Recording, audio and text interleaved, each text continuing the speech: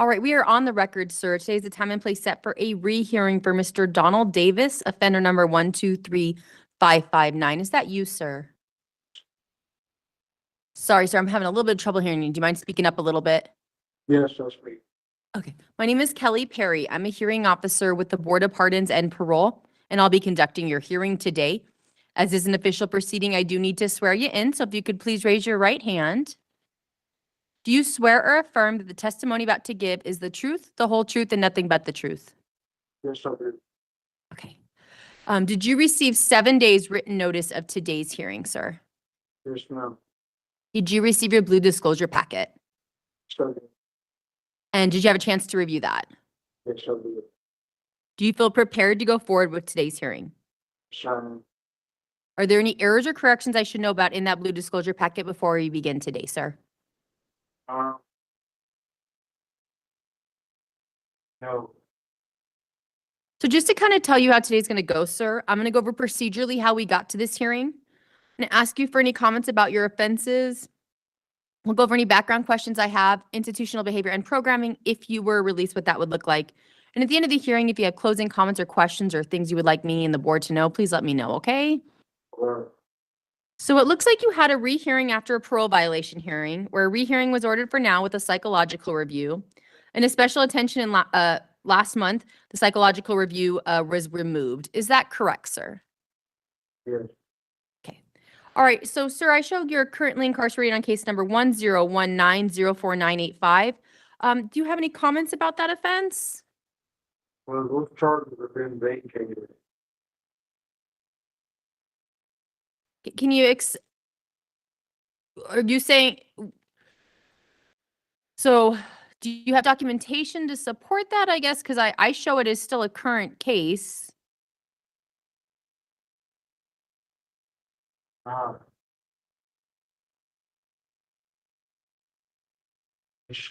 these charges should have been vacated Oh, Uh, okay. I heard. at, New Halfway House. Officer Foster is the one that overturned this case.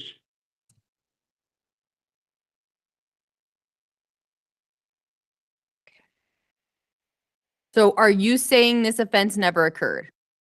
It never happened on my end. I'm not saying anything transpired. I'm saying I had no involvement in this case. And you can speak to Officer Foster at the New Halfway House. He's the one that overturned my case.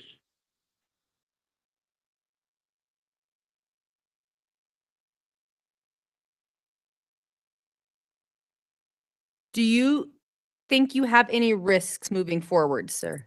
No, ma'am. And can you expand on why you think that? Well, from the time that I got brought into custody in 2010, I had the opportunity to really evaluate how I look at this world and how I look at, corrections. I know for a fact that if I'm given the opportunity to get beyond this point, I won't fail because I know it's at stake.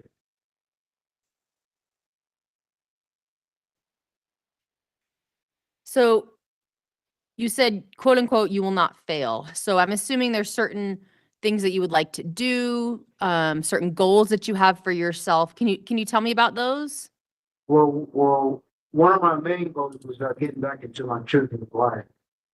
I was Get back into your what, sir? I'm sorry.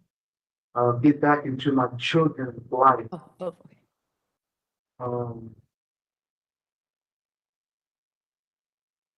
I took it out of their life when they were under 10 years old. My son Deontay and my daughter Casey.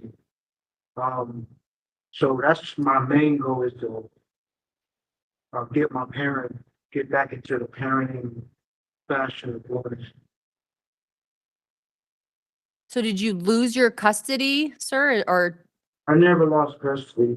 I just I was taken out of their life when I got hit with these charges that I'm here being held accountable for.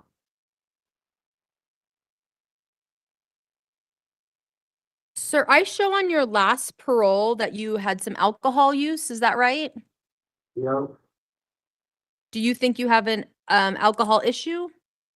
no, I don't. I did that on purpose because I needed to have this case looked at because I kept telling the officers and, well, excuse me, not the officers, but the counselors, when I was in the SOTP program at New, I kept telling them, I need you to look at my case because I have an alibi that shows I'm nowhere near the crime scene.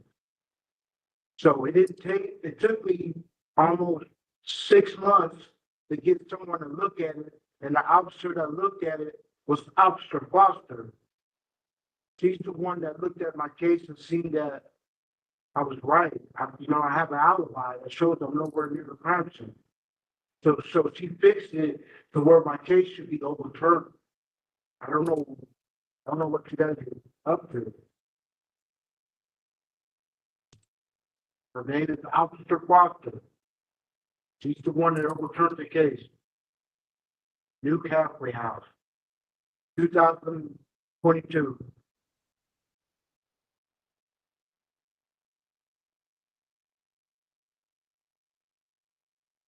Sir, have you ever completed sex offender treatment?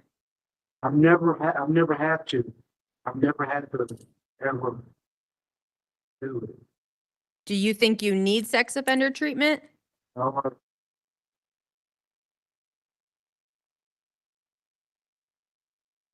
Okay. How's your mental health, sir? good. Are you currently taking any mental health medications? Yes, I What are you taking, sir? take Geodon, Zoloft, and Mermon. Do you think they're helping? They are. Do you plan on continuing using them moving forward? It's Sir, have you done any programming during this incarceration? not this incarceration, but I did programming back in 2021. And what did you do then? Took 11 programs. I completed 11 programs. Anything you remember about those programs or liked, didn't like? I thought they were all good programs, but it was hard for me to deal with the situation because I kept explaining to counsels that I didn't commit a crime. That I have an alibi that shows I'm nowhere near the crime scene.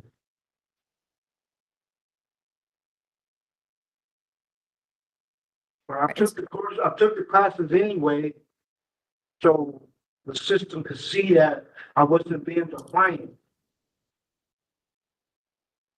Sir, and I just want you to understand that from the board's perspective, from my perspective, this case has been adjudicated, right? And I don't show an appeal where it was overturned or something in that regard. So I show it as adjudicated where you were convicted. Okay, so I want you to understand from the board's perspective that this case has been adjudicated. And I'm just explaining to you how the board sees it, okay? Sir, I show some disciplinary incidents, including in August 2024 for assault. Can you tell me what happened there? I was assaulted 4 days before I came to the board, so I had to defend myself.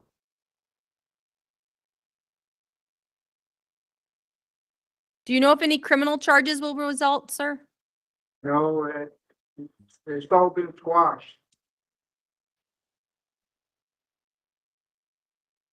All right, sir. In regards to release plans, I showed that you'd like to live with your family in Ogden and that you're retired. Is that still the plan, sir? Yes, I received disability. Okay. Do you have any other plans for treatment or other things that you would like to do once you're paroled? Well, I wanted to get involved with some mental health programs. So, there's this clinic that I go to. It's called Hope Clinic in Ogden. That's where I go and get my medications, and that's where I go to get mental health treatment. It's good. Sounds like you've been there before as well. Yeah, they know my history. Good. I was going there when I was at News. Okay. All right, sir, those are all of my questions. From here, I'm a hearing officer. I make recommendations. The board ultimately decides. They're made up of 5 members. 3 of them have to come to one decision. That's the decision of the board. Should get that in writing within 2 to 4 weeks. Your family members or friends, anyone listening to this hearing via video can go to bop.utah.gov. As soon as we have the decision, we post on our website.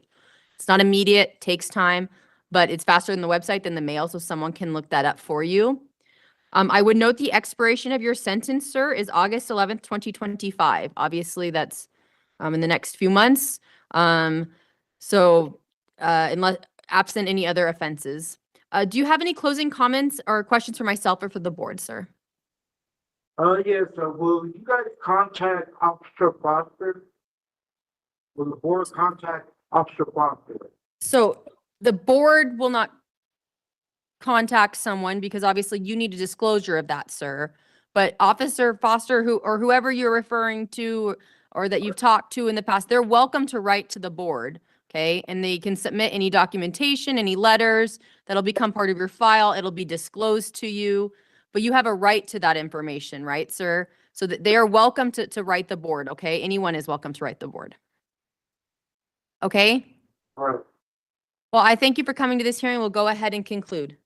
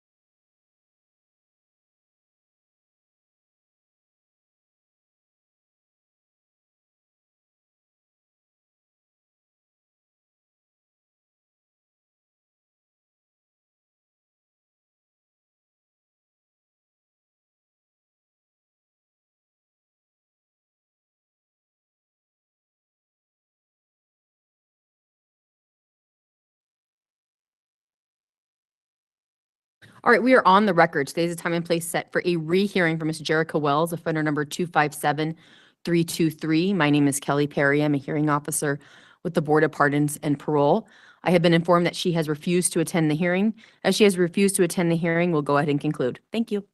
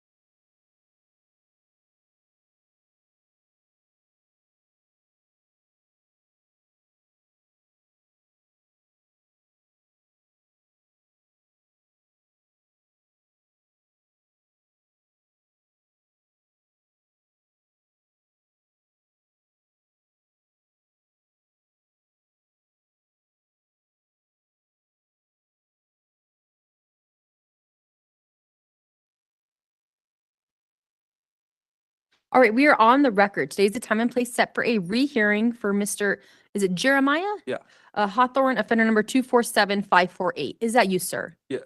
My name is Kelly Perry. I'm a hearing officer with the Board of Pardons and Parole. I'll Okay. be conducting your hearing today. As is an official proceeding, I do need to swear you in, so if you could please raise your right hand.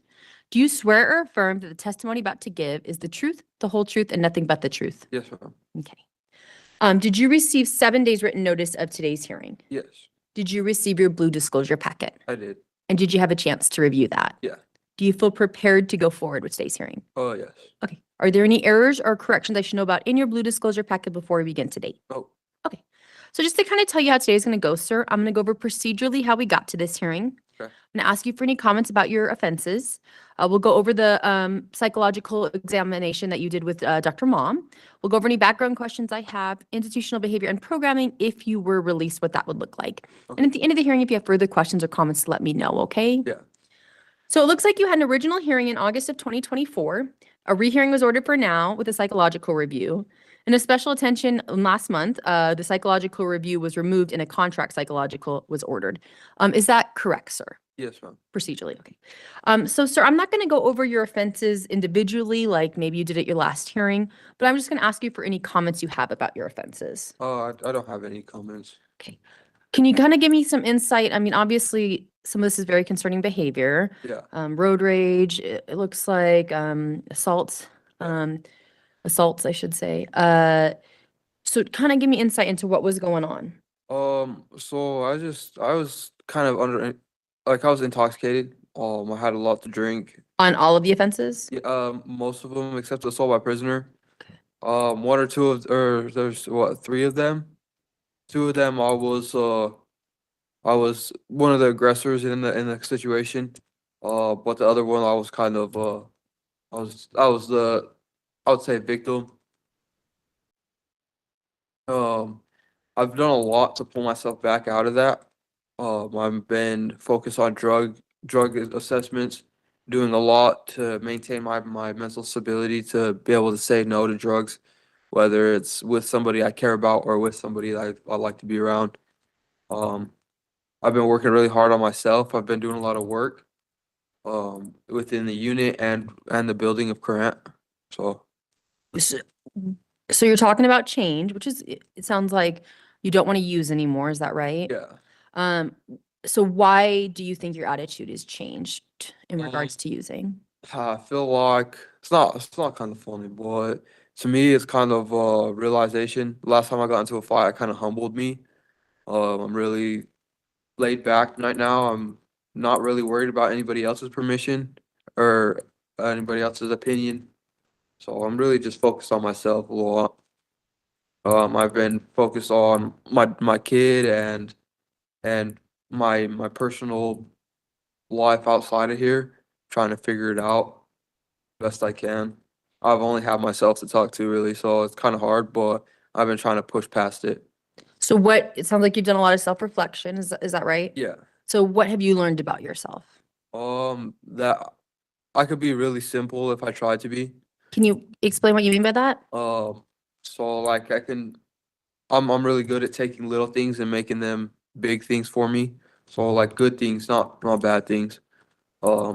Really focused on how I approach situations. So I'm really responsible. I've noticed that I can pull myself out of tough situations even when it's pretty tough.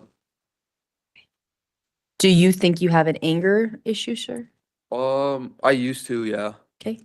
And why do you think you do not have an anger issue anymore? Like I said, I got humbled. I'm really just kind of focused on my recovery, being sober, my sobriety. Okay.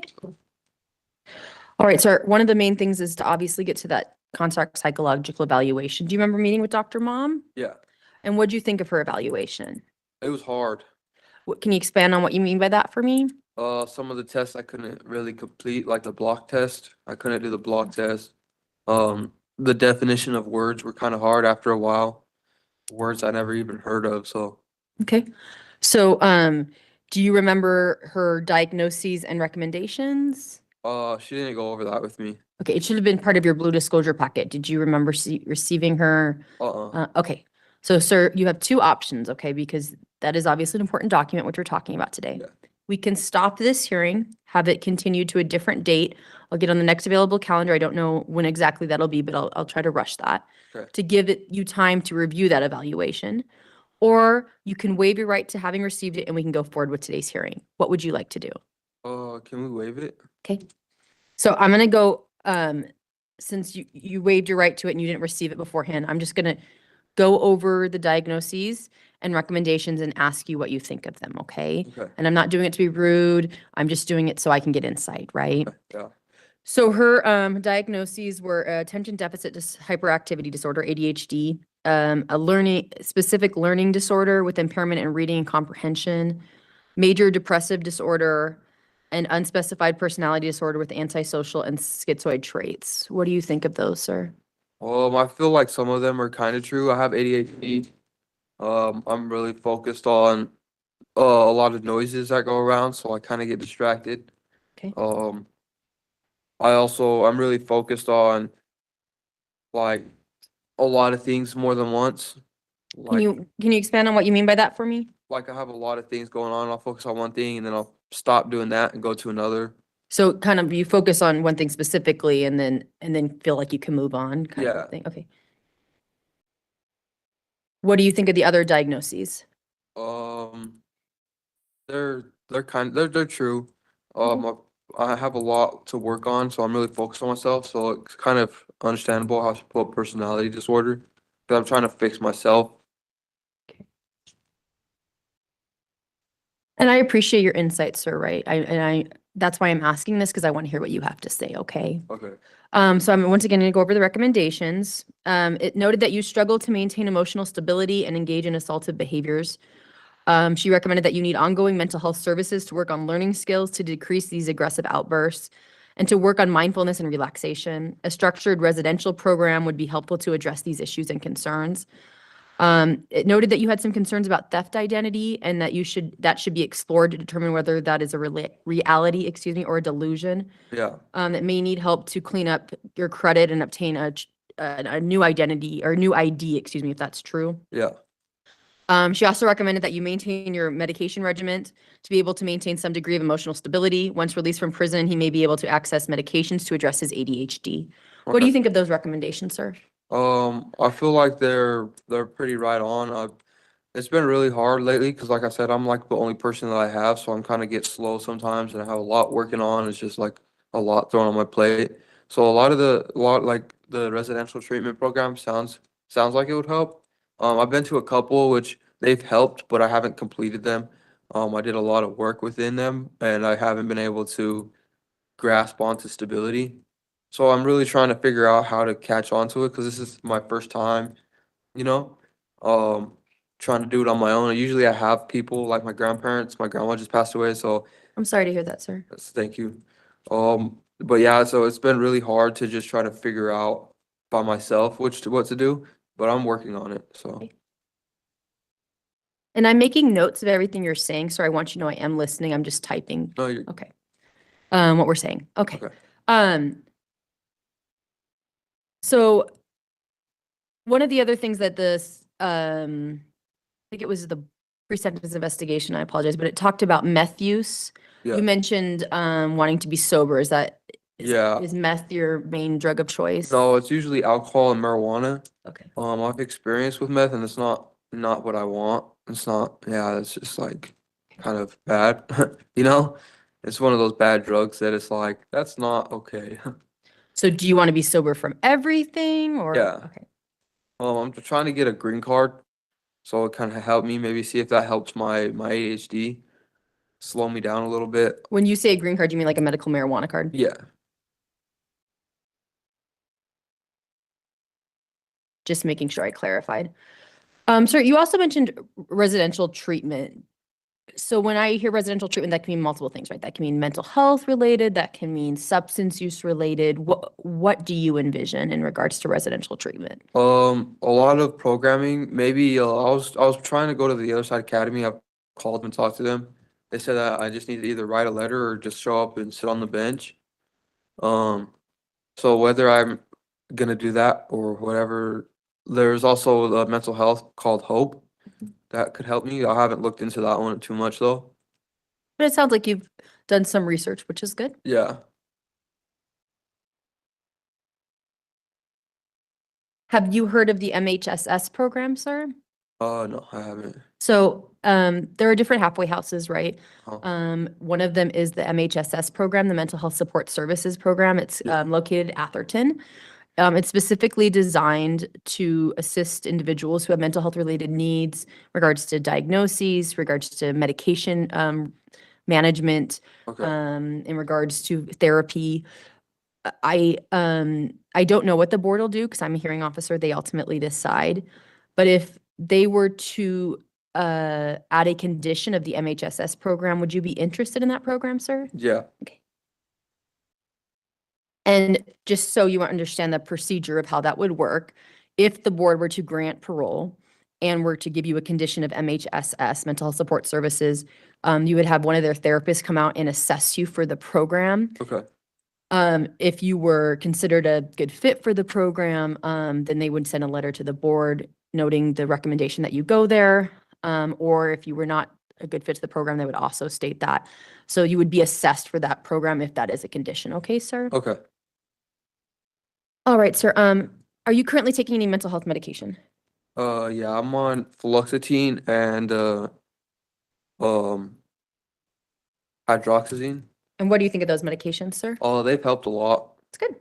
Do you plan on continue to use them moving forward? Yeah.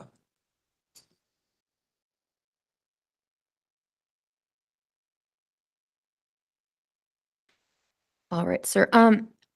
I believe it was an institutional progress report, noted some admissions to the psychiatric infirmary. Can you tell me about what was going on there? Yeah, there was a lot going on. I was kind of trying to figure myself out and trying to figure out why I was doing things I was doing. So I was kind of reacting in different ways so I could try to figure it out or try to just realize what I was doing. So I asked her to do that just to see if it would help to try to get it just like like a break from where I was. So what event triggered you going to the psychiatric infirmary? So it was just there was a lot they thought I was talking to the walls and to myself, but I was talking to my neighbors.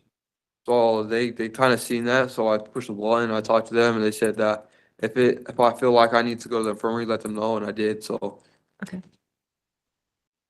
So it sounds like you sought out help, which is Yeah. good. And how do you think it was helpful in any way? yeah, I got away from the problem that was going on. Can you expand on what the problem was to me? So there was one of my neighbors was making weird sounds. They're making like weird sounds and like spitting all over the cell, and it was kind of upsetting. But I finally did. That's the problem that was happening. Okay. And are things better now? Yeah. Okay, that's good. All right, sir. I do show some disciplinary incidents. I show a couple in August for assaults and then in September for refuse arrest. Anything you want to say about those, sir? No. Okay. Do you know if there'll be any criminal charges as a result? No, I don't think there will be. Okay. Were you the aggressor in those situations? No, yes and no. So, it was kind of me, but I wasn't like rejecting like what they were saying. I was kind of trying to figure out what was going on. So I wasn't listening to them, but I was just trying to like Who's them, sir? the corrections officers. So then did you assault one of the officers or? No. Oh, okay.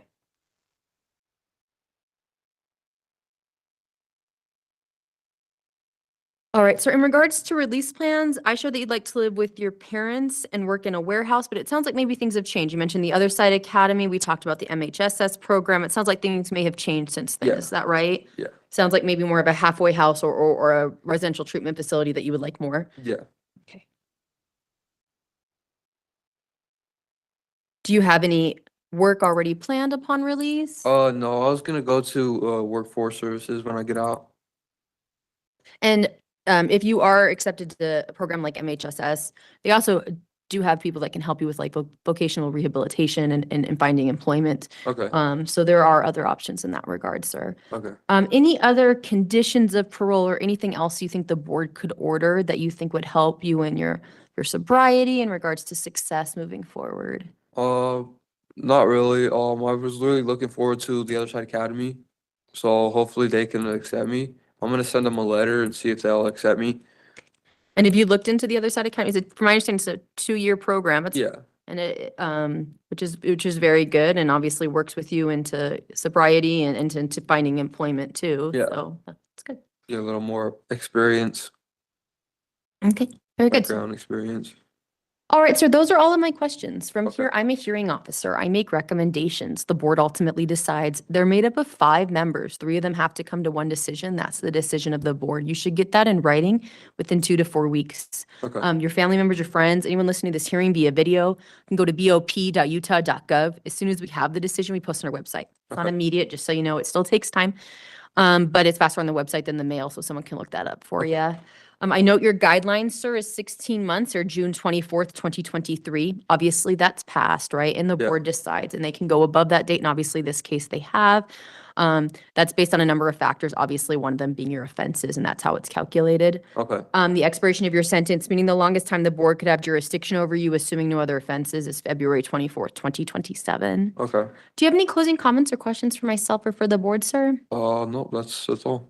Well, I appreciate you attending this hearing. I've made notes of everything we've talked about today. We'll go ahead and conclude. Thank you. Okay, thanks.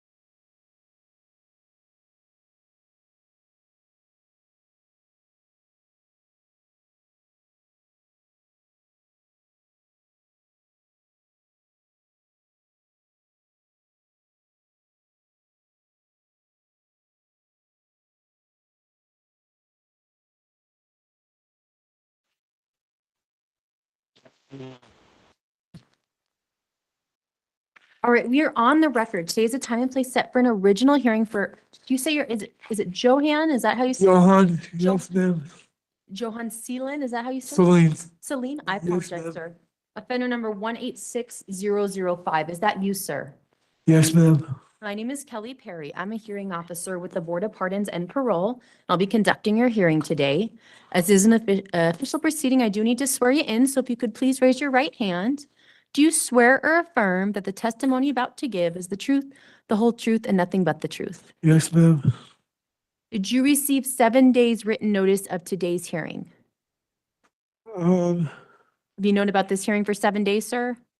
I didn't get a notice, but Did you get your blue disclosure packet? I got my blue packet. Oh, and it looks like you brought it with you. Have you known about this hearing for 7 days? Yeah, Okay. And did you have a chance to review your blue disclosure packet? Um, kind of, sort of, yeah. Okay. Do you feel prepared to go forward with today's hearing, sir? Yes, ma'am. Are there any errors or corrections in your blue disclosure packet you want to tell me before we begin today? Uh, no. Okay. So just to kind of tell you how today's going to go, sir, I'm going to go over your offenses. We'll go over any background questions I have, institutional behavior and programming, if you were released, what that would look like. And then at the end of the hearing, if you feel like you need to tell me something or we haven't talked about something, please let me know, okay? I will do that. Okay. So first case I see is 2019-02102. I show on January 25th, 2014, excuse me, the victim met up with Mr. SELIN at a center and they went for a walk somewhere near the Little America. He led the victim to a parking garage. Once inside this parking garage, he pushed her down and raped her. Is that correct, sir? Yes, ma'am. Anything you want to say about the offense, sir? All I want to say is I'm sorry for what I did and that this offense will never happen again. And can you expand on that for me? Why do you think it'll never happen again? Well, because I want to change, I want to change my life. I want to change who I was. And I want to be a better person. So, oh, sorry, go ahead. I didn't mean to interrupt you. I don't want to, I don't want to reoffend again. What are some of your risks that you think, in other words, why do you think this offense occurred and how do you plan on correcting those behaviors?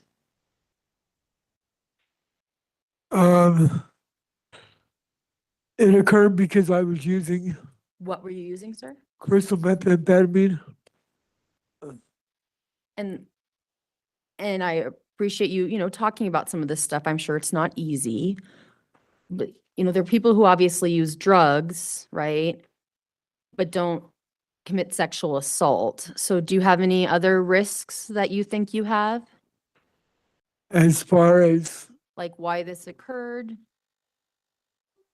How you plan on correcting those behaviors? I plan on not letting this happen again. I plan on not using anymore. I plan on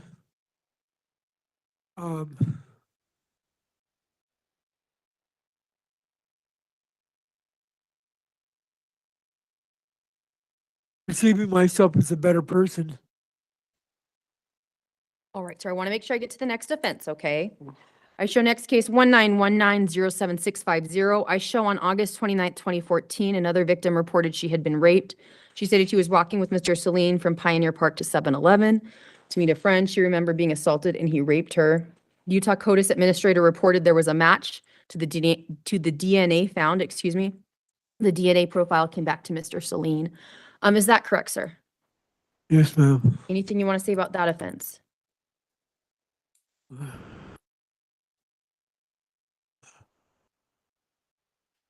Just that it happened and I was in the right frame of mind. Can you expand on that? What do you mean by you weren't not in the right frame of mind? I had been under the influence as well. We're using meth for this offense? Yes, ma'am. And my thinking wasn't clear.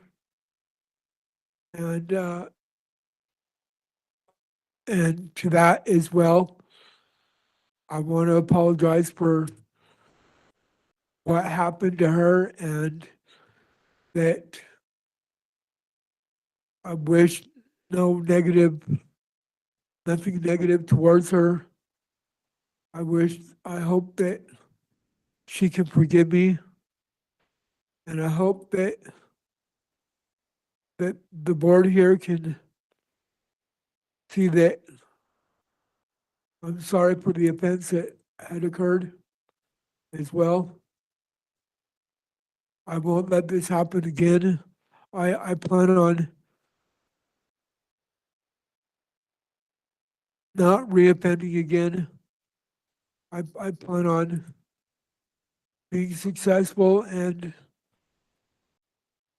I plan on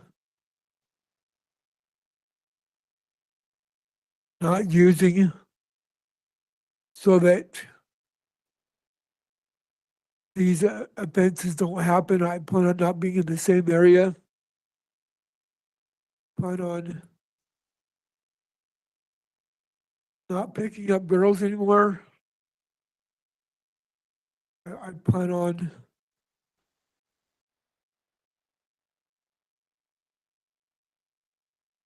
just doing the best I can. So obviously these are really concerning offenses, right? So part of this hearing is for me, obviously, to talk about the offenses, but it's also to understand how this behavior will not happen moving forward. So I'm trying to get as much insight as I can, okay? So do you think you need something like sex offender treatment?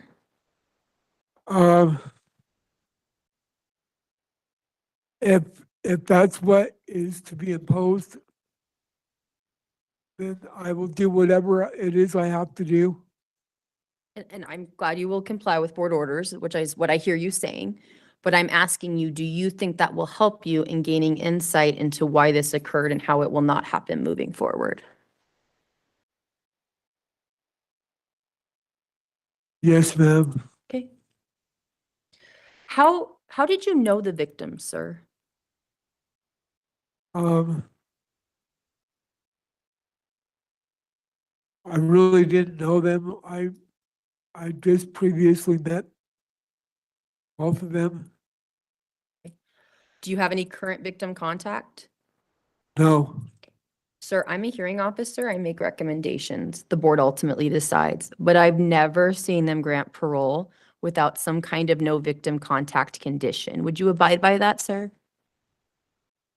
Meaning you cannot contact the victims, would you? Oh, yeah. Yes, ma'am.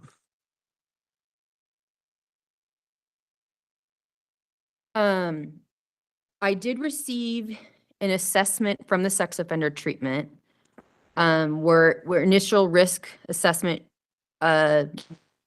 showed that you assessed as average or above average risk. And I've kind of already asked you, right, about sex offender treatment and your thoughts towards that. You are not currently in the sex offender treatment program, are you, sir? No, ma'am. I've written to them, and I have not received anything back from them. And you weren't ordered to do that program yet, so I'm just asking if you have started it, okay? You also mentioned substances, specifically meth. Do you think you have a substance use issue, sir? Yes, ma'am, I do. Do you think you need substance use treatment? Yes.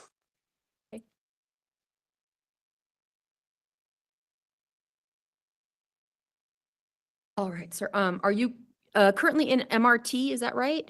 Yes, ma'am. What do you think of that program? I like it. I've been there only a short time. Anything in particular you liked about it or have learned? I've just, I've learned a little bit about myself. There's mostly what you do is you draw pictures in the book. They talk about your family issues and who you are and what you plan to be in the future. And there's questions. Oh, sorry. So who do you plan to be in the future, sir? What are your goals? My goals are to be a better person, and my goals are, like, there's questions in there about where do you see yourself in the future? I put in that MRT book to be out of prison at some point in the future. So I have mental health issues. Can you tell me about those, sir? Well, like,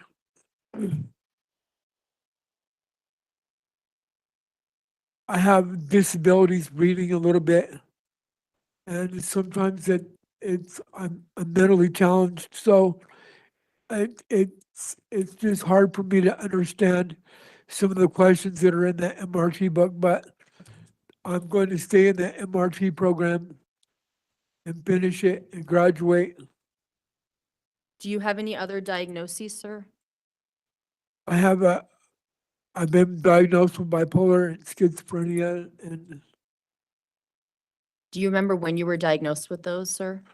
when I was in Bellevue mental health treatment a while back ago, Do you remember, was it before the offense, after the offense? no, it was way before the offense. Okay, so were you prescribed medications for those bipolar schizophrenia diagnoses? I don't remember what medications that I was provided though. Were you taking them were you taking your mental health medications during the offenses, or were you not taking your mental health medications? No, You were not taking them? because I'd been off of them. I had not been taking those medications for quite a while. And why did you go off of them, sir?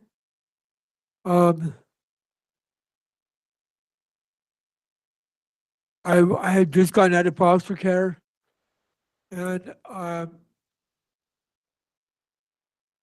don't believe I don't think I needed those medications. Is that changed? Do you think you need them now? Well, yeah, I'm on medications now. What are you taking, sir? I'm on Palperdone, and then at night I take a night med to help me sleep. What do you think of those medications? I like the Palperdone. I take it at night. Okay. So do you want to continue it? Yes, ma'am. Okay. All right, sir. In regards to release plans, if you were released, obviously I'm a hearing officer, I make recommendations, the board decides, okay. What would your release plan be? Well, to maybe get to a halfway house. Okay. And I would stay there until such time that I will be okay, and I would find a job, and I would be successful, just never to return to using again. Do you have a job or a trade that you've done in the past, sir? I was a tire buster a long time ago, 5 years or longer ago. Okay. So, Okay, so is that something you want to go back to? yes, ma'am. Okay. All right, sir. And I would note you have no disciplinaries, which is really good. Those are all of my questions, sir. From here, I'm a hearing officer. I make recommendations. The board ultimately decides. They're made up of 5 members. 3 of them have to come to one decision. That'll be the decision of the board. You should get that in writing within 2 to 4 weeks. Family members, friends, anyone listening to this hearing via video can go to bop.utah.gov. As soon as we have the decision, we post it on our website. Want you to know it still takes time, okay? But someone can look on that website for you, so it can tell you the decision, or you can get it in the mail, either way, okay? I know your guideline is 71 months or June 23rd, 2025. That date is calculated, it's based on a number of factors, one of them being your offenses, obviously, and the board decides. So they can go above that date, they can go below that date, they can do the same date, they decide kind of what happens moving forward, okay? And I show the expiration of your sentence, meaning no other offenses, you have a lifetime top. Do you have any closing comments or questions for myself or for the board, sir? Like I said, I just want to apologize for what I've done and for my offenses, and that I will make sure that this never happens again. And I do have remorse for what's happened to my victims. All right, sir. I've made notes of, that's what I've been doing is I've been typing, making notes of everything you've been saying, okay? And I appreciate you attending this hearing. We'll go ahead and conclude, okay? Thank you.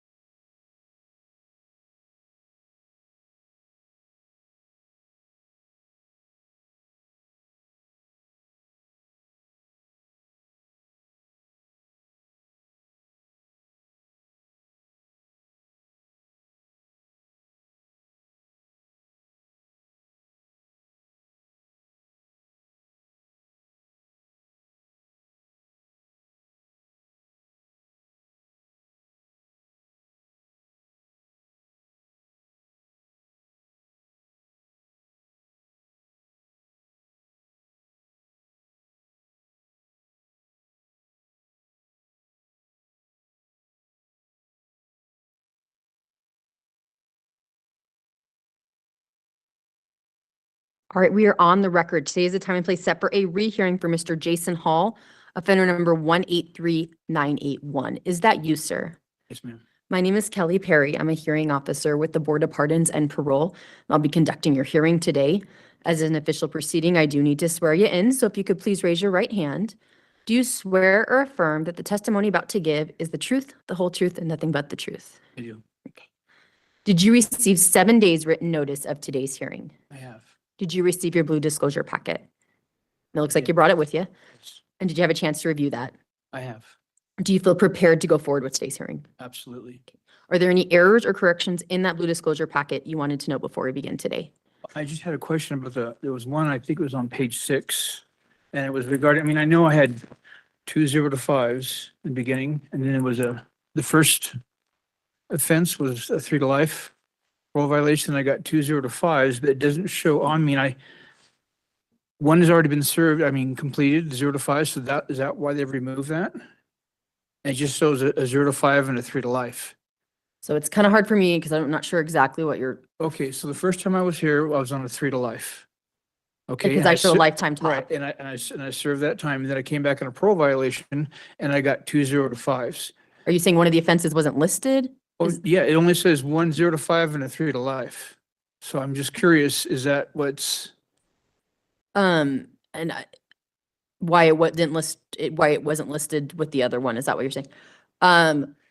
So I'm assuming so without seeing it. I can't tell you exactly. You are welcome if you think there's something that makes it an error or an issue. You're welcome to send that page to the board okay, and make note of it. absolutely. And then if there's been a miscalculation in regards to your matrix or your guideline, then I would make note of that on there. Okay. And then, like I said, write the board anytime. But I will make note of it here as well. And that's what I'll be doing is I'll be typing throughout the hearing. Appreciate that. All right, sir. All right, just to tell you how today's gonna go, I'm gonna go over procedurally how we got to this hearing. I'm going to ask you for comments about your offenses. I'm not gonna go over them individually like you did probably at your parole violation original hearing or original hearing. We'll go over any background questions I have, the sex offender treatment memo, institutional behavior and programming, if you were released, what that would look like. And then at the end of the hearing, if you have closing comments or questions for myself or for the board, to please let me know, okay? Absolutely. I would also note that you have support here. I'll state that for the record and the board will know as well, okay? Okay. So it looks like you had a parole violation original hearing where the board took judicial notice of conviction in case number 191300703 related to amended allegations 1 through 2. They accepted your denials to allegations 1 through 7, dismissed allegations 3 through 7 in the interest of justice, and revoked your previous parole. They set a rehearing for now with a sex offender treatment program memo. They returned restitution in case number 191300773 to the court for determination and referral to the Office of State Debt Collection. They converted any unpaid restitution in case 0519006770 to a civil judgment and sent it to the Office of State Debt Collection. Does that all sound procedurally correct, sir? Absolutely. Okay, so I went through those case numbers, so I'm gonna ask you for any comments about your offenses. Regarding the 2 0 to 5s? Regarding the 05, the 2019, any comments you want to make about any of your offenses? Oh, I take complete and total responsibility for the crimes that I was convicted of in the 3 to life and both 0 to 5s. Can you give me some insight into your risks, why you think these offenses occurred, and how you plan on dealing with those issues moving forward? Okay, as a matter of fact, yes. During the 3 years of COVID, I was working on my mental health and getting it back on track. I got into the pre-treatment and I thoroughly learned a lot through there. And during the time I was going through there, I was also, I had a job here as a Board of Pardons janitor, but I also was working as an ADA over there helping in current in geriatrics. So I was helping a lot of people there too. I learned a very, a much deeper sense of empathy and compassion for others. And I was able to use that information and that experience when I got into the core program. In the beginning, it was difficult because I had to learn to trust everybody. It's not easy to trust. And I trust my therapist and I trust everything he has said. If and when I am paroled, I do have a extensive family support.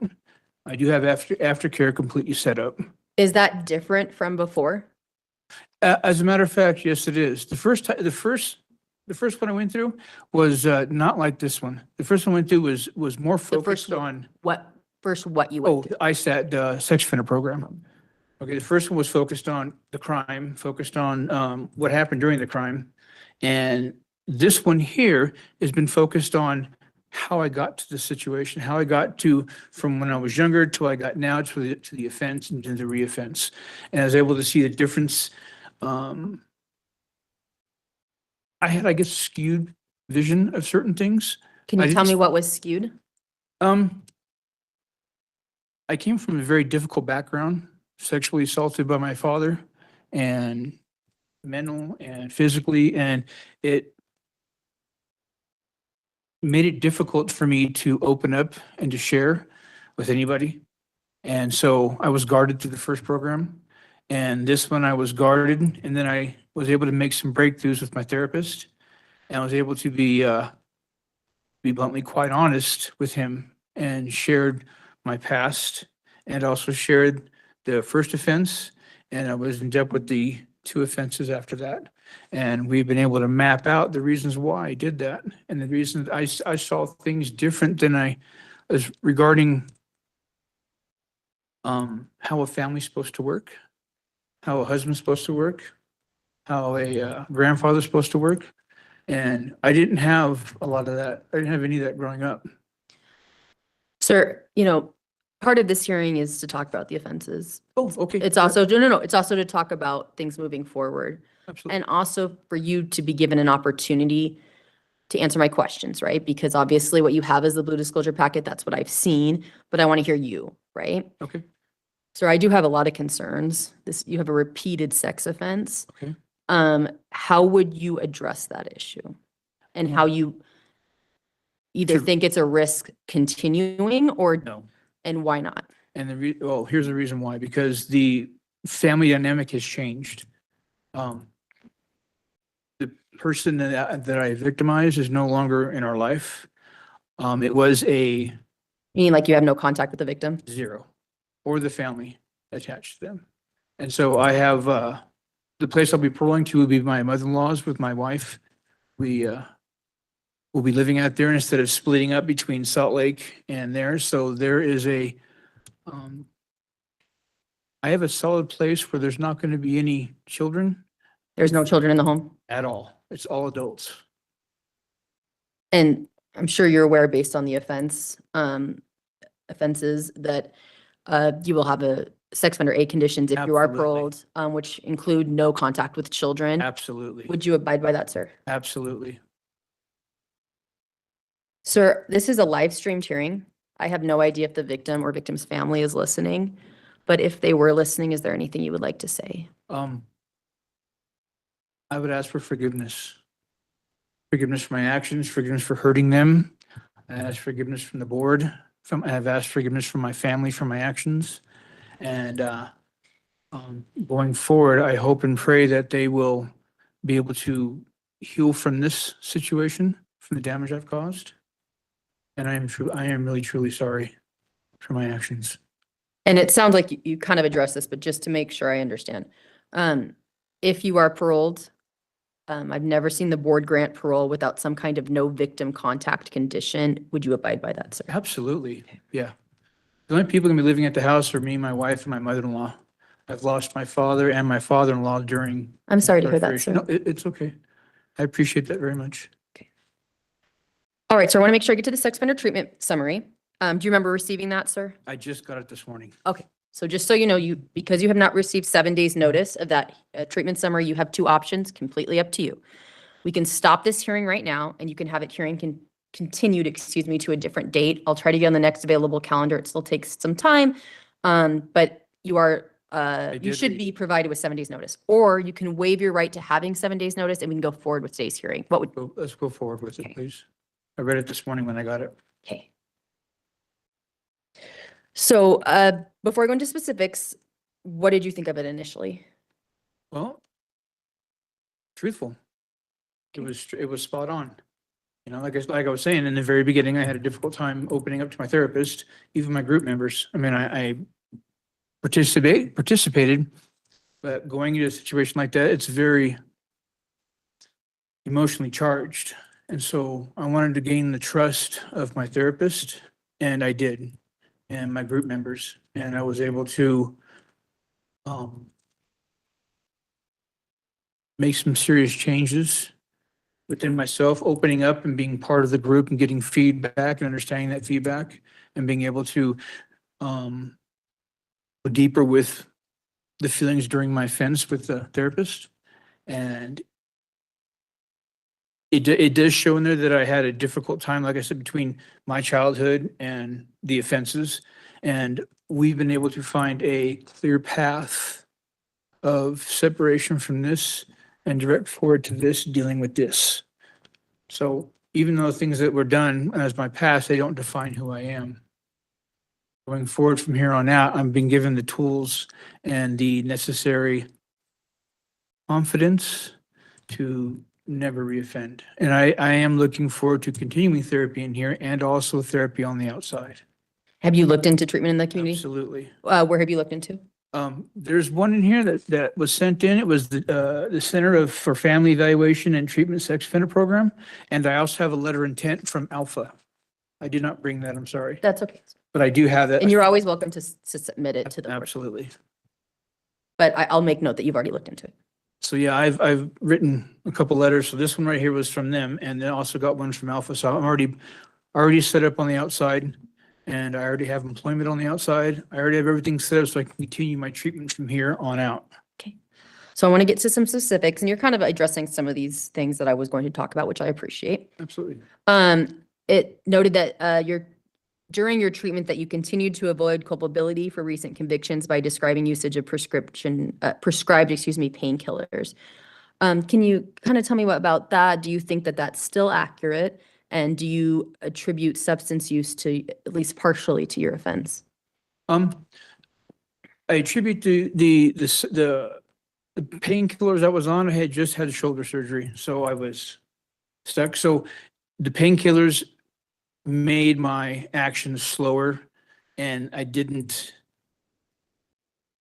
should not have been around anybody when I had my panic, because I had all my supervisors around me, but I wasn't focused because I was dealing with the pain. The painkillers obviously messed with my head a little bit. I don't do that anymore. What do you mean you should not have been around anyone? Because I didn't have, I don't know, what am I trying to say? My actions were slowed. That makes sense? And so without, okay, being on. Maybe yeah, because I want to make sure I don't want to misinterpret what you're saying. Okay, no, I'm not blaming anything on a painkiller. No, but I want to hear what you mean by that. Okay, the painkillers I was on, I was strapped, and my movements were slower. My thinking was slower because I was in a lot of pain. I just came out of surgery. And so I was at a family function, and I probably should have just stayed home and not gone there. Did you know there were going to be, because from my understanding, there were children staying at your home, right? No. Oh, no. No, this was at my mother-in-law's house. We were there and they showed up unexpected. I didn't even know they were coming over. We didn't know they were coming by. But I think the parole violations show that you had children sleeping in the bed. No. There was no children sleeping in the bed. I had an apartment with my wife in Salt Lake, and my mother-in-law's house was where we all got together for family. Okay, and as far as, I didn't have children sleeping in my bed. Okay, there was, the only thing that was mentioned about a bed, that there's a bed, it was a bed in our front room. We only had like two chairs and a very small love seat. So I had a blow-up mattress that my mom would use when she came to stay with us downstairs. It was downstairs in our basement, and that was blow up, and that's where everybody would sit if they couldn't sit on there. And that's, Including children at the home? they came to visit. Yeah, they would come sit on that. I did not sit on it with them. I sat with my wife behind it, but I was next to the. No, I try to separate myself from them, and I always stay close to my wife or one of my supervisors to keep. Did your parole agent know that there were children in the home? Well, they didn't live there. They knew they came to visit. Yeah, absolutely. No, it was approved. The parents, the people that were victimized, they were my supervisors.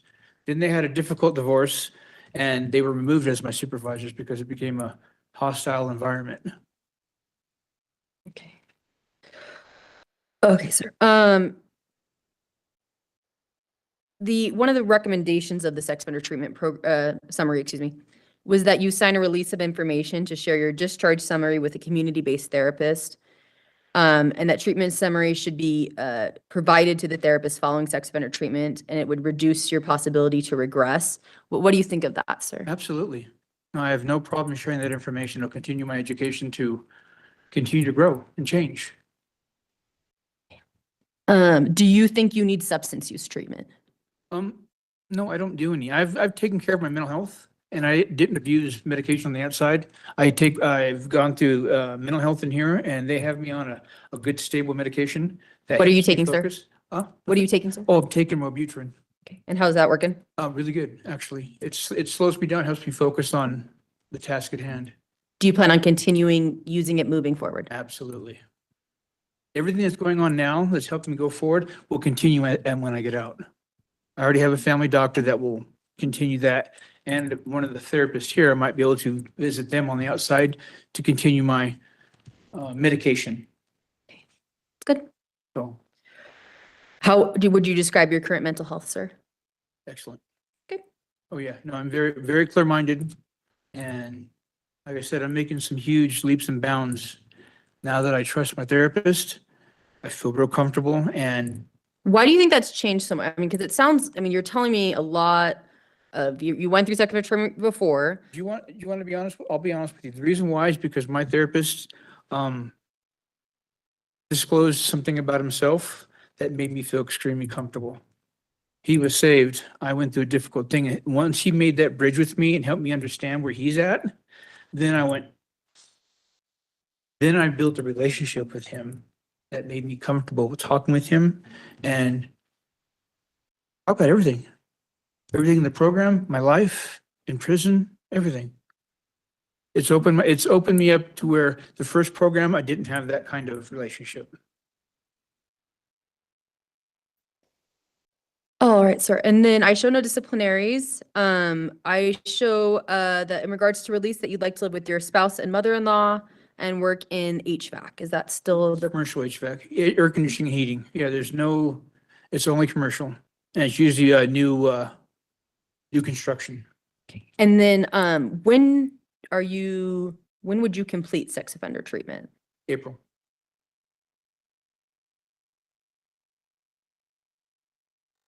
So if you're released, what are things that you think you need to avoid or things that you need to deal with in order to not have this happen again? Well, this is my plan for the release. Our home is in Erda, so it's far away from, it's like 15, 20 minutes away even from Tooele. So we actually live out in the country. I have treatment already set up. I have a family doctor. I have a support system through my family and also the ward where we live in there. I have support of the ward there. And I also have plans to work with what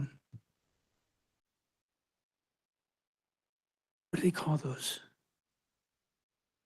Retirement homes. Older people that need help. I really found a lot of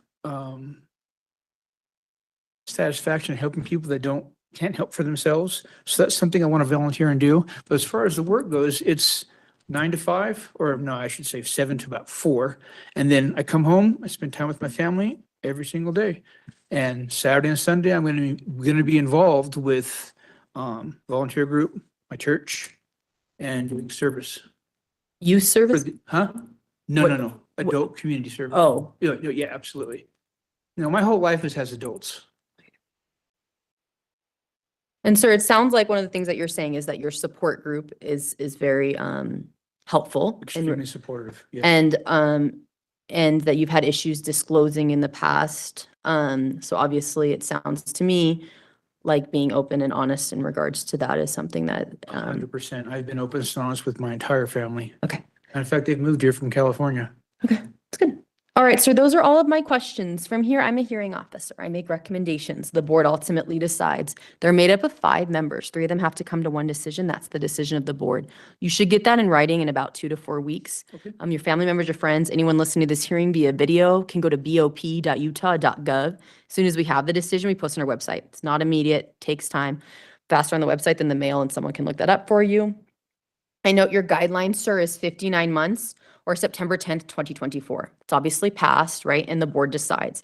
That's based on a number of factors. It's calculated. Obviously, some of them being, or obviously a factor being of them, your offenses. But the board decides. So do you have any oh, and I would note that the board received letters of support. I've reviewed them. The board will have access to them. Oh, fantastic. Do you have any closing comments or questions for myself or for the board, sir? No, I do want to say I will send a copy that, I have the caseworker send a copy from the Alpha Okay. Treatment Center, and any other information that I can gather that has not been put in this, that is coming forth now, I will. And you are always welcome to submit anything to the board. Okay, fantastic. Thank you for attending this hearing. We'll go ahead and conclude. Thank you.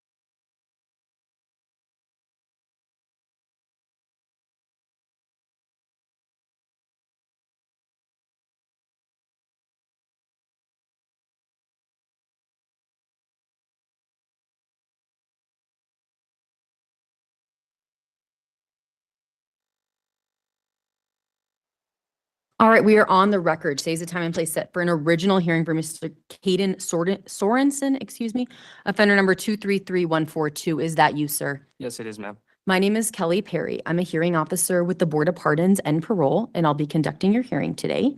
As is an official proceeding, I do need to swear you in, so if you could please raise your right hand. Do you swear or affirm that the testimony about to give is the truth, the whole truth, and nothing but the truth? I do. Okay. Did you receive 7 days written notice of today's hearing? Yes, I did. Did you receive your blue disclosure packet? Yes, I did. And did you have a chance to review that? Yes, I did. Do you feel prepared to go forward with today's hearing? I do. Are there any errors or corrections in that blue disclosure packet that you would like me to know before we begin today? The only discrepancy I found was that my LSR&R hadn't been updated since 2023, but that was the only discrepancy I found. Any other things that you would like to know, sir? No. So just to tell you how today's going to go, I would note first that I could be talking about things that are traumatizing or re-traumatizing. I don't do that to be rude. I'm doing that because I'm just trying to get as much information as I can today, okay? So today's going to go, I'm going to go through procedurally how we got to this hearing. I'm going to go over the offense, a brief version of it. The longer version was obviously in that pre-sentence investigation. I'll take any comments you have about the offense. I'll be taking victim testimony today. I will ask you for your response afterwards. I ask that you direct your response towards me, the hearing officer, and not towards the victim. We'll go over any background questions I have, institutional behavior and programming if you were released, what that would look like. And then at the end of the hearing, if you have closing comments or questions for myself or for the board, to please let me know, okay? Okay, thank you. So it looks like a special attention happened in August of 2023. The board continued the original hearing till now with sex offender treatment program memo, which we'll also be discussing today. They noted prior to this hearing that they expected you to complete all available and recommended sex offender treatment and to remain case action plan compliant. They returned case 151100336 to the trial court for restitution, determination and referral to the Office of State Debt Collection. In an earned time credit decision in January of 2024, it was noted that you completed the Davis Tech Automotive program. In an earned time credit decision in October of 2024, it was noted that you completed the Davis Tech Advanced Automotive program. In an earned time credit decision in January of this year, it was noted that you completed the sex offender treatment program. Does that all sound procedurally correct, sir? Yes, it does, ma'am. In regards to your offense, I show case 151100336. I show on August 29, 2015, deputies were dispatched to a rape. The complainant reported that a 15-year-old female had been raped by Mr. Sorensen. The victims had gone to a house. He sexually assaulted a second victim. Another individual had given him a ride home, and he asked why he did it. Mr. Sorensen told him that he did not remember doing anything, and then he said he did not know why he did it. Is that correct, sir? Yes, it is, ma'am. Anything you want to say about the offense? No, I feel like everything in there is correct, so. So give me some insight a little bit into you've completed sex offender treatment. Yes, I did. And from my understanding, part of that program is learning risks, Yes. right? And how to address them moving forward. What have you learned about your risks? I've actually learned quite a bit, to be honest. I learned about a lot of my previous emotional triggers, distortions within my thinking, and a lot of negative coping mechanisms that I used to utilize that ultimately I feel led towards the actions and behaviors that ultimately led to my convictions. I've also learned a lot of valuable skill sets and things to apply to my life that I've already been implementing and using for some time now. Can you expand on that for me? Yeah, some of the skill sets that work great for me is kind of like thought stopping, really trying to think twice before I act upon something. Kind of like dealing with anxiety or stressful situations in life, maybe even traumatic, like traumatizing experiences. I feel like I have a better way of coping with that now, mentally, emotionally.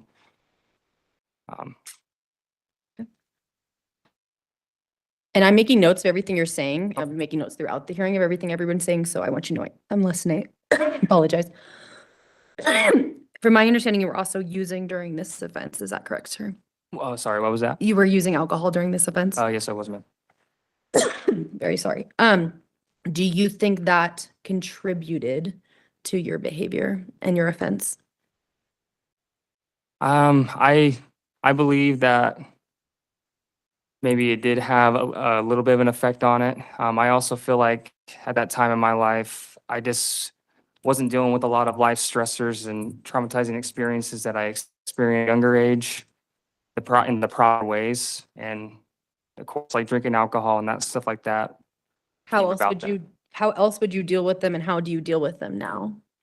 Now, I really lean heavily on my support system, my family, my friends. I lean heavily on my therapist going throughout treatment.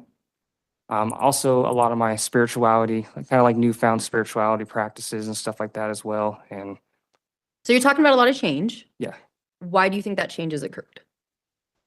I think that change has occurred because something deep inside of me told me that change had to happen. And this was kind of this was a really liberating experience for me. Almost, I actually took it as more of an opportunity to reflect and to grow and to ultimately just change for the better. Okay, sir, in a couple minutes, I'm going to take some victim testimony, but I have read her statement, which was in the pre-sentence investigation, and she spoke of trauma. Is there anything you want to say about victim impact? So, can I read part of what I have on the statement? Please. So basically, I just wanted to be known that I fully understand the impact of my crimes and the harm that it caused towards my victims, their families, and the community. I deeply regret the pain and traumas that were inflicted due to my previous actions, and I take full accountability for my previous criminal behaviors that led towards my convictions and current incarceration. I know that these are things that I cannot take back. It's been done. And I ultimately feel like moving forward, that the bridges I may have burned, I'm more than willing to try to rebuild those to the best of my ability by bettering myself. And in that case, I can better the others that are around me, including hopefully my victims. So, And sir, before I take victim testimony, there's one thing I don't want to misinterpret what you're saying, right? So that's why I'm giving you an opportunity to speak. If you are paroled, I've never seen the board grant parole without some kind of no victim contact condition. Would you abide by that, sir? yes, I would, ma'am. Okay, so when you say you want to build a bridge, what do you mean by that? I think I just ultimately meant that by engaging in growth and change within myself and wanting that, I feel like as I progress and change and grow, it actually will benefit others around me and maybe hopefully mend some bridges that may have been burned with previous actions of mine as well. I think that's kind of how I'm going about it, but Okay. All right, sir, I'm going to give the victim an opportunity to speak. Ma'am, do you mind coming up to the microphone? Thank you so much. Ma'am, I want to thank you for attending this hearing and taking the time to make some testimony. Of Do course. you mind stating your name, record? My name is Sadie Lewis. All right, Ms. Lewis, I'm going to swear you in before we give you testimony, so if you could please raise your right hand. Do you swear or affirm that the testimony about to give is the truth, the whole truth, and nothing but the truth? Yes. Okay. Once again, thank you for attending the hearing. Please make any statement you'd like to make today. Thank you. My name is Sadie Lewis, and I am just one of the victims. 10 years ago, my life took a significant and enduring turn due to the actions of KADEN Sorensen. I have been diligently working to uphold justice on behalf of all those infected, including myself. Personal transformation occurs when the desire for change is sincere. However, KADEN's actions have demonstrated otherwise, leading to his current circumstances. I have demonstrated genuine change because I truly desired it, voluntarily seeking therapy and other necessary steps for my growth, not out of obligation. I urge the board to consider the facts presented. Despite multiple opportunities to change, he failed, showing disregard for the court and the victims by not valuing those chances. Unless he has shown true commitment to change and ensuring he will not cause further harm, I have no confidence in his success moving forward. If he fails, it will no longer weigh on my conscience. For 10 years, I felt responsible for not doing more to prevent him from causing harm, fearing I would share in the guilt of his actions. However, I have fulfilled my duty. I have fought a battle I never chose. I understand the challenges of overcrowded prisons, but I urge you to consider whether his actions stem from genuine change or mere compliance for release. If he lacks true commitment, I ask that he be provided with alternate programs to ensure he becomes a safe, trustworthy, and contributing member of our community. This charge goes beyond the guilty plea for forcible sexual abuse. To me and the other victim, it constitutes first-degree rape and forcible sexual abuse. This is a grave and heinous crime, one we will never forget. If he is released, I will find relief in knowing that things have truly changed. And if not, I will continue advocating for justice and public safety, and you will see me again. I urge the board to consider, if he is released, that he be placed on a GPS monitor and a halfway house. Thank you for your time. Any other statement that you would like to make today, Young? That is everything. Thank you. Thank Okay. you. Sir, do you have a response? Please direct that towards me. I do not. I feel like she was justified to say everything that she said, so.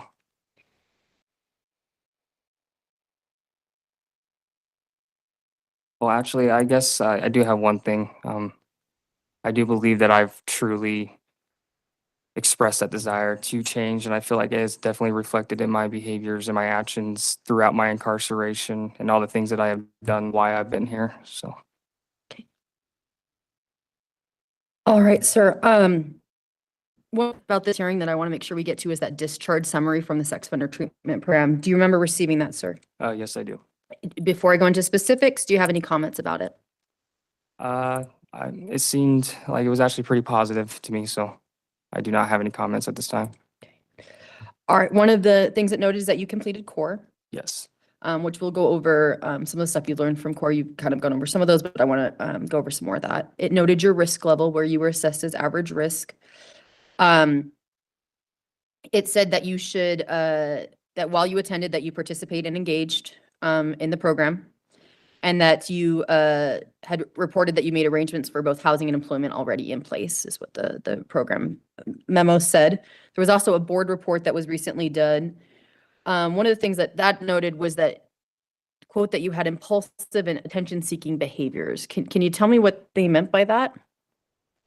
I think kind of what they meant by that, I've kind of always been like a high-strung kid, and sometimes that's also why some of those skill sets I've learned in treatment to really, like, thought stopping has been a really big one for me, in deep breathing and trying to collect my thoughts before I actually put forth an action.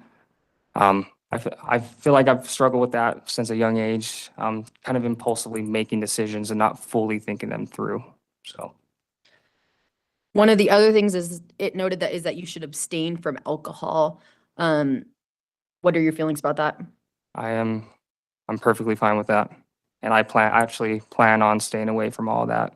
So How would you describe your current attitude towards alcohol? my current attitude towards alcohol is I honestly don't want to reintroduce it into my life ever again. All right, sir. So you mentioned thought stopping, breathing. Anything else that you found in sex offender treatment particularly helpful moving forward? Yes, I became very vulnerable. I feel like I became more empathetic. I definitely showed forms of humility, which I think really helped my emotional state and allowed me to overcome even some of my own personal traumas that I feel like I never allowed myself to actually feel, acknowledge, and then let them go. I feel like vulnerability and humility were definitely the two biggest takeaways that I got from treatment, and allowing myself to lean on my support systems and to, Do you think you didn't lean on your support systems before? I did to an extent. I also believe that I was kind of ignorant in my own selfish ways for a little bit of time throughout my teenage years and into my early 20s. Do you think it's changed? I do. I wholeheartedly, I do. Like, meaning it's more, or you tell them more information now? How do you perceive that?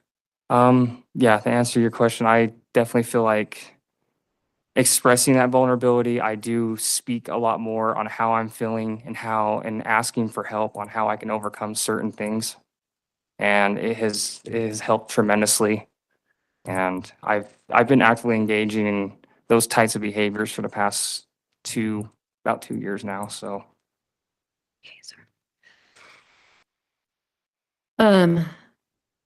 In regards to release plans, if you are released, I'm a hearing officer. I make recommendations. The board ultimately decides. But I show that you'd like to live with your sister and brother-in-law in Ogden and work in transportation, distribution, or manufacturing. Is that still the plan, sir?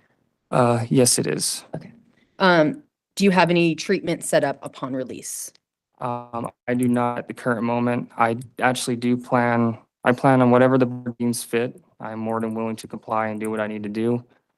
And I will get that arranged as soon as possible when I know that. And I also plan on seeing a personal family therapist that my family has been seeing for a while now, to just kind of help guide me down the right path and continue with my growth and change. So. If you're paroled, one of the things the victim mentioned was GPS monitoring. How do you feel about that?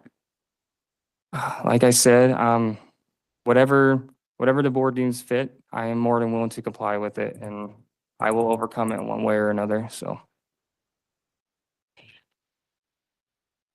Are there any other conditions if the board were to grant parole that you think would help you in your success?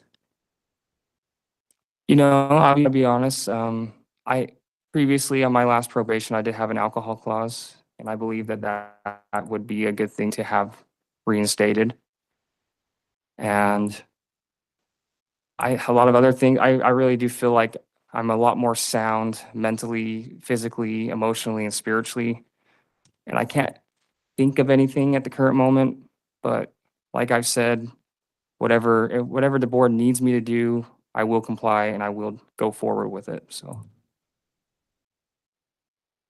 All right, sir. And I would note the board received letters of support, and those are part of the file, and I reviewed them. All right, sir.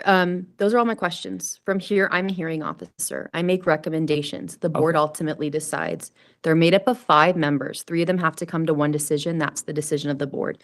You should get that in writing in about 2 to 4 weeks. Okay. Anyone listening to this hearing can go to bop.utah.gov.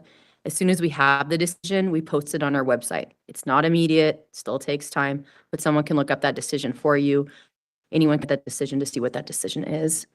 And it's faster on the website than the mail. I would note your guideline, sir, is 56 months or February 17th, 2025. Okay. That date is calculated based on a number of factors, obviously one of them being your offense. And the board decides, right? So they can go above that date.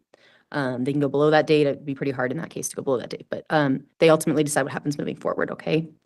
And I note the expiration of your sentence, meaning the longest time the board could have jurisdiction over you, assuming no other offenses, is June 17th, 2050. Do you have any closing comments or questions for myself or for the board, sir? I do. How much time do we have? It would take like about 2 minutes. That's fine, sir. All right. I actually have a pre-prepared statement that I would like to read, if that's all right. Yes. I kind of covered a little bit of it already, but I would like to convey a prepared statement of relevant information that I feel will reflect positively on myself and others while the board goes through the process of making a final decision. May it be known that I fully understand the impact of my crimes and the harm it caused towards my victims, their families, and the community. I deeply regret the pain and traumas that were inflicted due to my previous actions, and I take full accountability for my previous criminal behaviors that led towards my convictions and current incarceration. I would like it to be known that the man I was 10 years ago when I committed these offenses is not the same man that stands in front of you today. I have utilized this recent setback as an opportunity to reflect, to learn, to grow, and to embark on a new journey of self-discovery and positive transformation. I have actively engaged in treatment and discovered many of my emotional triggers, negative coping mechanisms, and distortions within my thinking that ultimately led towards my previous actions and behaviors. I have furthered my education and knowledge with automotive technology certifications through Davis Technical College that I believe will help guide me into a stable and fulfilling career as an automotive technician upon release. I have forged stronger bonds and connections with my family and friends. I have put forth much of my time and energy into improving my physical and mental health, and I have built a firm foundation and forged a strong moral compass that aligns with my core values and beliefs.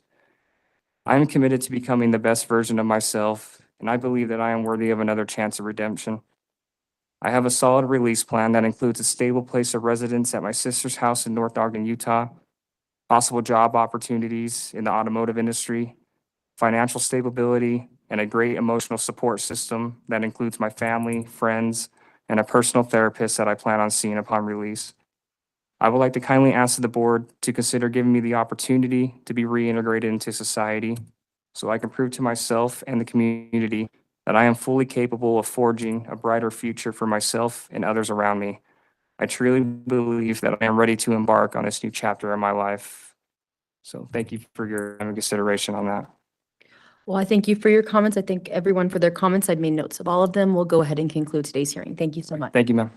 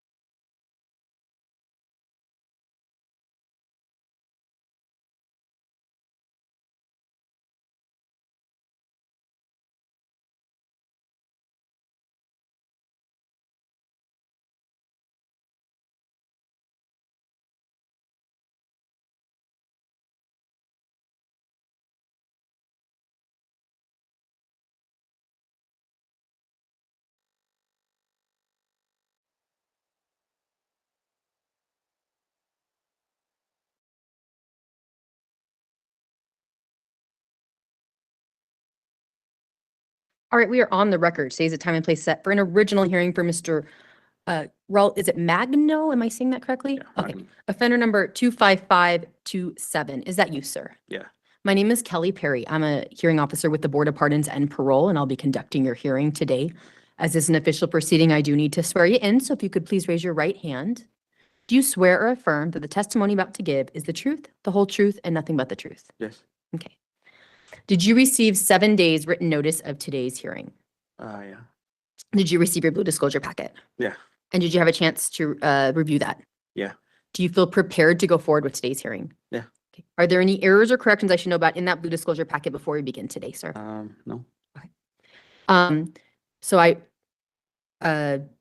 just so everyone's aware, I realize some of the things I could be talking about today could be traumatizing or re-traumatizing. I'm not doing that to be rude. I'm just trying to get information from this hearing, okay?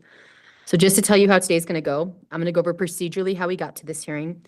I'm gonna go over the offense. The longer version was in the pre-sentence investigation, which was part of your blue disclosure packet. I'm gonna go over a brief version of that.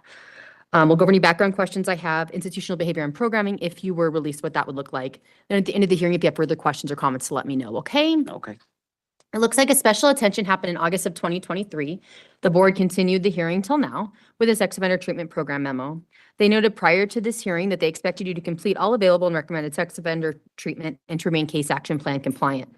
The court found that there was no restitution owing in case number 211300409.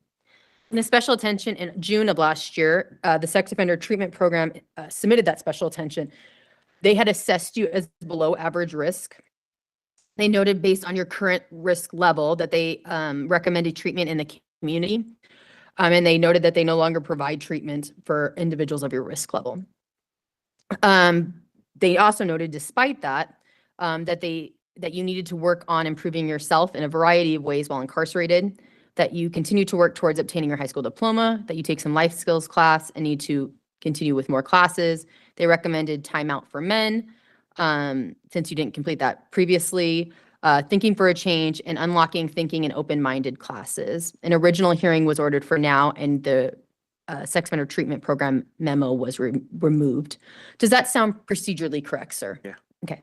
In regards to your offense, I show case 2113-00409. I show on June 16th, 2021, officers received a report of a sexual abuse case involving a minor.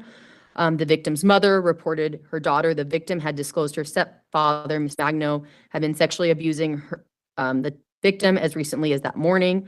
During an interview of the victim, she disclosed multiple incidents of sexual assault from as young as 10 years old. Her not to tell her mother. Police located him. He denied the sexual assaults. Is that sound correct, sir? Yeah, it sounds correct. Any comments you have about the offense? All I want to say is I regret doing that, and I ask for I ask for forgiveness from you, from my family, and especially the victim.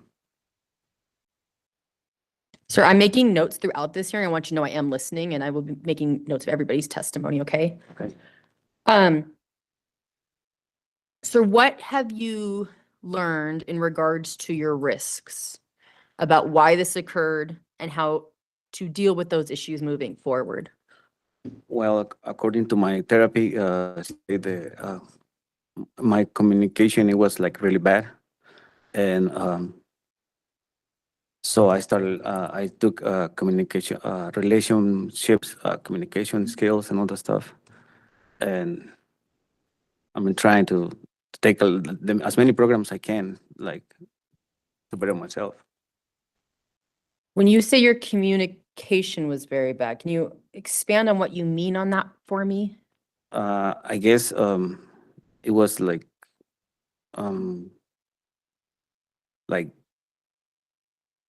I had like anger or something like that. That's what she said. And Who and told you that? A the therapist? or- therapist. And then I just wasn't thinking what I was doing. Well, I know I did it like a lot bad, like really, really bad. I did. Do you think you have anger issues? Nah, no, not anymore. Why, you said not anymore? No. Why is that? Because I like, since I'm in here, I'm in open my mind, you know, like to see like what's real and what's not. And so, Fine. Can you expand on that a little bit? I just don't want to misconstrue, right, what you're saying and just assume I understand what you're saying. So that's why I'm going to ask maybe a lot of follow-ups. So, what do you mean in that regard? what? What do you mean by you opened up your mind and that you no longer have these anger issues? Yeah, like I say, like all these classes that I've been taking is it's been like teaching me like how to behave, how to communicate, how like be assertive. That's what I'm trying to say.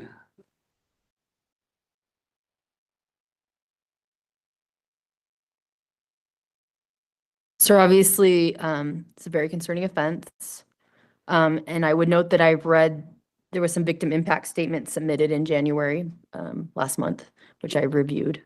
I'm going to give you an opportunity to talk about any victim impact, and then I'm going to take some victim testimony.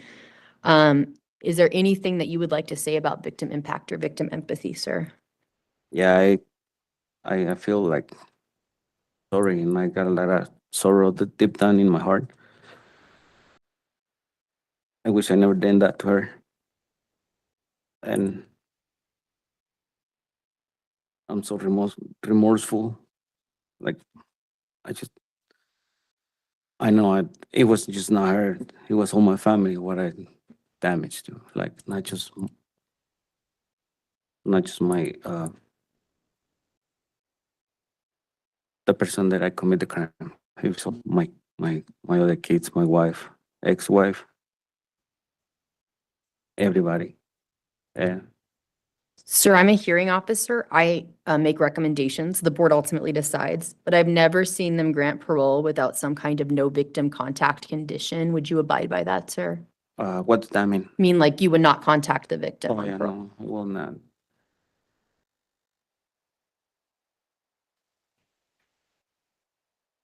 All right, sir. I'm going to take some victim testimony. I'm going to have her provide her statement, and then I'm going to ask you for your response afterwards.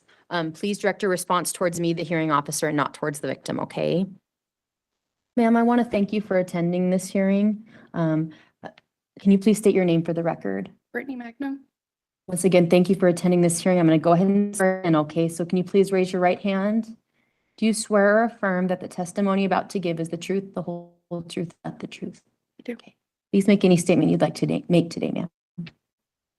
So today I am here. My daughter was going to write a letter for me to read on her behalf today. She couldn't bring herself to do that because of the trauma.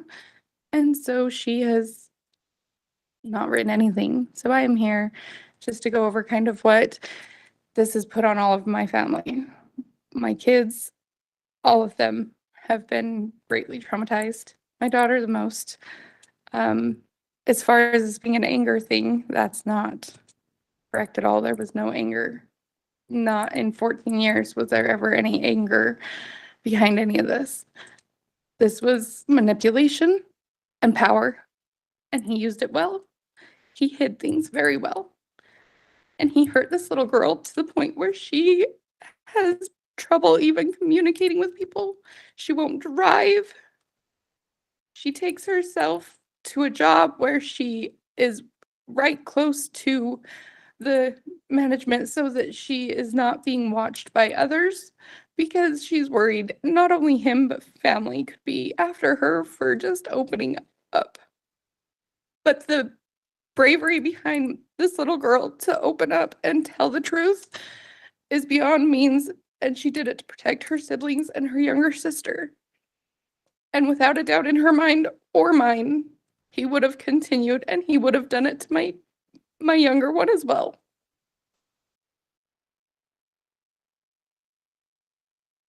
Yeah. Do you have any other comments that you would like myself or the board to know, ma'am? Yes, sir. Well, I appreciate you attending this hearing. Sir, I would ask you for your response. Please direct that towards me and not towards the victim. Okay. I just want, like I said, I just want to say sorry about it. And I wish I would have never done it. Like for us, I wish. And I just ask for the forgiveness from my family. And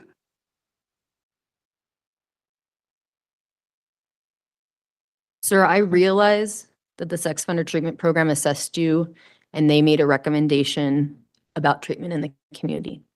So I understand that's what their recommendation is, but I'm asking you if you need sex offender treatment.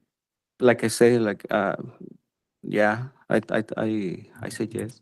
Okay. I put it in the paper that you gave and you say yes. I need it. Since they moved me, since they moved, I've been asking for them to put me in it. Okay. And they say, I don't know why they didn't.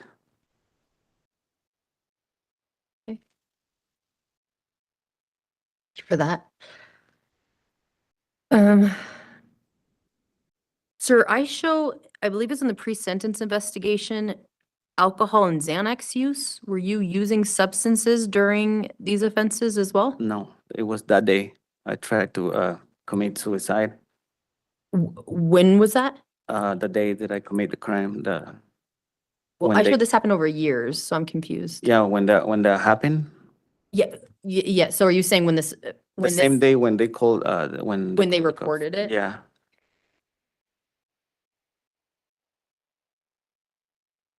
Okay. And that's when you use those Yeah, substances? that's when I used it. Had those substances been an issue in the past? No, not really. I don't think so. Were you prescribed Xanax? No, it was my wife's ex-wife, medicine.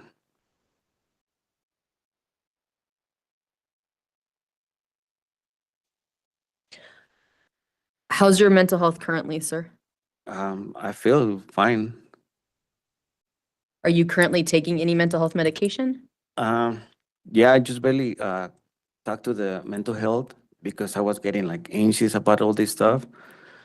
And so they told me like, well, you're gonna have to take these pills. And it's just, I don't even know what a day. They just You don't told- know the name. No.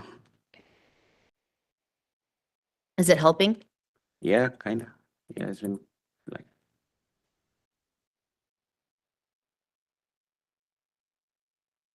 Sure, I show you completed MRT, is that correct?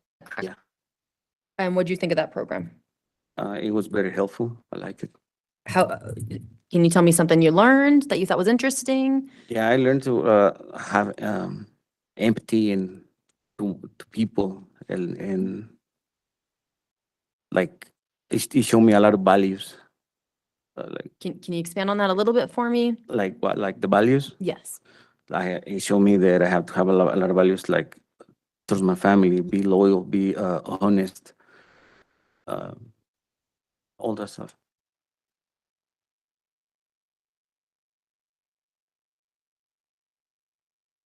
Because back then I knew kind of like the words, but I got it when I took the programs and all the stuff. I got like really deep into it, and now You learned, yeah, what did you specifically, just can you, that being honest. oh. Yeah.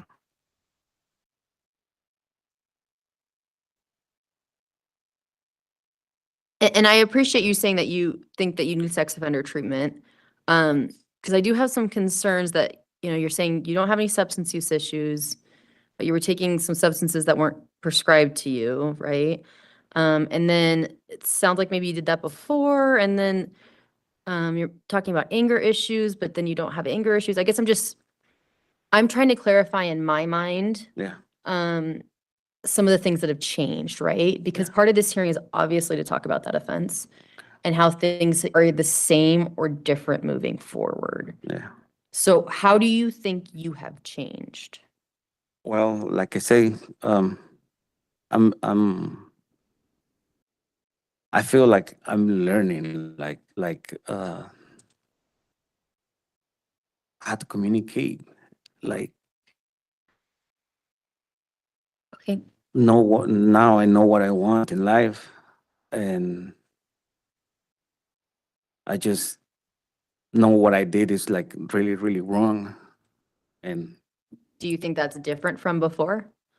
yeah, like way different, like uh, just to think about what I did is just like, so this is what I think.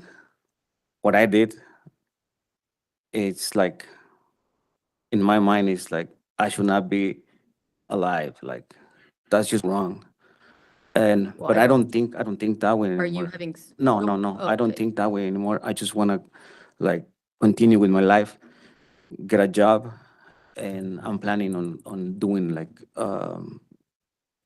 something with my life. Like I'm planning on open up a shop, and I know I'm never gonna be able to talk to my kids or until they grow up. Like once they get older, if they want, they can reach out to me. But if not, I will respect that too, because what I did, they don't deserve like. And sir, if you are ever having any thoughts, I just want to make sure I'm understanding you. If you're having any thoughts of ever hurting yourself, please talk to the officers, mental Okay. health therapists. Yeah. Yeah, I Okay. talked to them before about it. Okay. And are you having those thoughts No, currently? not lately. Okay. No, it's been like since when I was in the county jail, I was thinking like stuff like that, and then I move over here, and then like I start talking to the therapist and all that stuff, and now I'm fine. Okay. Sir, I show a detainer, is that right? I show that, The ice hold? yes. Yeah. So I show that you would like to go back or that you would like to go to Mexico City? Was that? Yeah, is I'm that- going, that's when I'm going back. And that you can work as a cook or a chef? Is that Yeah. still the plan? Okay. Yeah. And the board also received letters of support. I've reviewed them. They're part of the file, okay? All right, so those are all of my questions. From here, I'm a hearing officer. The board ultimately decides. They're made up of 5 members. 3 of them have to come to one decision. That's the decision of the board. You should get that in writing within 2 to 4 weeks. Okay. Anyone can look up this decision on bop.utah.gov. It still takes time even on our website, but it's faster on the website, obviously, than the mail, so someone can look that up for you. I show your guideline is 44 months or February 17th, 2025. That's calculated based on a number of factors, obviously one of them being your offense, but the board decides. So they can go above that date. I think it's very unlikely that they'll go below that date, but they ultimately decide. And I show the expiration of your sentence, meaning the longest time the board could have jurisdiction over you, assuming no other offenses, is June 17th, 2036. Do you have any closing comments or questions for myself or for the board, sir? No, just like I say, just ask for forgiveness from you and from my family, and that's it. Well, I appreciate everybody's comments today. I've made notes of all of them. We'll go ahead and conclude.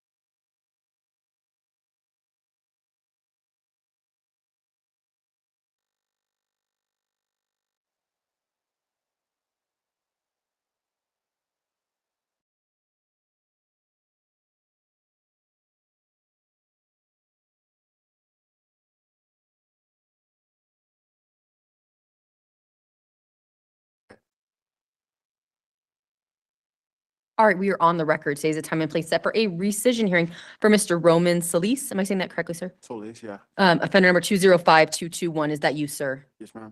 My name is Kelly Perry. I'm a hearing officer with the Board of Pardons and Parole, and I'll be conducting your hearing today. As is an official proceeding, I do need to swear you in. You could please raise your right hand to the best of your ability. Do you swear or affirm that the testimony about to give is the truth, the whole truth, and nothing but the truth? Okay. Did you receive 7 days written notice of today's hearing? Did you receive your blue disclosure packet? Yes, ma'am. And did you have a chance to review that? I did. Do you feel prepared to go forward with today's hearing? Yes, ma'am. Okay. Are there any errors or corrections I should know about in that blue disclosure packet before we begin today? No, ma'am. Do you mind getting a little closer to the microphone? It's being recorded. I just want to make sure you're being picked up. Awesome. Okay. So, sir, today's a rescission hearing. It's a much more condensed hearing. Basically, the reason for the rescission hearing is the rescission itself, maybe a few background questions I have, and then I'll give you the final word, okay? Okay. So it looks like you had a parole violation hearing in March of 2024. Parole was granted for March 18th, 2025, contingent on no disciplinary violation in residential substance use treatment. And a special attention in December of last year, it was noted LEB was providing information to the board that you were involved in an incident related to an assault and they were screening for criminal charges.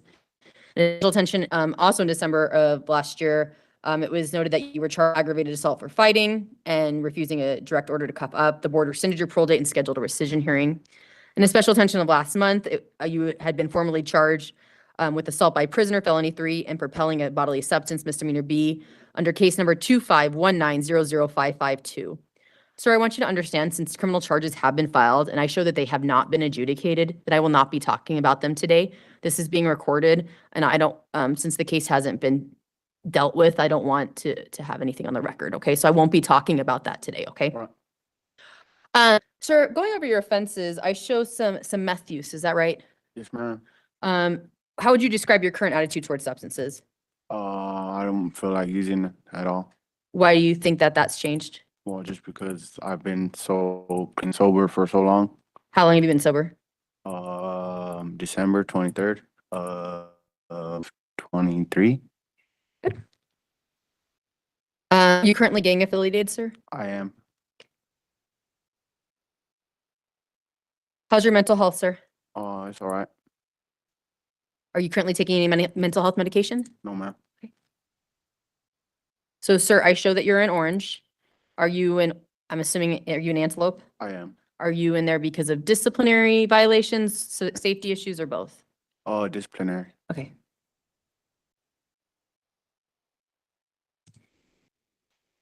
Sir, I'm not going to talk about that assault disciplinary because it's related to the criminal charges, but I did want to mention the July 2024 for substance use disciplinary violation. What was going on there? Substance use. I- I had alcohol in my house. Were you making it? I was.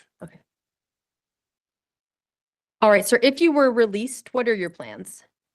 I have an address. I have a job. And you don't have to give me the exact address. This is being live streamed, but can you give me like a city, who you'd be living with? No, Kearns with my aunt. Okay. And then do you have a job set up? I do have a job. Okay, what kind of work? It's installing the fire equipment or the sprinklers. And it sounds you already have that upon release. I do. All right, so I would tell you, we don't usually state our recommendations. And I'm not saying my recommendations, but I'm just telling you, I think it's very likely in your scenario, since you have a pending criminal matter, which is a potential board jurisdiction, that it's very possible what you're going to have is what's called a paper review, Okay. where the board's just going to monitor to see what happens with that case. Obviously, if you're found not guilty, the board will deal with it that way. If you're found guilty and it's a board jurisdiction, then the hearing probably will have to be set, okay? Okay. Those are all my questions, sir. From here, I'm a hearing officer. I make recommendations. The board ultimately decides. They're made up of 5 members. 3 of them have to come to one decision. That's the decision of the board. You should get that in writing within 2 to 4 weeks. Your family members, your friends, anyone listening to this hearing via video can go to bop.utah.gov. As soon as we have the decision, we post it on our website. Do you have any closing comments or questions for myself or for the board, sir? No, man. Okay, well, I appreciate you attending this hearing. We'll go ahead and conclude. Thank you, sir. Have a good day. You too.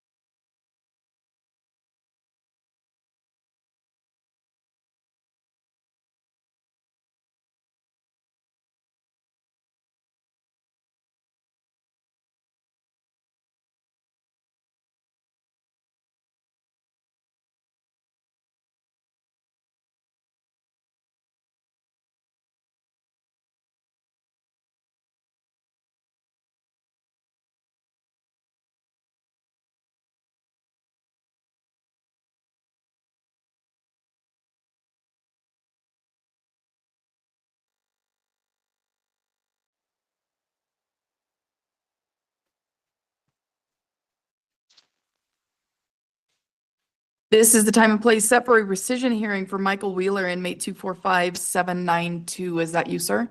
Yes, ma'am. I'm Kathleen. I'm a hearing officer with the Board of Pardons and Parole. I'll be conducting your hearing today. Because I'll be taking testimony from you, I'm going to have you raise your right hand for me so I can place you under oath.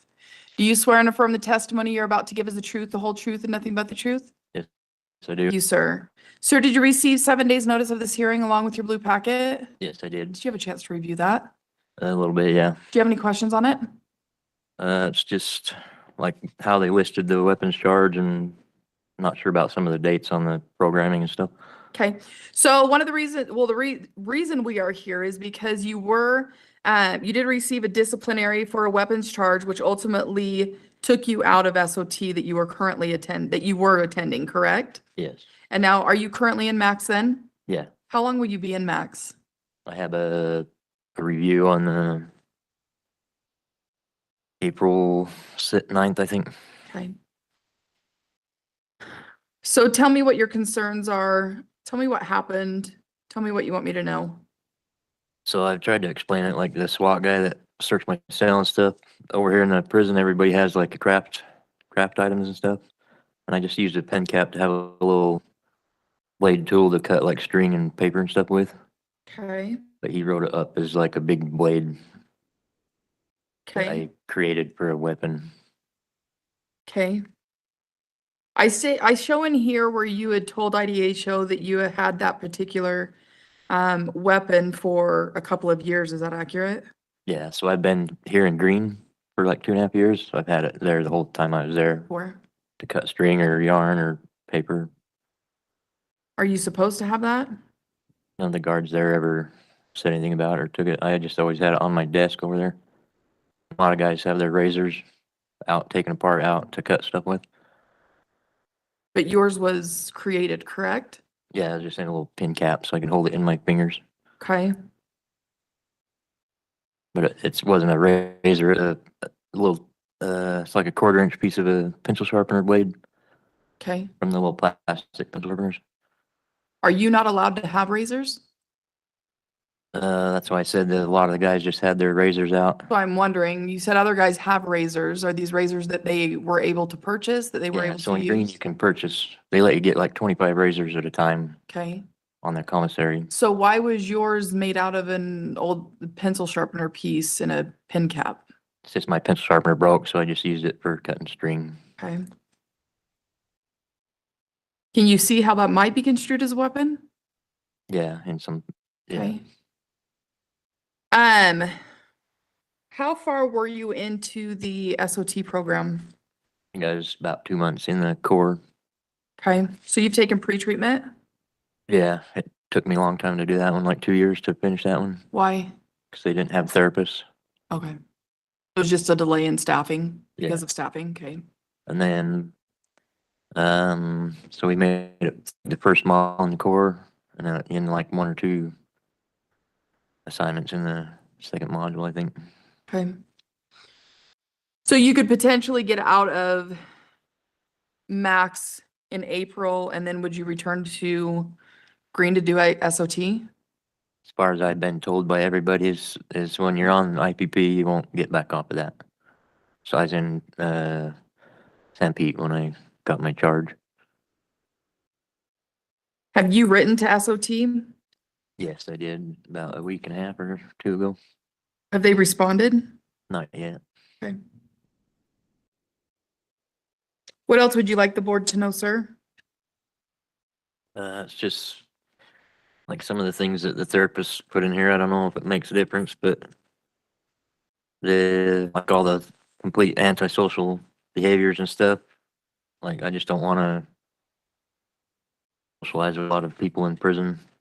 Okay. And it hurts my eardrums when there's a lot of people being loud out in their day rooms and stuff. So I spend a lot of time in my cell. I don't know how. So this is stuff that SOT has written in a report that you don't Yeah, from my necessarily agree with? therapist- My therapist's assessment for the 2-hour assessment thing. Okay, They put in that I have like aggressive tendencies or something towards women. But I've just had a couple women that's cheated on me, so I haven't really tried having a dating life. Just concentrate on work. okay, But he's put it in here as to like I'm just have no ability to hold down romantic relationships or have aggressive tendencies toward women. Toward women and like women therapists here, have you had issues with? No, like I had all women therapists in my pre-treatment and they put like sticky note on all my stuff that I had great attendance and Okay. great behavior. Sir, is there anything else you'd like the board to know at this point? Not really. It's just I've spent a lot of time just following the rules and doing everything I can to get what I need done. Okay. These are pretty quick hearing. It's basically just to go over kind of what happened, why your date was pulled, what we're looking at potentially moving forward. And so the board will make a decision in your case whether they're going to want you to eventually work your way out of max at some point, get back into SOT, especially given the offenses that you do have and the recommendations that you do complete that program prior to a parole. And so usually takes about 2 to 4 weeks for them to get that decision out to you. They'll take the information into consideration that we've discussed here. Information more than likely from SOT to see if it is possible for you to get back, work your way out of max and get back into that program. If that isn't a possibility, they may look at doing some type of a rehearing or potentially paroling you to do programming at a halfway house or something, but it'll ultimately be up to them. That's More than likely, if it is possible for you to work your way out of max, it would be to get into programming and complete the program prior to parole, just so you're aware. Do you have any other questions or comments for me, sir? that's another thing I was gonna kind of bring up is I've known a lot of people in Green that have got let out to do like their other half of their programming at home that have family support and everything. And I've got that family support at my house Mm-hmm. and I'm pretty confident they'll let me go out to my house unless they, like you said, they deem it necessary to go to the halfway house for some reason. But I know my family would help support me and get me into one of the group therapist places on the street.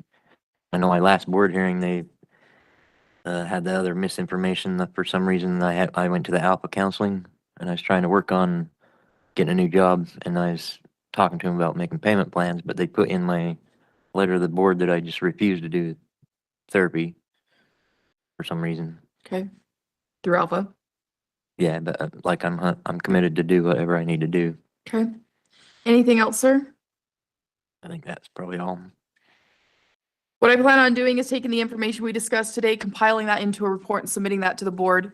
You're over your guideline as of November 1st, 2023, which you're well aware of. That guideline, however, is just a guideline. The board can continue to go past that guideline if they do want you to complete SOT prior to a parole. Like I said, if there's an opportunity for you to work your way out of max, and that is an option, and then do programming, more than likely that's what they'll want you to complete.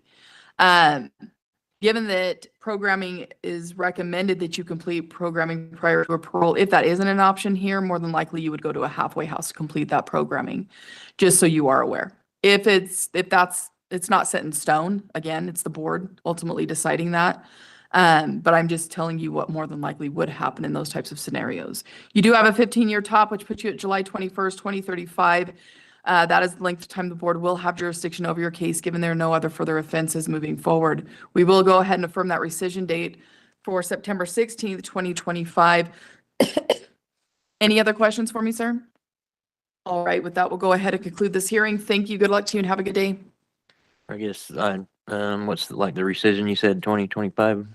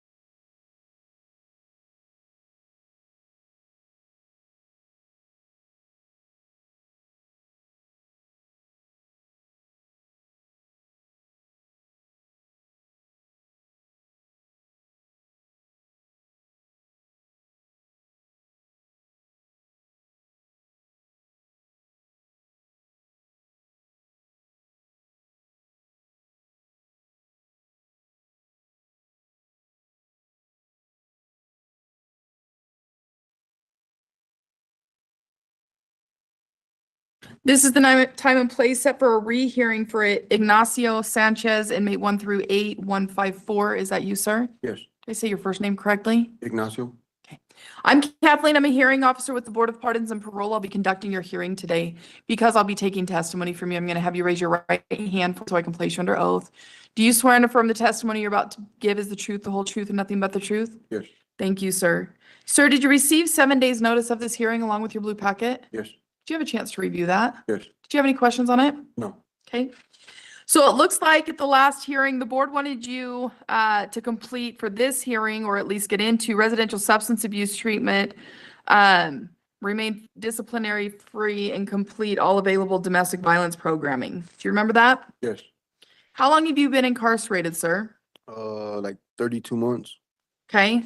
Tell me what you've completed since you've been here. I haven't really completed much of any of that. I'm in a substance abuse program right now, but I think it's like a pilot program right now. They just barely started it. It's What is called it? Atlas. Called Atlas, and I've been doing that for the last month, and other than that, like I've been in Max the whole time, so it's been really hard to get in any kind of programming back there. Why are you in Max currently? Right now, I'm in Max because I quit banging recently, like a year ago, so I really can't go to population because of safety concerns. And then prior to that was weapons. Okay. That's when I was active.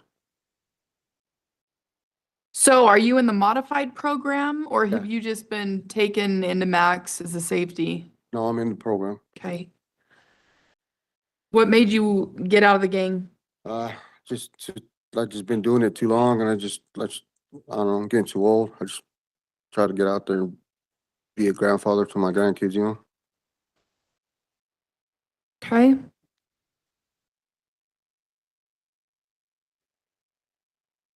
Tell me about the disciplinaries you've received since you've been here. For the April 20th, 2023, this may have been discussed at the last hearing. Tell me about the weapons charge you had then. Yeah, okay, I was in population, and they had found a weapon on a bunk that was assigned to me. And I went back to Max for that, and then a little while later, I ended up getting caught with another weapon.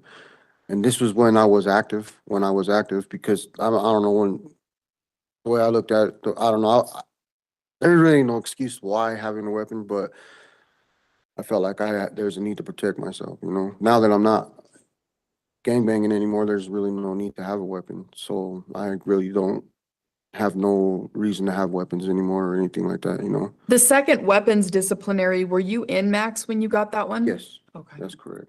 And I had got charged for that. Okay. That's actually right around the time that I stopped banging right. Okay.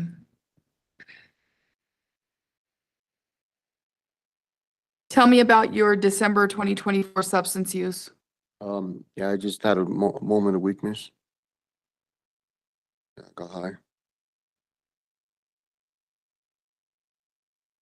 From that October weapons charge to the December, a year later, substance use charge, how often were you using?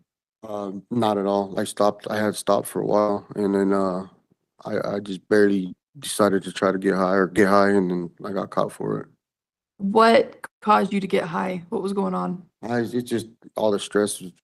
Well, I can't say there's an excuse, but like the holidays and stuff like that were coming up, and my board hearing, I got out. You know, it's been 2 years since my last board hearing, and at first I was real bitter about that time that they had given me, because I felt like they gave me I felt at the time gave me more time than you know, for a violation, because I came back on violation, and but in all reality, now that I look back on it, I'm kind of glad that they gave me that time, because if they wouldn't have, I probably would have not stopped banging, and probably would have been doing the same thing, you know.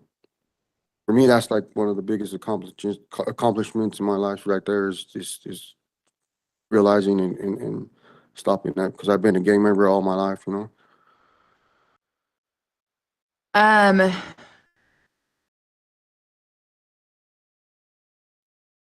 Did you just leave the gang, or did you get permission to leave? Tell me how that went down. No, so I was going to court. I was going to court for that last weapons charge and, well, it was during the time that I went to court. I didn't come back. I don't want to go back. You know what I mean? Okay. I felt like I got a break on it because at first, I think it was a 0 to 11, 1 to 15. And the first offer they gave me was the 0 to 5. And then that day when I went to court, they said, okay, well, that's off the table now. The only thing that they wanted to offer me was the 1 to 15. And then somehow they ended up working it out and getting me a Class A out of it, credit for time served case closed on it. So that kind of like, I just felt like that was my sign, you know, to quit. I just didn't want to go back to it. So are the safeties for your own gang then? Yes. Tell me what that's gonna look like out in the community. Tell you the truth, I don't really even know. Like I don't even want to go back to around them or anything, anyway. So like my whole goal is just stay away from all that, you know. Are there concerns when you're out in the community at some point? I mean, I'm sure there's gonna be, yeah. I mean, but like I said, like in here, it's a little different. It's a little bit more structured and people care about it a lot more than they do out there, you know. But I'm sure it's gonna be a concern of mine. I mean, probably forever, you know. Yeah. But What do you feel like for you has changed while you've been here that's gonna help you moving forward so you don't continue in the path you were on before? I feel like pretty much the gang stuff, that was like one of the biggest issues in my life because I just really didn't care about anybody or anything but my gang or myself, you know. I put it above my family, my kids, everything, you know. And now that I don't have that, I could focus on myself and my kids and my family now, you know. And I mean, I don't know if it's too late, but I mean, I'm glad I did it. You know, it's a weight off my shoulders. It's a big weight. I never really thought I'd actually leave the gang or any of that, you know. But now that I did, I feel like I'm Okay. I don't feel like the same violent, aggravated, you know what I mean, always mad, always trying to, you know what I mean, like get in fights and do all that now, you know. Now I just mind my own business and do my own little thing, you know. You have contact with your family then? Yeah, I talked to my sister, my mom. Okay. If the board were to parole you, what would that look like for you? So what my plan is I'm trying to get into a substance treatment program. So I'm not getting out and going straight back to the streets. So that's my plan. I'm in the process right now trying to figure something out. But a lot of them programs, they require you to have a date before they could hold a bed for you. But I'm in the process of trying to find somewhere where they are willing to hold a bed for me right now. Okay. And that's my plan. I really don't feel like going straight out to the street would be a good thing for me. So, and plus it'll give me a chance to something on my own instead of having to rely on somebody else. You know what I mean? That's how it always was. I was relying on my baby's mom or somebody else to take care of me. But now that's my plan is I want to get out there and try to do it on my own. If you go to a program and you complete the program, what are your plans after that? My plans are to get my own place. And once I get my own place, I would like to try to get, you know, at least have my son, because my son is 7 now. And I would like to get custody of him for a little while or just have him with me like temporarily, you know, and just focus on him and me and him on our relationship because I've missed a lot, you know. What about work? Yeah, I have, so my sister's husband, my brother-in-law, he's where he said he's working. They're working at some kind of steel company. I'm not sure the name, but he had already said that he could get me a job there as soon as I get out. I'm trying to get into one of these programs, and I don't really think they let you work right away. So, Yeah. but like I said, that's something that I would like to do is to get one of these programs to something I feel like it would help me out. That way I'm not just getting back out there to the streets and I don't know, because I do have a drug program. I'm not gonna deny that, you know? So that's my plans. You have any mental health diagnoses, sir? No, not that I know of. Is there anything you feel like would prevent you from being able to complete a parole? No, Is there anything else, sir, that you would like the board to know or feel like the board needs to know at this point? no, I think that's about it. Now, in your parole violations, you were brought back because of a domestic violence situation, that you weren't charged with the domestic violence piece, but you were charged with criminal mischief piece. Can you tell me what happened in that? Me and my ex-girlfriend now, we got into a fight and, she had locked me out of the house and I had, kicked the back door in.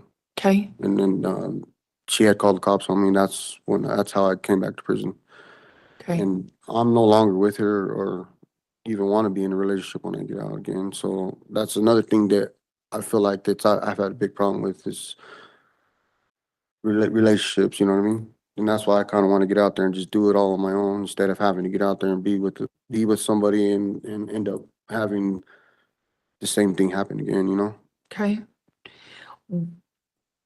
Have you had, well, you mentioned you had a lot of anger when you were with the gang. That's something that kind of you felt like has gone away.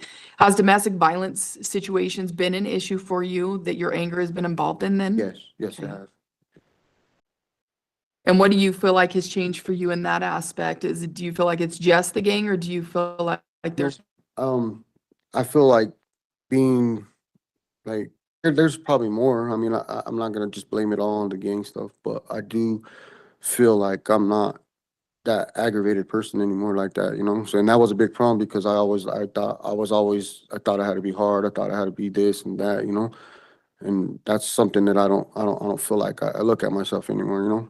I kind of Were feel you- like how old were you when you joined the gang? I was 13 years old when I turned, when I joined. Okay.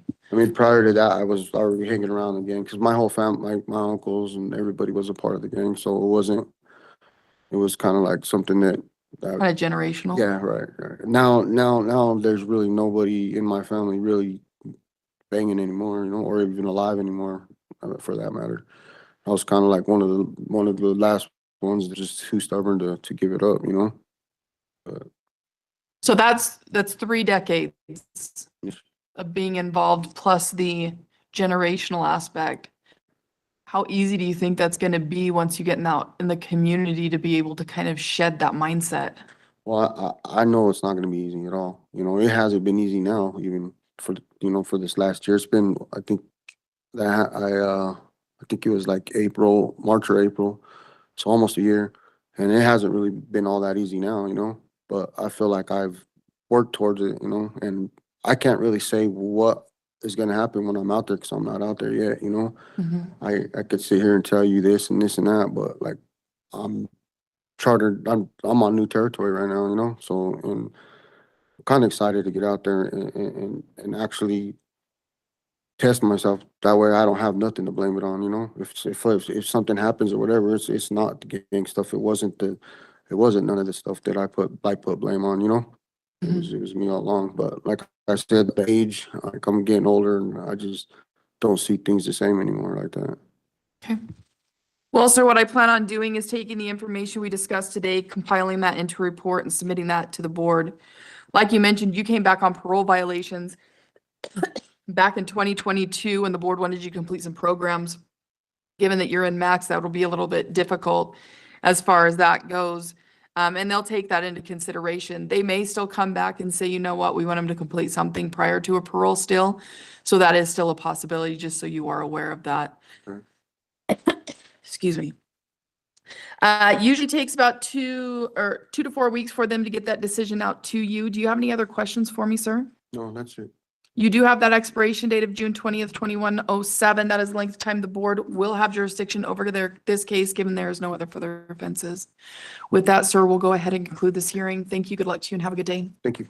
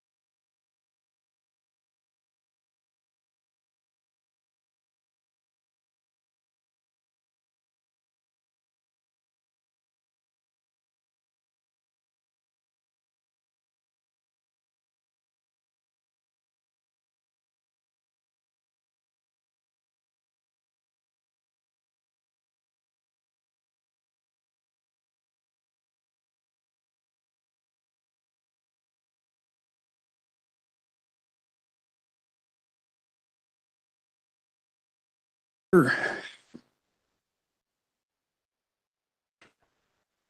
This is the time and place set for an original hearing for Elijah JOESIAH, inmate 228010. Is that you, sir?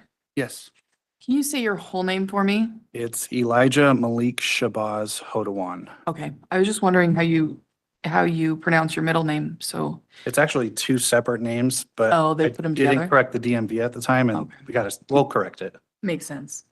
I'm Kathleen. I'm a hearing officer with the Board of Pardons and Parole. I'll be conducting your hearing today because I'll be taking testimony from you. I'm going to have you raise your right hand for me so I can place you under oath. Do you swear and affirm the testimony you're about to give is the truth, the whole truth, and nothing but the truth? Yes. Thank you, sir. Sir, did you receive 7 days' notice of this hearing along with your blue packet? Yes, ma'am. Did you have a chance to review that? I did. Did you have any questions on it? No. Okay. What I plan on doing is going over your current committing offenses. I'll ask if you have anything you want to add to that. We do have a victim advocate here who is representing the victim today, who will be reading a statement later on in the hearing from the victim in one of your cases. When we get to that point, she'll have the opportunity to read that statement, and then I'll ask you if you have any input you would like me to know. So you've got a few different charges, so it's going to take a minute to go through these. So in case 191911413, you were convicted of a second-degree felony aggravated assault. This occurred around October 6, 2019, where officers responded to a domestic violence report called in by an individual living in an apartment complex that could hear a male beating a female and a female screaming in the apartment above her.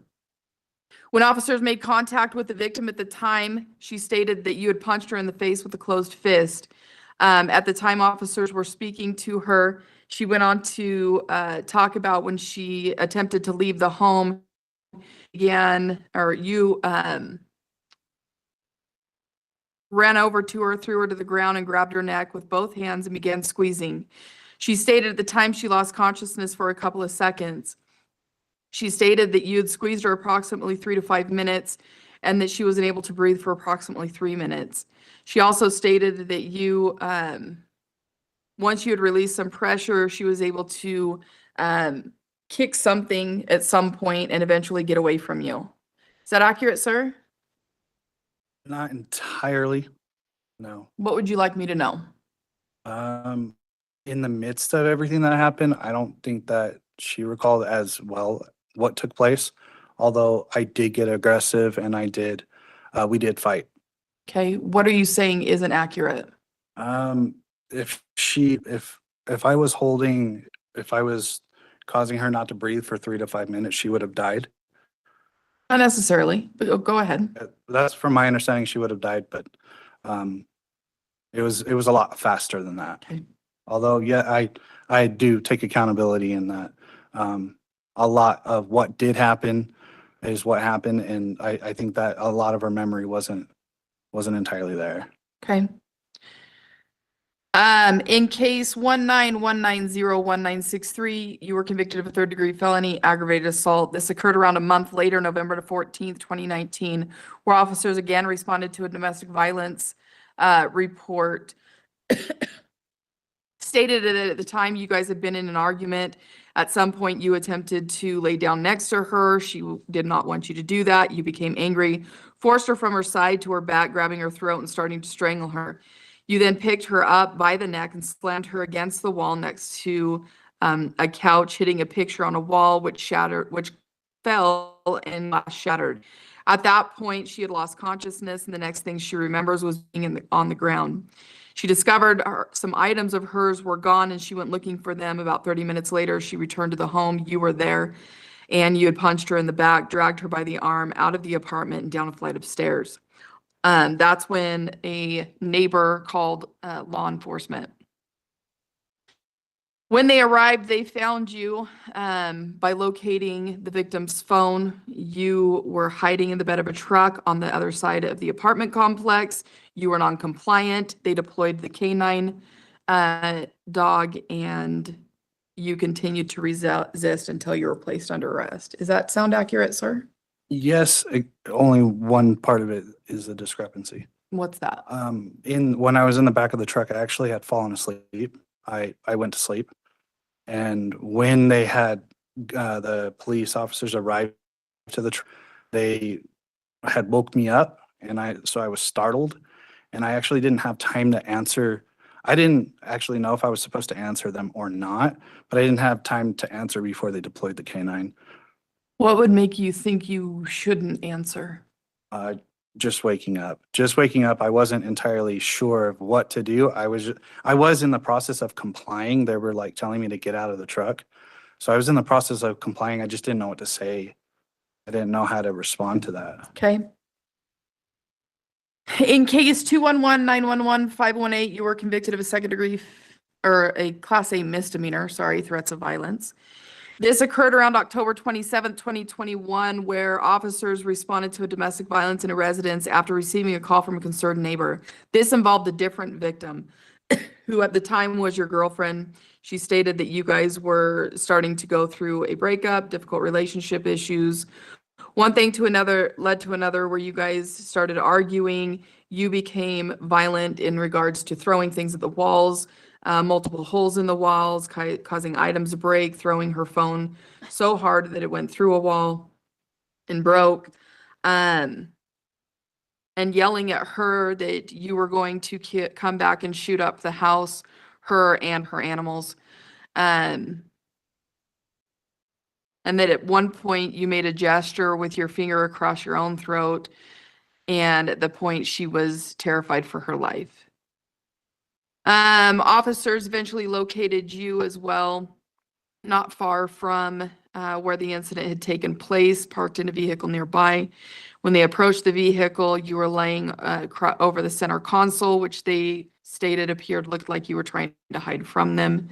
In plain view, they saw a glass pipe sitting in plain view. They ordered you to get out of the vehicle. You did and began walking away. They commanded you to stop. You did not stop and instead asked why, and then tried to get into a backyard, but was unsuccessful. Is that accurate, sir? Yes. Okay. Anything you wanted to add to that? Just I'm definitely taking accountability for the actions and for everything that I know that I did was wrong. Okay.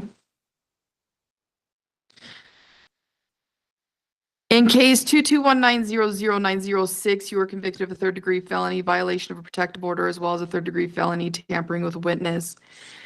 This occurred around January 25th, 2022, where this victim the second victim, stated to officers that you were attempting to make contact with her. You were calling her from the jail, knowing that there was a protective order in place. At times, you were having other people either give you their information or calling them under their names, basically to get her to answer the phone so you could talk to her, trying to get her not to testify in your case, to drop the charges, so on and so forth. Is that accurate, sir?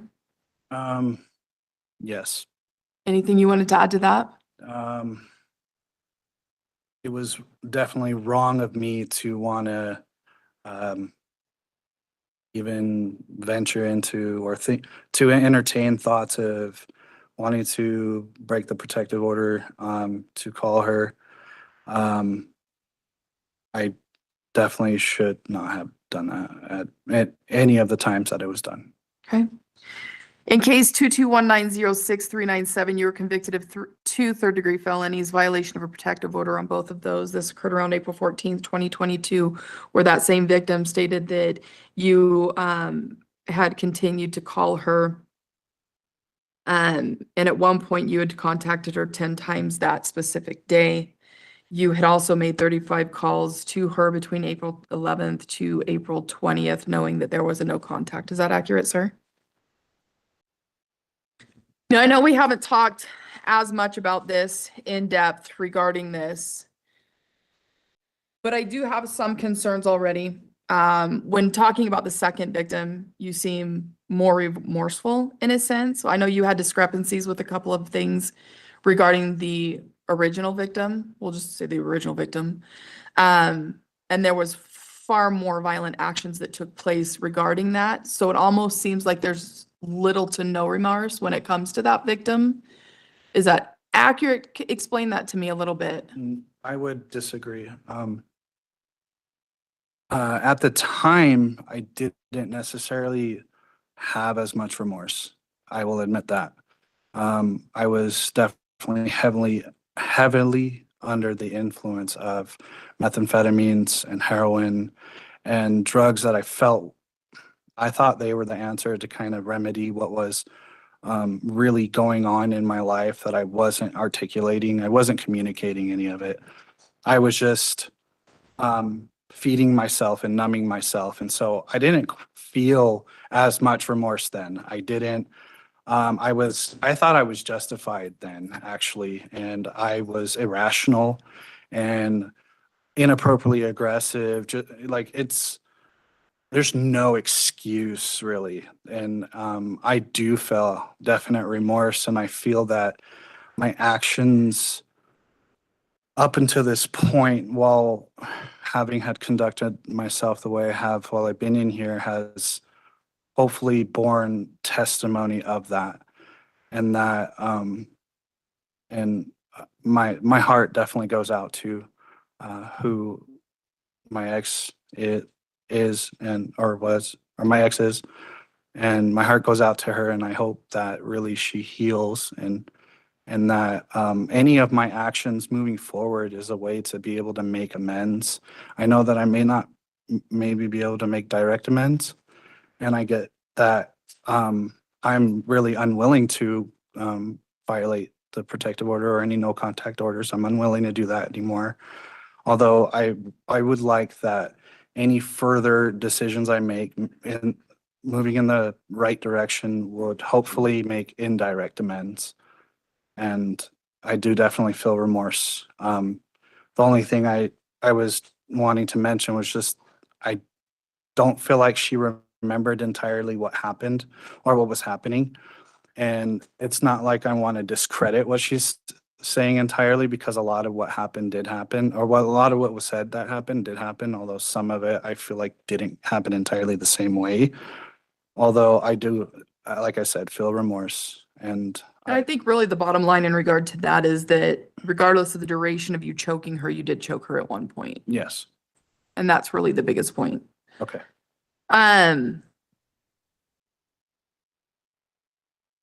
If there's restitution owing in your case, sir, are you willing to pay that? 100%. In talking about these situations, tell me where your anger, aggression comes from. I grew up without a father. My mother, I think, did her best, and may she rest in peace. I think she did her best. I don't think I had, and she tried to get fatherly figures into my life and to be able to play an effective role to teach me at least how to conduct myself as a boy and growing up into a man. And I think that because I didn't have that, I didn't have a really good dominant male figure. Any of the male figures I had in my life couldn't follow through with their promises to me, couldn't follow through with their promises to her, to my mom. And I feel like I didn't have the best example as growing up for a male figure. And I feel like that is part of it, and that I didn't understand how to communicate that. I didn't understand how to communicate what was going on inside of me. I didn't know how to listen to the dialogue in my head. I didn't know how to listen to the cues that I was having emotionally. And I really just reacted. I reacted instead of was listening and calculating the response. I wasn't definitely wasn't making rational decisions. And then I was on top of it, I wanted to use drugs, and I gave into that. I gave into thinking that that would help me. All it did was destroy me and hurt me further. And it was a huge role, I believe, in my lack of care and concern for not just myself, although for everybody else. Is your aggression mainly toward women? I want to say no. Okay. I don't feel that I'm so much aggressive now. I'm talking about in your past.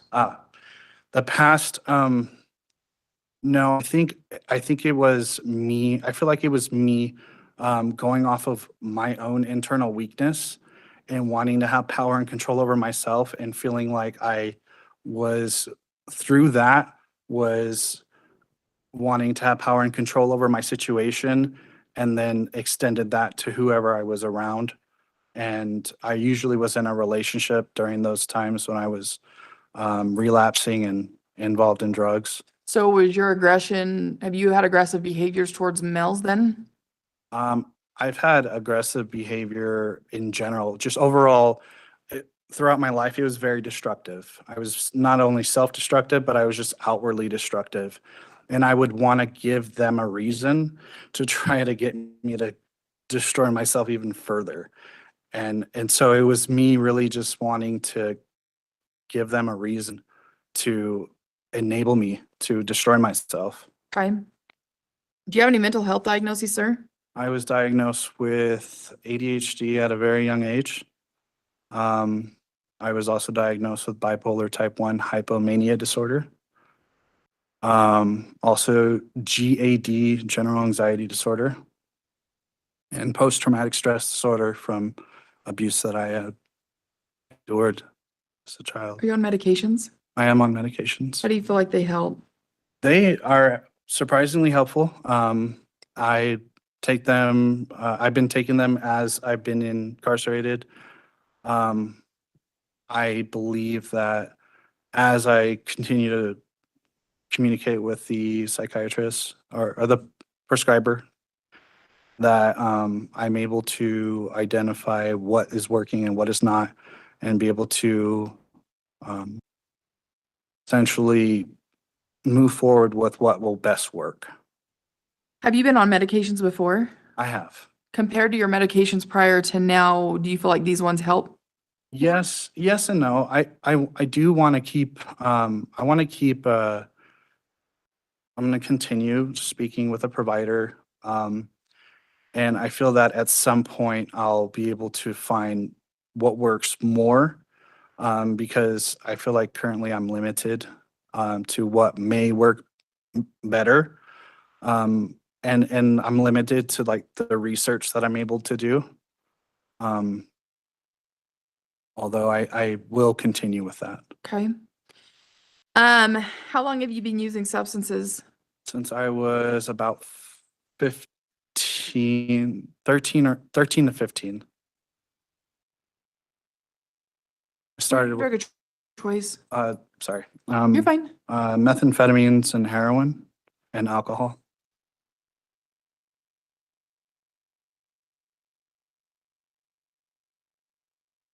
What usually causes you to relapse?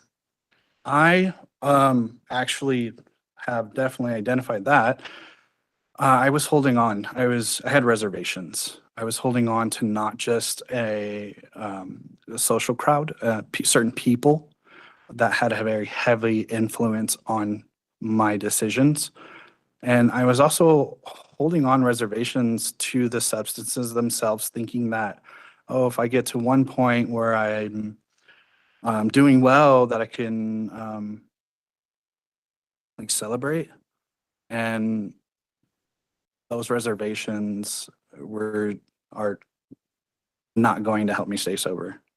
So basically, sometimes you'd relapse too, just as like you felt like you could handle it and it was a celebration. Yeah, Okay. that's actually what led that, and the reservations that I was holding on to with some of the people that I used to hang out as I was growing up, that encouraged that type of behavior. In fact, one of the persons that I was with, that I was inviting over to the house a lot, he told me, he's like, I'm waiting for the day that you grow up and tell me you don't want to hang out with me anymore. And I was, yeah. So I looked at that, looking back, I look at that, I'm like, even they knew they were unhealthy for me, but I wanted to hold on so tightly to some type of acceptance and image, to be cool, to be validated. And that hit me pretty hard. I'm going to turn some time over to the victim advocate so that she can read this statement from one of your victims. Do you mind stating your name for the record as well as what you do, basically your title? Yeah, my name is Laura Flanagan. I'm a victim advocate program administrator for the state of Utah. Mind raising your right hand for me? You swear to affirm the information you're about to provide is accurate and true? I do. Thank you. My life has been changed by the relationship I have with this offender. I can't form new relationships, romantic or otherwise, due to the fear that the situation will turn abusive and my lack of ability to trust anyone new. I live my life locked behind the doors of my home, as it is the only place I feel remotely safe. I only leave my house for 3 reasons: work, doctors, and therapy appointments, and the pharmacy. And I cannot leave my home without having the assistance of my ADA certified PTSD service dog. She is there in case I have panic attacks, which I suffer from on a nearly daily basis, and often can take days to recover from. These panic attacks have made it very difficult to keep a job because I live in constant state of flight and fight.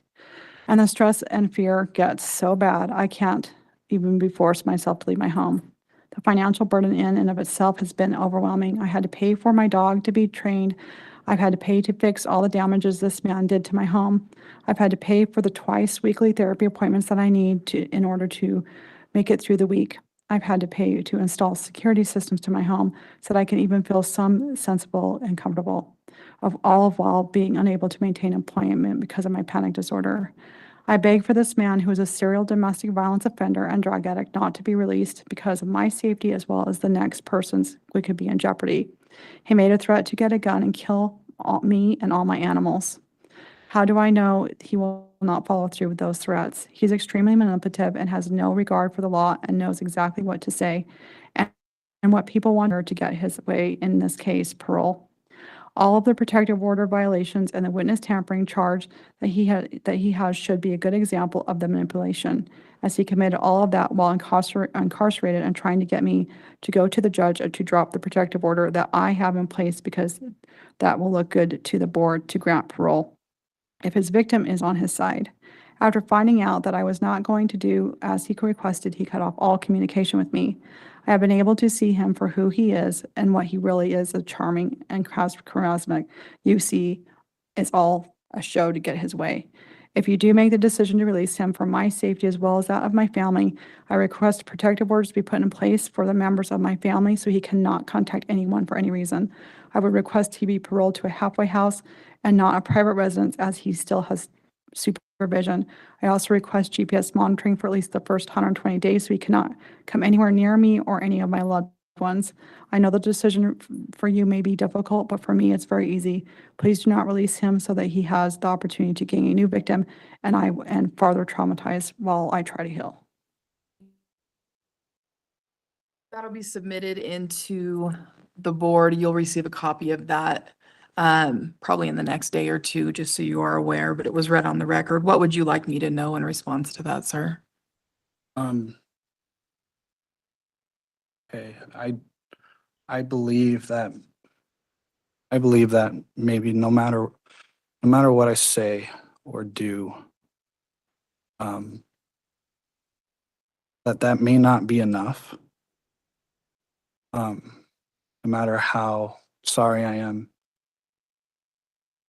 for what took place, it may not be enough to help ease their fear, to help them heal. I am very sorry, not just to the community, although definitely to my victims, and that I understand that looking back, I can see that there was a lot of damage caused. And I do want to make amends, and I want to do what's right. And that I'm definitely very sorry. Sir, if you are paroled, if the board chooses to do so, you would have a no contact order between your victims. Are you willing to abide by that? Absolutely. Tell me what you've been up to since you've been here. I have, besides, besides the contact, while incarcerated that I had made to my victim, which I know was wrong. And, I have taken, though, the opportunities, that have been provided to me while I've been here to really challenge myself, to come to understand the who, what I call it, the who, what, when, where, whys, and hows, as to what was bringing me, what brought me to this point. And that essentially, what was it necessary for me to acknowledge and to admit to myself. I did, prior to receiving notice from the board, I got myself into conquest, and I took that as about as serious as I could. I got involved with leadership, and I was in there in leadership for about a year. It taught me a lot about accountability and to really accept what it is that I did, and how that was not just affecting myself, although affecting the people around me, the people that love me, the people that would do anything for me, and how much pain it was caused, how much pain that was caused by my choices, by my decisions. And I learned, RSA, rational self-analysis, to look at myself in the midst of a situation, to, while communicating, look at myself and look at, like, how am I articulating myself? How am I conducting myself? As what the situation that I'm going through right now, are my thoughts rational? Are my feelings appropriate? Am I identifying my feelings and recognizing my thoughts and my feelings? Am I communicating those thoughts and feelings?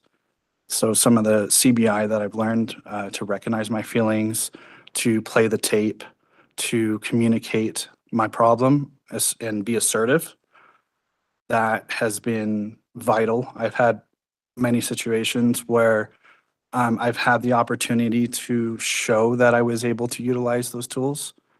Thought stopping is very vital to me, because there sometimes is a dialogue that I'm not fond of, and I don't like. I used to not listen to that. I actually wasn't aware that there was a dialogue going on, until very recently, within the last few years. And that has been huge, to actually listen to the thoughts and to notice what's triggered. And the thought stopping is so important. Also, my ABCDE, activating event, belief, consequence, dispute, and effort. So in the midst of a situation, I'm able to utilize that actually fairly quickly and be able to de-escalate my situation, de-escalate how I'm feeling, and be able to move rationally, utilizing an RSA as well simultaneously. And to not allow any emotions to get the best of me, or any thoughts, negative thoughts, to get the best of me. I've also learned how important it is to really communicate. I used to not do that. I used to not communicate. I was building resentments. I was letting one thing after another get in my way. And I think that also contributed to my anger and my responses. Although I communicate now, I have been going to the anger management, the life skills classes. I'm in MRT right now, and actually I love MRT. I used to think I didn't need it, and I was wrong. MRT is actually really cool. I've learned to challenge myself, challenge every thought, challenge every belief, challenge everything that I had thought was okay. And I really undid a lot of those, what I call strongholds that I was holding on to, that I was grasping and clinging on to, and I really just tore those down. And I got to the core of me.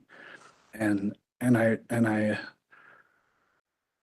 feel really grateful for these opportunities, and I feel grateful for all the opportunities to come. I know that even though I'm sorry, and I have no intention to as well to follow through with any of those threats at all. And I hope that adds to a reason why and no one has to be afraid.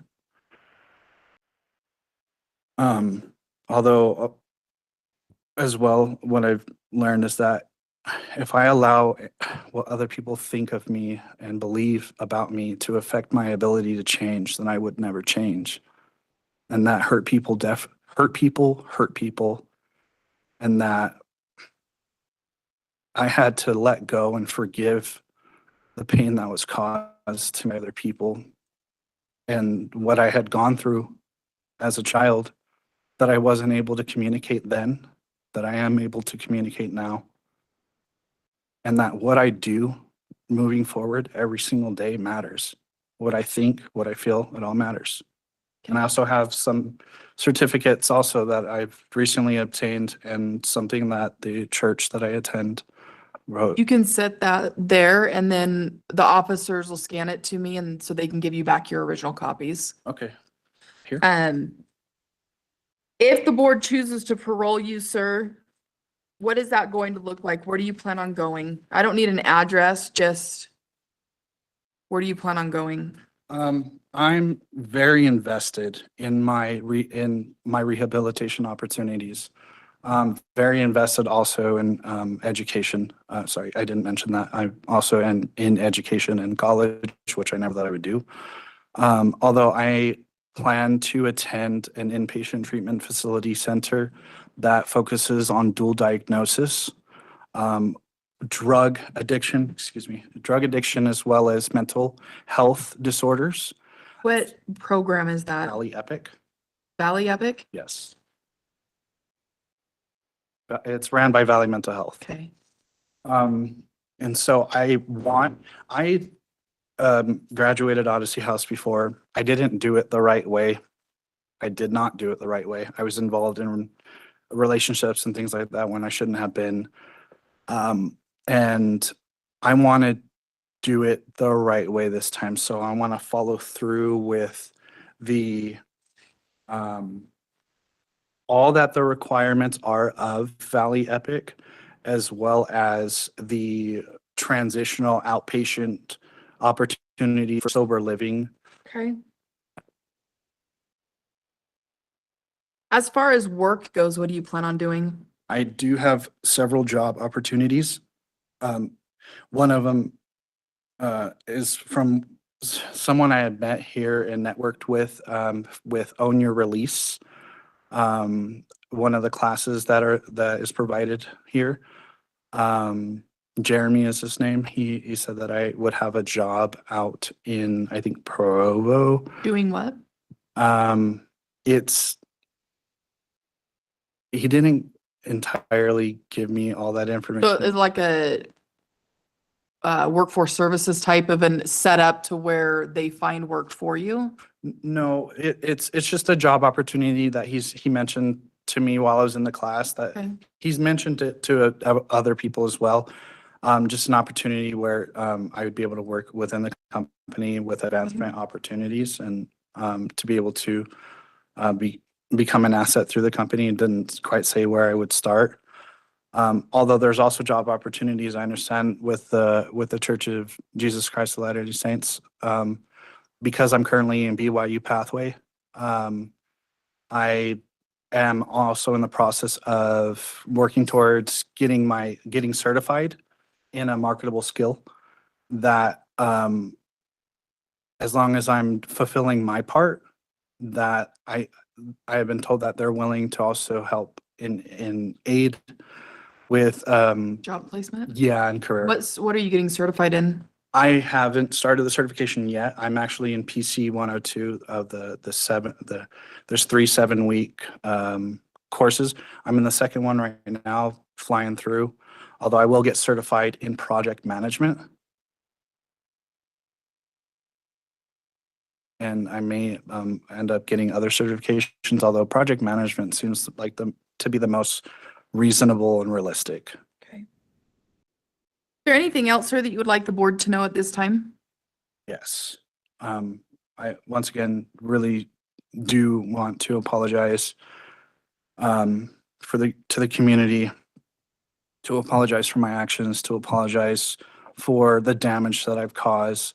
I am very sorry to my exes. I'm sorry to the victims. I'm sorry to their families for having had been so disrespectful and just so ungrateful that I was willing to basically throw everything nice that they had ever done for me in their face, and how inappropriate I was, and how it looked like I was taking advantage of people and manipulative. And I really apologize for that. And I know how wrong of me that all was. And I understand that, like I said, I don't think maybe anything I say or do may not help. Although I am more than willing to do what it takes to make amends and to continue on the path that I am constructing, that I have helped constructing. And I will do what it takes. Also, what I plan on doing is taking the information we discussed today, compiling that into a report and submitting that to the board. You have a 47-month guideline, which puts you at August 20th, 2025. That guideline is what it is. It's just a guideline, meaning the board can go below that, on that, or past that, depending on if they want you to continue to complete something more, or if they feel like you need to be held longer, just so you're aware. You do have a 20-year top, which puts you September 20th, 2041. That is length of time the board will have jurisdiction over your case, given there are no other further offenses. The board is made up of 5 members. It takes a majority vote for them to make a decision in your case. Usually takes about 2 to 4 weeks for them to get that decision out to you. Do appreciate the fact that the victim did write a letter and a statement was made today, as those are important to have. And just so you are aware, I do listen to all of my hearings over again so that I can make sure and get all the information necessary into those reports. Do you have any other questions for me, sir? No, I don't have any other questions. Okay, with that, we'll go ahead and close hearing. Thank you. Good luck to you and have a good day. Thank you, you too.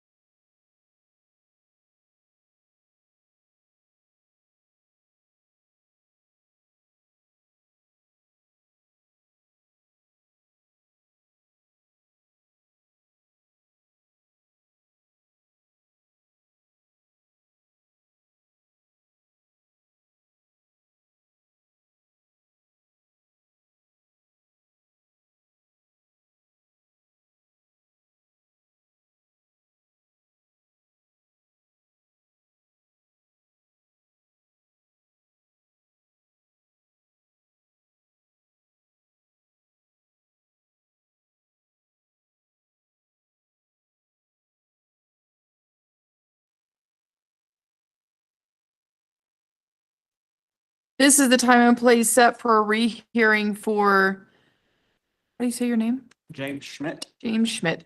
Inmate 223555, is that you, sir? Yes. I'm Kathleen. I'm a hearing officer with the Board of Pardons and Parole. I'll be conducting your hearing today.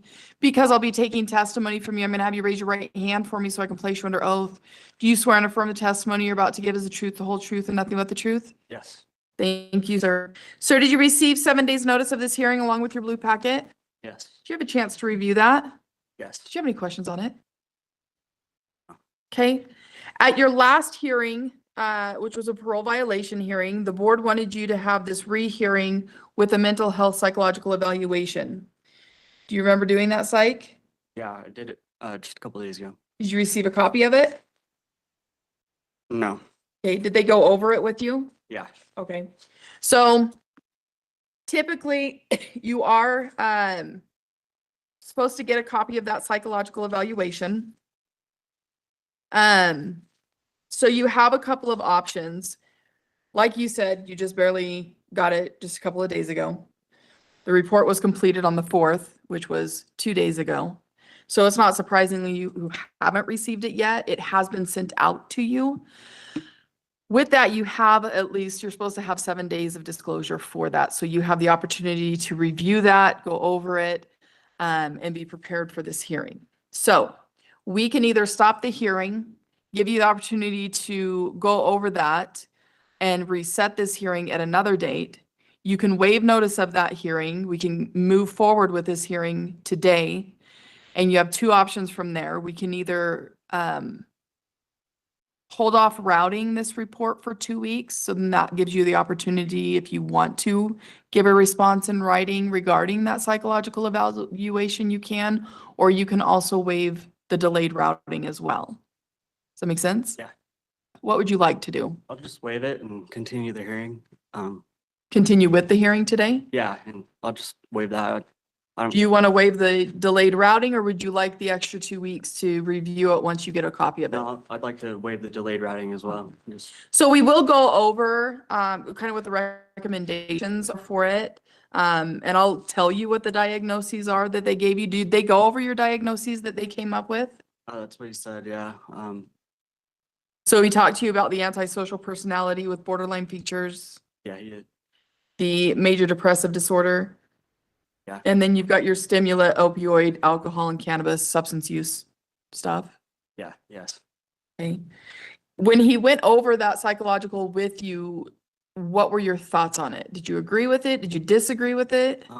It kind of seemed like he was more interested in like the crimes I've committed, and like Okay. instead of like being like interested in like my current mental state. Okay. Other than that, that's all I have to say. But that's all I have to say about it. I mean, he is nice, or I mean, it seemed like he did a good job, or you know. Do you feel like the diagnoses were pretty accurate?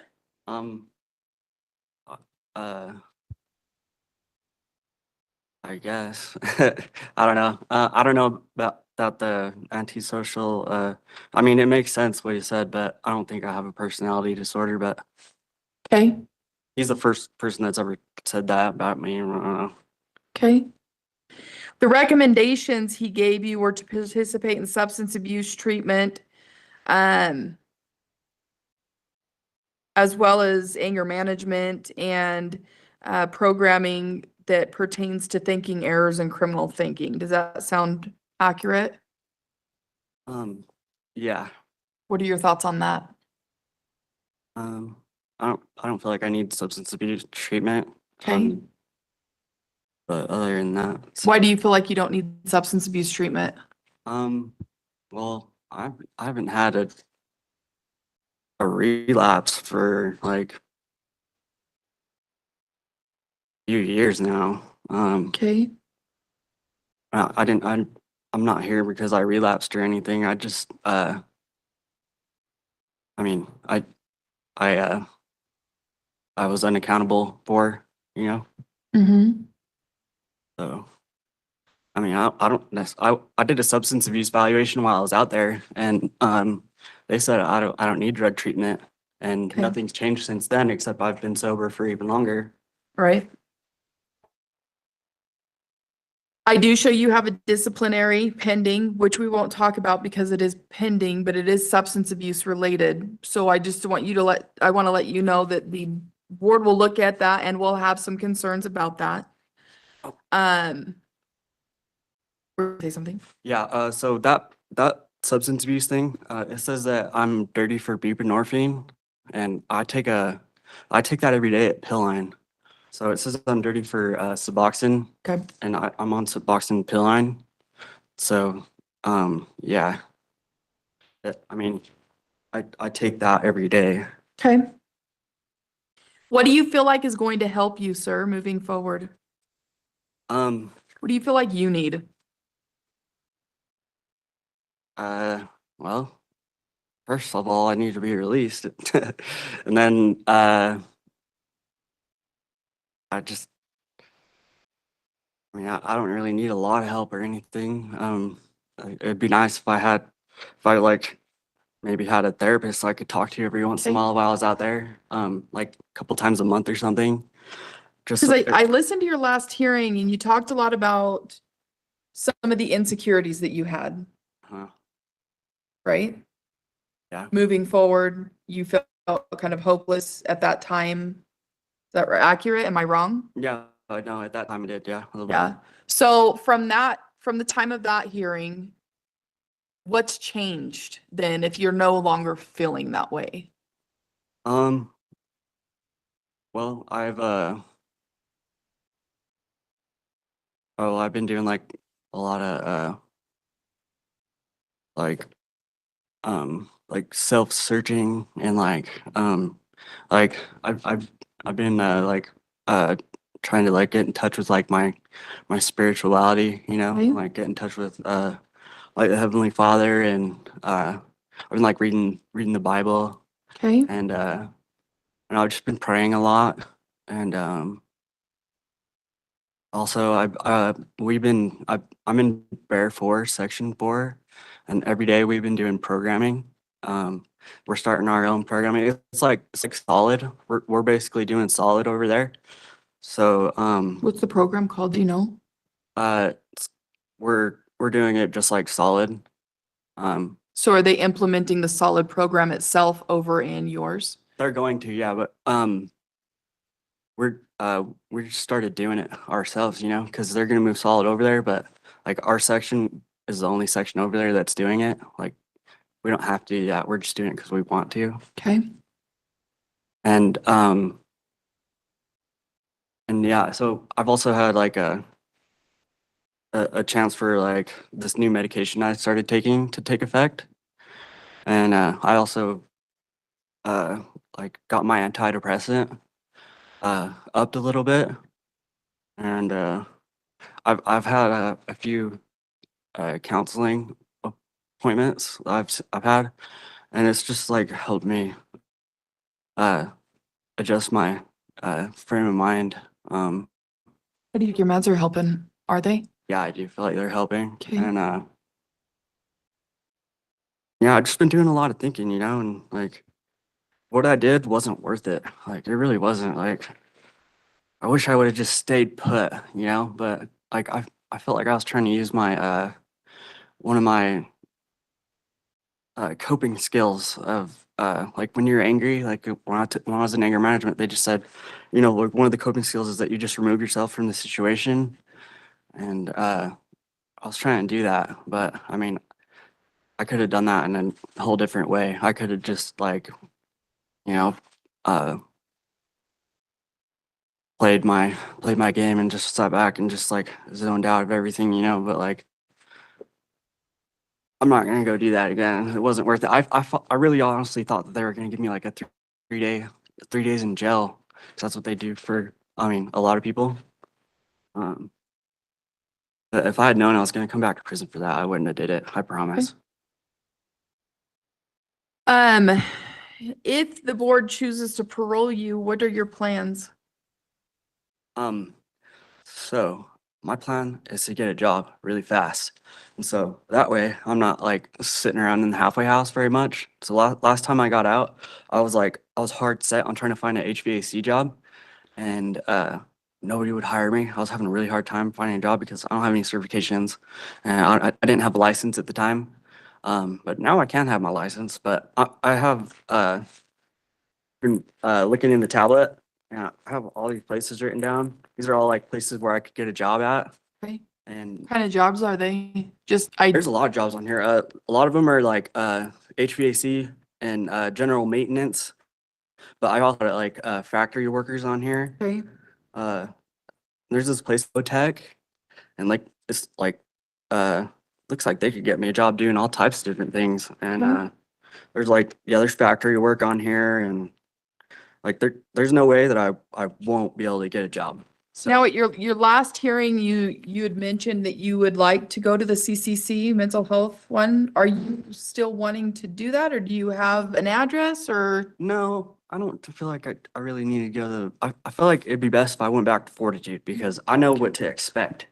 You know, now that I know like how it is there, and like I'm ready for them. You know, I don't I'm not gonna let them like the cops there get in my mind. You know, like they did last time. Like like anything that happens, I'm just just like it's just all right. You know, because I don't want to go back to prison. Okay. You know, and I realize that like any little mistake could send me back. You know, like I got like in the type of thinking that like I could break the rules a little bit and they wouldn't send me back to prison, but Okay. I was wrong about that. And I think, so we don't dictate which halfway house you go to clearly, but that's with transition and whoever else are the powers that be that help you with that. But overall, you're wanting to go to a CCC, Yes. basically, okay? And then as far as programming, what are your plans there, treatment? Well, I'd be willing to go take another substance evaluation as soon as I get out and go from there. Where do you usually go to for your mental health stuff? Is that something you're planning on continuing? Yeah. I have a doctor that I go see. Okay. I go to McKay Family Practice, and Okay. they prescribe me all my mental health meds. Okay. So you have that set up? Yeah. Is there anything else, sir, that you would like me to know or feel like the board needs to know? Yeah, just one more thing. I just want to let the board know like one more time. Like I feel really bad about like the crimes I committed originally, and I still think about the things I did, and I feel really bad for especially like the burglary thing. I just like that's like I feel really bad about it, and I I just want you guys to know that. Okay. Well, what we plan on doing is taking the information we discussed today, compiling that into a report and submitting that to the board. You're well aware the board is the one who makes the decision in these cases. They usually take about 2 to 4 weeks for them to get that decision out to you. You do have that 20-year top, which puts you at December 21, 2037, which is length of time the board will have jurisdiction over this case, as long as there's no other further offenses. Do you have any other questions for me, sir? All right, with that, we'll go ahead and conclude this hearing. Thank you. Good luck to you and have a good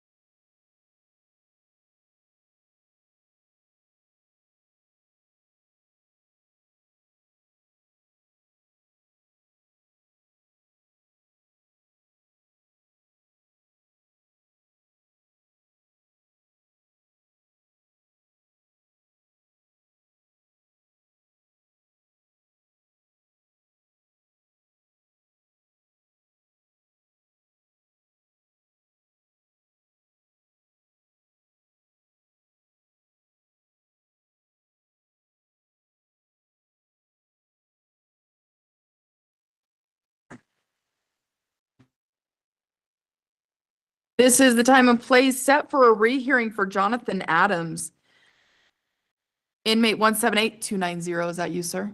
Yeah. I'm Kathleen. I'm a hearing officer with the Board of Pardons and Parole. I'll be conducting your hearing today because I'll be taking testimony from you. I'm going to have you raise your right hand for me so I can place you under oath. Do you swear and affirm the testimony you're about to give is the truth, the whole truth, and nothing but the truth? Yes. Thank you, sir. Sir, did you receive 7 days' notice of this hearing along with your blue packet? Yeah. Did you have a chance to review that? They gave me a white packet and I filled it out and stuff, but I forgot to bring it today. Okay. Can I just send it here? You can send it, you can mail it to us if you'd like, or you can have somebody like your caseworker. Okay. Well, my Send it. caseworker, I've had 2 or 3 caseworkers, and these caseworkers, they don't come see me or nothing. Okay. Yeah.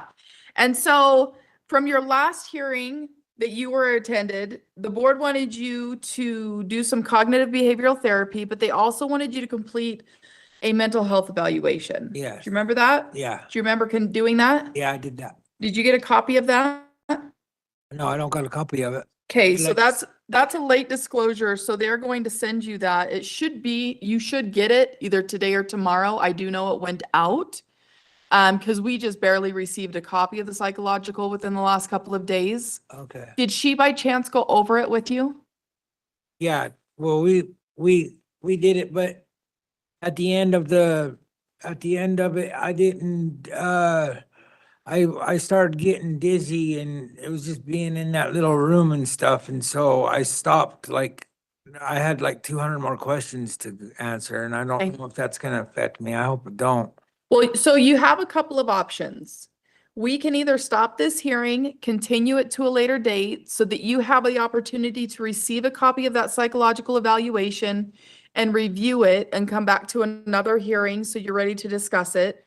You can waive that notice of that psychological evaluation. I can hold off on routing your report to the board for a couple of weeks. So then you have the opportunity to review that and then send notification information that you would like us to know after you've reviewed that psychological. You'd get 2 weeks Right. for that. Or you can waive both of those and we can move forward with this hearing. I just want to move forward. Okay, I'll go over the diagnoses that she did as well as the recommendations, so you'll know that information, okay? So with that, she has the diagnoses as your amphetamine, alcohol, cannabis use disorder, so the substance use disorder. And then she's got other specified trauma and stressor-related disorder, attachment and trauma issues. Unspecified mood disorder, mood dysregulation, not being able to control some of your moods. And then your specific learning disabilities with impairment in reading and comprehension. Does that sound pretty accurate? Yeah. Okay. What have your prior diagnoses been? I've had schizophrenia. Okay. Do you feel like that's I go to- something that's still an issue? I've been treating it for the last 20 years, and I've been taking the medication that long. And Okay, so you've been And I've been- consistently taking your medications? yeah, and then when I'm on the streets, I go to Weber Human Services to Right. get treatment. And I did that all on my own instead of being court ordered or anything. When you're on your medications and you start using the illegal substances, do you stop those medications or do Yeah, I you do. continue? On the Okay, streets I do, but this time out, if I go out, I'm gonna not do no drugs at all. I'm just gonna go through my medication and go through Weber Human Services on my own without doing drugs. what's been the that's change in what my- attitude for that's your, my goal is. what's been your change in attitude for not using substances? My change in attitude is just being clean and to do good and get my life back together. Because before I had read where you still wanted to continue to use at some point. I didn't say that. Okay.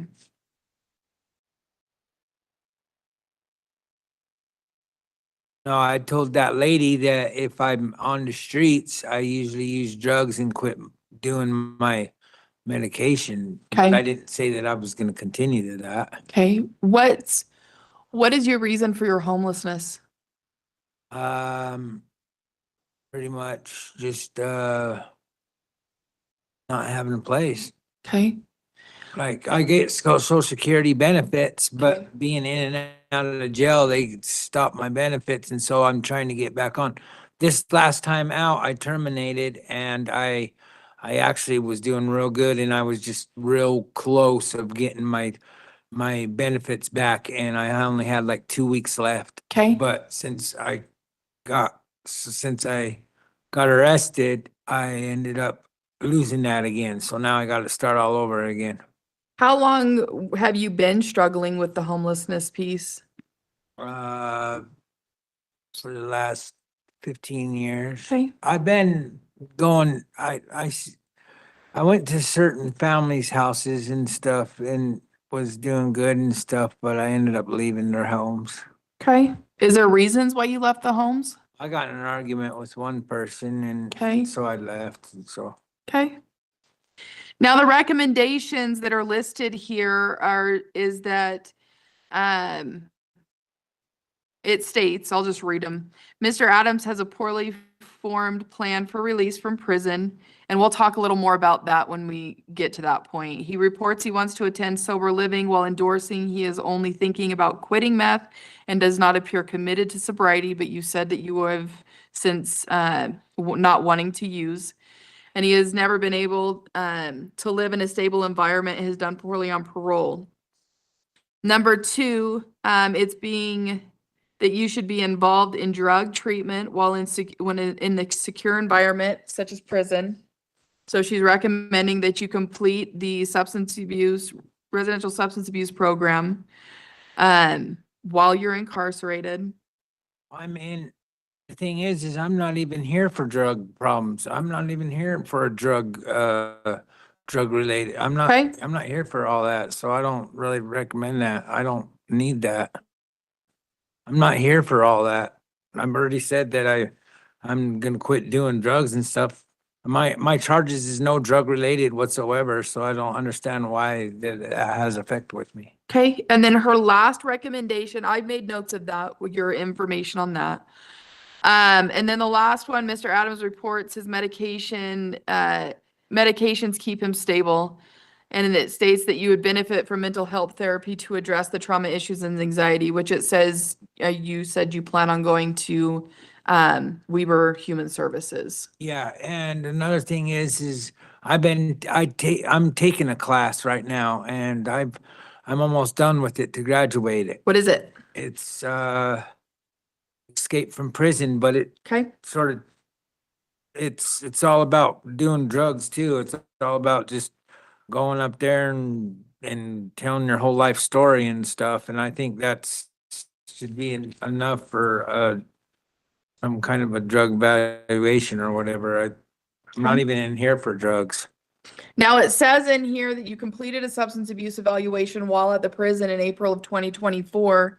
And it's recommending residential treatment as well as medically assisted treatment. Do you remember that? Yeah, Okay. yeah, I did that and I passed it. So the board could potentially come back and say they want you to complete that program prior to a parole. Are you saying you won't complete it or you No, I will? will. I mean, that's what I'm doing right now. I'm almost done with the class. It's Well, no, I'm talking about residential substance abuse treatment. If the board comes back and says they want you to complete residential substance abuse treatment prior to paroling, would you be willing to do that? Yeah, but I don't think I should be able to, I don't think I should do that because I'm not in here for drugs. Okay, and I put that in there. I just always have no. I I'm just not in always here give for the that. information just in case so that you're aware it's a possibility. I'm not saying that they will. I'm just giving you that information. Thing okay? is, the lady asked me if I done drugs in my life. Yeah, I have, but that don't have nothing to do with me being in here. And I don't think I should be able to take, I don't need that kind of class because like I say, I'm out there and I'm gonna quit doing drugs. Right. And besides, I'm not in here for that, so I don't think I should take it. Now, I will tell you. I don't want to be I don't want to be in here any more than what I'm supposed to, knowing that Right. just because I said I had a drug problem, it's gonna affect me. I don't think that should be right. But here are some things that may hold that up. You've got a few disciplinaries. You've got 3 pending disciplinaries that we're not going to talk about because they're pending, but I'm just letting you know the board will look at those. Yeah, and the thing is, on one of them is there was a spoon that was burnt on a stove that somebody flips food on, and the cop got me he came in my room and got me for a drug substance on that. But the thing is they're not testing it. They got to test that, and so that's what I'm pending. I'm trying to fight that Like I right now. said, it's pending. Yeah, But that's I just so want you to dumb. be aware of it. And then in March of last year, you had misuse of medication when they found a pill that was prescribed to you in the recreation. Yeah, yard. well, sometimes I'll cheek a pill and take it when I want to in my Okay. behalf, me knowing that I'll take it later. Like, yeah, I did that, but that's no big deal. It is. What do you feel like for you has changed for the most part that's going to help you moving forward so you don't end up back in prison once you are eventually released? I just feel if I go to a sober living home, it'd be good for me and to get back on my social security. If I go to a halfway house, I'll end up losing security by having to work, and I've tried doing all that and it just ain't working, and I'd either rather terminate or go through sober living and see if I can go through that. But I just don't feel like I should do a whole 5 years if I terminate, and I don't know how that is. I'd rather terminate more than anything. Anybody would. Like, I almost had my life straightened until I got harassed by cops. Pretty much that's the reason why I'm in here, is because I get harassed by police officers. Yeah, I listened to your last hearing, so I know you said that that's one thing that it kind of messes you up, is getting harassed by the cops. So I'm aware of that's one of the situations that you believe is the reason that you're here and things. So I don't know that we need to go over that per se. I'll still note it in your report that that's one of your concerns that seems to be catching you up every time. Yeah, well, I just don't understand why we're talking about all this, knowing that these ain't none of my charges. Like, why don't we talk about my charges? Just because it doesn't have anything to do with your charges, they've already That's why talked I'm here. about your charges before, but there are typically things that lead up to your charges that they identify through their LSR&R. You've taken that before, right? Yeah. The risk assessment, and that identifies areas in which people continue to kind of mess up in, that Yeah. continues them in this cycle. So substance abuse is one of those things for you. Yeah, but I'm not into that. I've done all that stuff before. I know, and like I said, I'm putting that information in here, everything you're giving me, so I can make sure and get that in the report when I give that to the board, so they're aware of that also. Yeah, well, But I am the also thing is letting- I just don't want this to affect me getting out. Like, it's my matrix time right now, and usually the board sort of lets you go to be on parole and stuff like that. Like, that's what. And that guideline that you have of 17 months for February 18th of 2025 is just a guideline. You're well aware they can go below that, on that, or past that if they feel like they want you to complete something prior to a parole. I'll also put in there that you would like to terminate, but you don't want to terminate if it means you have to be here for the full 5 years. Well, no, I was trying to see if I can do some classes on the outs. Yeah, and that would be part of parole.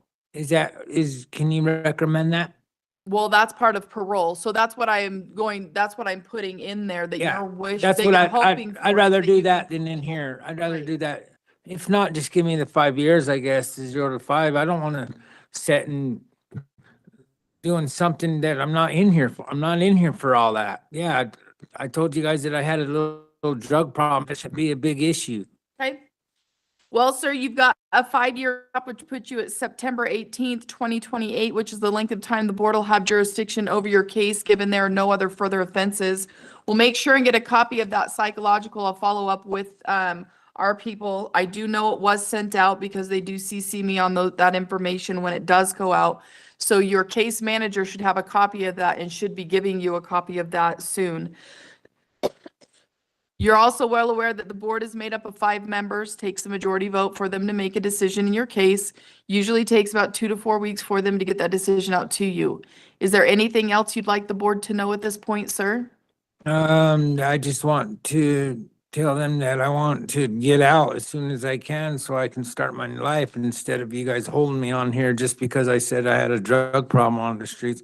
I don't think that's right. I don't. And besides, I took in your guys' class. I'm taking your class right now and I'm almost done with it. I got 3 weeks left to graduate.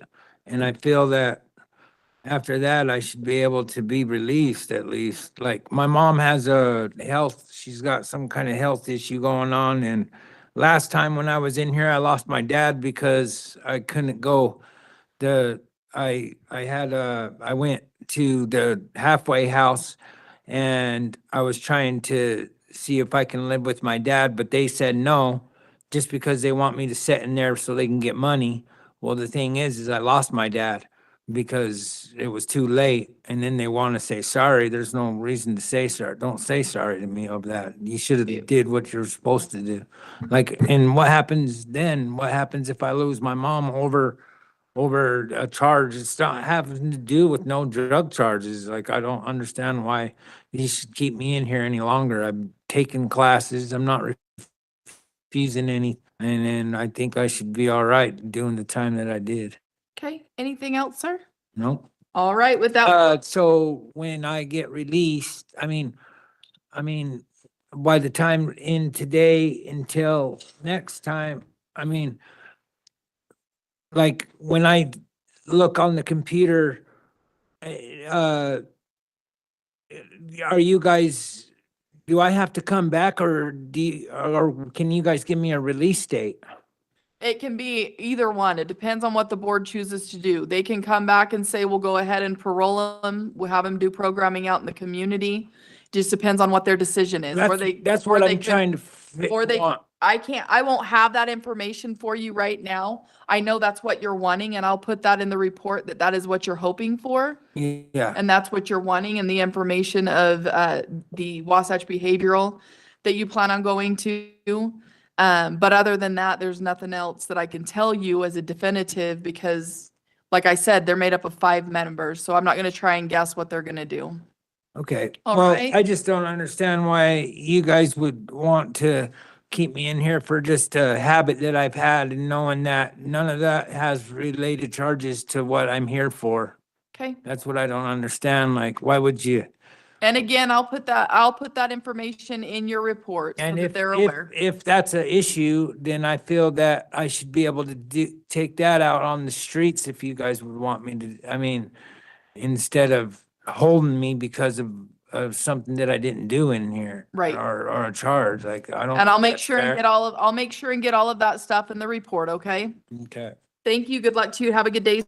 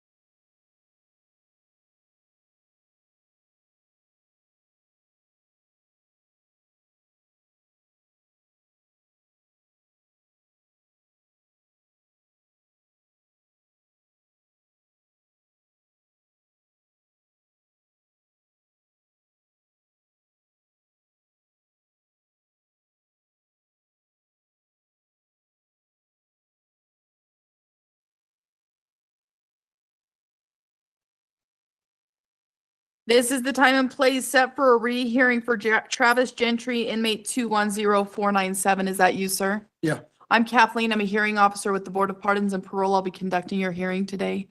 Because I'll be taking testimony from you, I'm going to have you raise your right hand for me so I can place you under oath. Do you swear and affirm the testimony you're about to give is the truth, the whole truth, and nothing but the truth? Yeah. Thank you. Sir, did you receive 7 days' notice of this hearing along with your blue packet? Yes. Did you have a chance to review that? Yeah. Do you have any questions on it? No. Okay.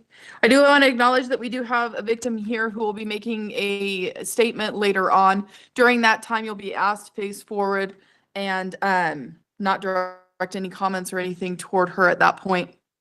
I'll also ask if you have any response to that at that time. Again, your comments will be directed toward me. Probably what we'll do is we'll go through our portion of the hearing, and then more toward the end of the hearing, we'll have her make her statement, okay? Okay.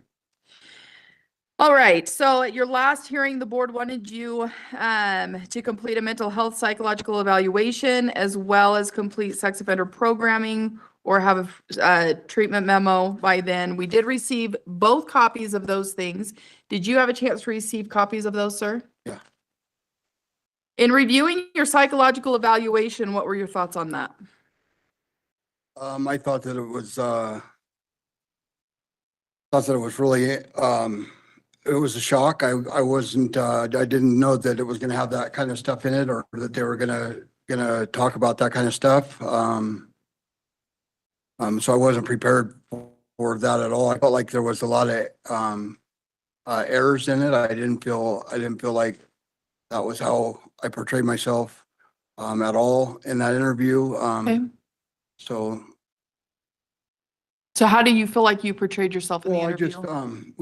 he had written down a lot of stuff that, man, I promised my mom last night that I wasn't gonna dig myself in a hole with this proverbial shovel I got in front of me. And so I'm not going to. I'm just gonna it is whatever it is. This is what you guys have, and I don't know how to defend myself anymore. I'm scared to talk or to say too much or not to say enough. I don't, at this point, I've been here for so long. And so, you know. And really, I'm just looking for input as far I as know. your thoughts on the psychological. I mean, you said that you felt like there were several errors in it. Then if all that this wanted to talk about was stuff that I'm not in prison for. Okay. And so that was the main thing. I was advised by my attorney, by Miss Liz Hunt, to encourage the board to focus on the charge that I'm here for and not on all the information that was amended, the charges that were amended out of the information. And so that's You mean from your charge, like the rape charge, things like that? all of that stuff. Okay. And that's all that they want to focus on. That's all that the psychological review focuses on. That's not all it focuses on, but that's the majority of it. And it's, you know, I'm scared to say anything anymore. I just don't know what you guys want from me. It's been almost 8 years. And, you know, the way the world is right now, my parents are getting older in their mid-70s, and, you know, everybody wants me home. Okay. So on the recommendations for that, they're wanting you to complete residential substance abuse treatment prior to transitioning back into the community. It wants you to complete sex offender programming, which both the sex offender treatment memo and the psychological are recommending that. And then get involved in groups for criminal thinking and thinking errors. What are your thoughts on those? I've been down for a long time, right? And so this kind of stuff we should have, and I have dealt with that stuff in the last 7 or so years. I've dealt with a lot of that stuff. I've done a lot of those programs. I think I've forwarded all those certificates to you guys. I've been in prison for 87 months, and I've never given a dirty UA. I don't use drugs and alcohol. I've used substance abuse, had that in the past. Yep. Clearly I've been in here, you know, not, I mean, for a while, right? And Right. I'm not, that's not my goal or my You know, that's not what I'm doing. Okay.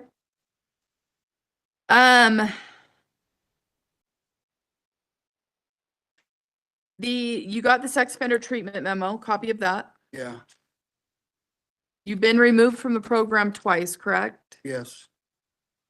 Tell me a little bit about that. Well,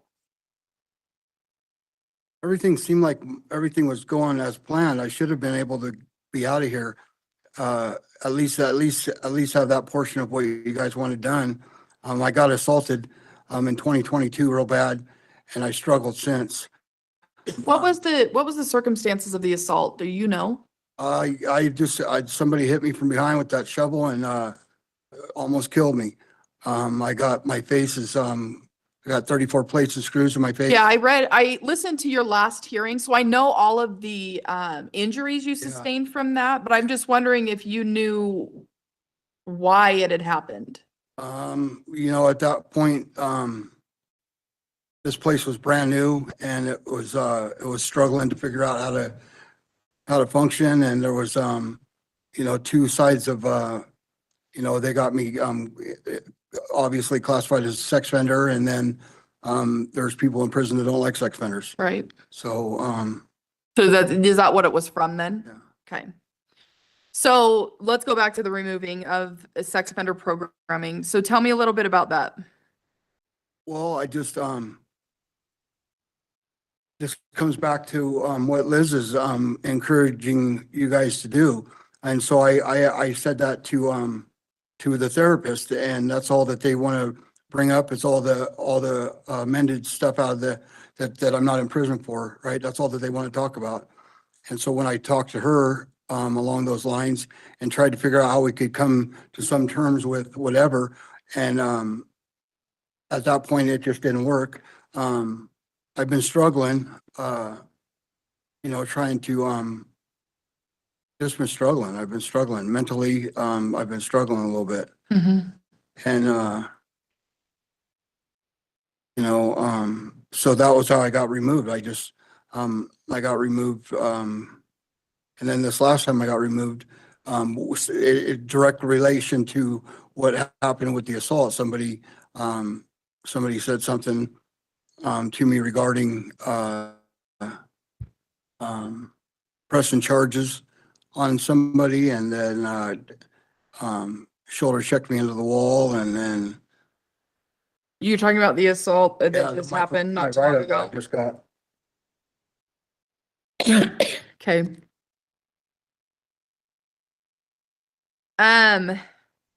Have you written to SOT at all? I was SOTP? waiting to get done with this. Because it says you qualify to go back on the 31st of January, so I was just curious. Yeah, no, I haven't. I'm really hoping that, you know, after all this time, I have so much ready to just, to launch me into success, you know, And I do show you've completed quite a bit of programming. yeah, I have. And I got, everybody just wants me home. You know, they want me home. My grandkids are getting, you know, into their teenage years. They don't even know me. Like I said, the way the world is right now, you know, it's just, I got everything that I could possibly need set up. If that's what if that's treatment, if that's, you know, an ankle monitor, I don't even, whatever creative things that we can come up with. I've been in here a long time, Right. a long time. My matrix was only like 50 months or something, and I'm on 80-something, 87 months. Well, and the crime that was committed with the information within the report is pretty heinous.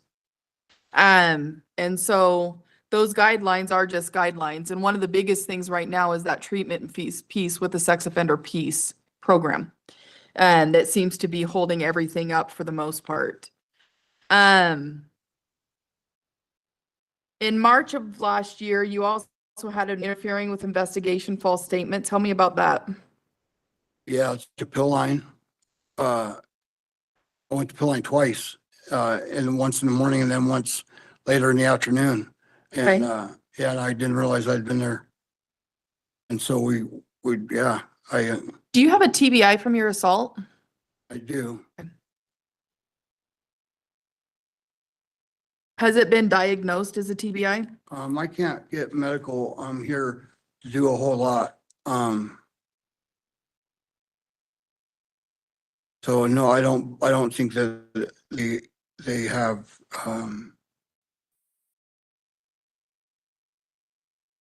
Okay. And then you said the fighting that you received in October is coming from this prior assault, right? yeah.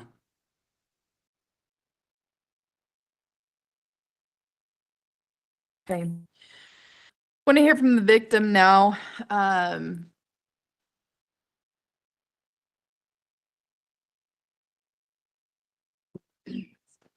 if you wouldn't mind stating your name for the record for me. Paulette Gray? You mind raising your right hand? You swear to affirm the information you're about to provide is true and accurate? Absolutely. Thank you. What would you like me to know, ma'am? Well, first of all, it was 2,614 days ago, and nothing short of a miracle that I survived the worst 3 days of my life and the monster that created them. I'm lucky to be alive and grateful. I had no idea how long the road to healing and forgiveness would be. I'm in the 14 states, several jobs, and a strong will to move on. And I still remember those days like it was yesterday. They definitely changed my life forever. I'm able to forgive Mr. Gentry. However, his monster continues to probably always will. Do you remember the Walmart parking lot where the monster told me that you were going to rate me how they do it in prison, and then you did? Because I do. Or do you remember at the car wash when you forced me to watch videos of you having sex with your ex-girlfriends while you forced me to perform oral sex on you? Because I do.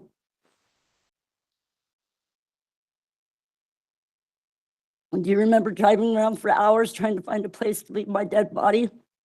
And you left no doubt in my mind that it was about to be true, because I do. Do you remember dragging me back by my hair, butt naked, because you had taken all my clothes, thinking that I would not try to get away? Because I do. I hope someday that your selective memory forces you to remember even some of those times, and maybe then you can get the help that you desperately need. And I absolutely believe if you were let out, in your words, you would make it your life's mission to find me, brutally murder me after you raped and killed my grandkids. Those are your words, not mine. There is no amount of time in prison or classes that have been required, therapy, group therapy, or any treatment that there is available that can rehabilitate someone that has never acknowledged that they've done anything wrong. Those are my words, not yours. I just want to thank for listening to what I have to say, and I hope and pray that they consider all the facts in this case, and as well as the prior history, before making a decision. What would you like me to know, sir? That's absolutely horrible. That that's where she's at, you know, that absolutely never happened. We were two methed out people using a lot of meth, and she was very angry whenever she didn't have meth, and it never happened. She stole from me from the beginning. She isolated me from all of my friends and people, and she absolutely, she became my protective payee. She manipulated me into my money, and took my money and stole my disability check. And this is what happened. Since then, when I met her, she was homeless in her van. She came over with her friend to buy drugs from me. And So basically, you just deny that it ever happened. I don't need to know anything else. yeah, she absolutely never happened. Absolutely never happened. If somebody was kidnapped, it was me. Okay. Sir, the biggest thing that's going to be holding this up is that program. I know that you state the facts of the case aren't accurate. I do have a hard time believing that if they weren't accurate, that a victim wouldn't show up here describing what had happened. It just doesn't typically happen that way. Regardless of what you were charged with or what you weren't charged with, it seems like that's part of the case, the human trafficking case that you received. That will more than likely be a thing that continues. The board can still come back and say, however, that they're going to give you the opportunity to parole regardless. If you were to parole, what are your plans? I see here that you would planning on living by yourself in St. George or Salt Lake. That you receive SSDI, is that accurate? Yeah. What else are your plans? So my plans are to utilize voc rehab, and to do my parole through as far as employment. I'm gonna try and get a job either operating heavy equipment or driving a truck while I'm on parole. And then my plans are to go back to Seattle after I get off parole.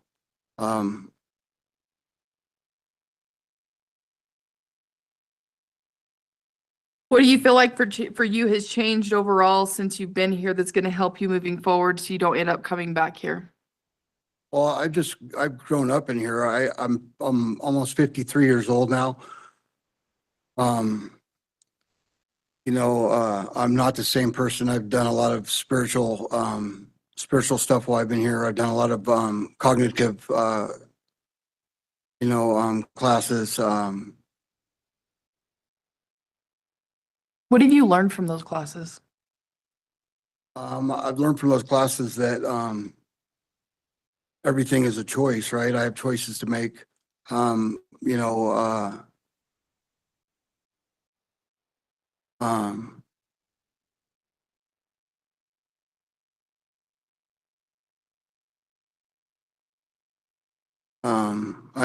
not sure. I'm struggling right now with my thoughts while we're talking. If there's anything you want that you feel like was not mentioned in this hearing, you're more than welcome to write the board a letter for after your hearing that you would want the board to consider. If you leave and you're like, okay, this is what I wanted to say during that question, that's totally fine. Is there anything at this point, sir, that you would like the board to know or feel like the board needs to know? No, just I don't guess so. Not anything that I haven't already sent you guys or we've already said. I don't think I can't think of anything now. Okay. Well, sir, what I plan on doing is taking the information we discussed today, compiling that into a report, submitting that to the board. You're well aware the board is the one who has the final say over your case. Usually takes about 2 to 4 weeks for them to get that decision out to you. They will take into consideration everything you have completed up until this point when making a decision. You have the 54-month guideline, which you were passed as of June 14th, 2022, which makes clear that the board makes the final determination as far as how they're going to move forward involving your case. You do have that 15-year top, which puts you at December 14th, 2032, which is the length of time the board will have jurisdiction over your case, given there are no other further offenses. Do you have any other questions for me, sir? All right, with that, we'll go ahead and conclude this hearing. Thank you, good luck to you, and have a good day.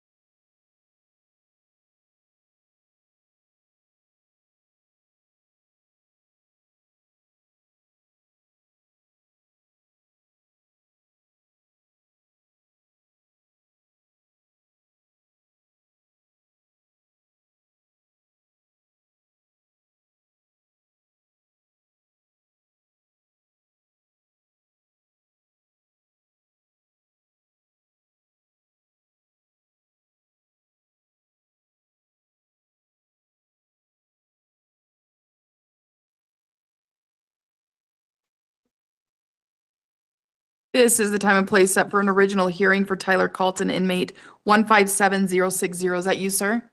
Did I say your last name correctly? Yes, Calton. Okay. I'm Kathleen. I'm a hearing officer with the Board of Pardons and Parole. I'll be conducting your hearing today. Because I'll be taking testimony from you, I'm going to have you raise your right hand for me so I can place you under oath. Do you swear and affirm the testimony you're about to give is the truth, the whole truth, and nothing but the truth? Yes. Thank you, sir. Sir, did you receive 7 days' notice of this hearing along with your blue packet? Yes. Did you have a chance to review that? Yes. Did you have any questions on it? No. We did receive a late disclosure. Did you receive a copy of that by chance? Not sure what that is. It's a letter, it's a letter from an ex-wife that you had regarding her yes, I history with you and stuff. Did you get a copy of that? I just barely got it, I think, this morning. We'll talk about that a little bit later. So what I plan on doing is going over your current commitment offenses, and then we'll see what you've been up to since you've been here, okay?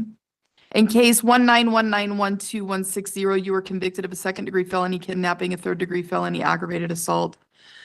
On December 10th, 2019, a report of a domestic violence had occurred. Officers responded. Stated on December 9th, the victim went to her boyfriend's house at the home. When she got to the home, you'd opened the door and told her to get inside. You told her that she was a prisoner of war at his property, grabbed her mouth multiple times. Each time she reported she could not breathe for 15 to 30 seconds. Then took a wet cloth, shoved it into her mouth, causing her to be unable to breathe for about 30 seconds, 3 different times. The victim attempted to call her mom at one point when you became upset and told her and took her cell phone away from her. She tried to leave the bedroom and but you would push her back onto the bed, became angry about her talking, so you grabbed her by the mouth, put your finger in as far into her mouth as it could possibly go, and pulled her lips and squeezed her jaw.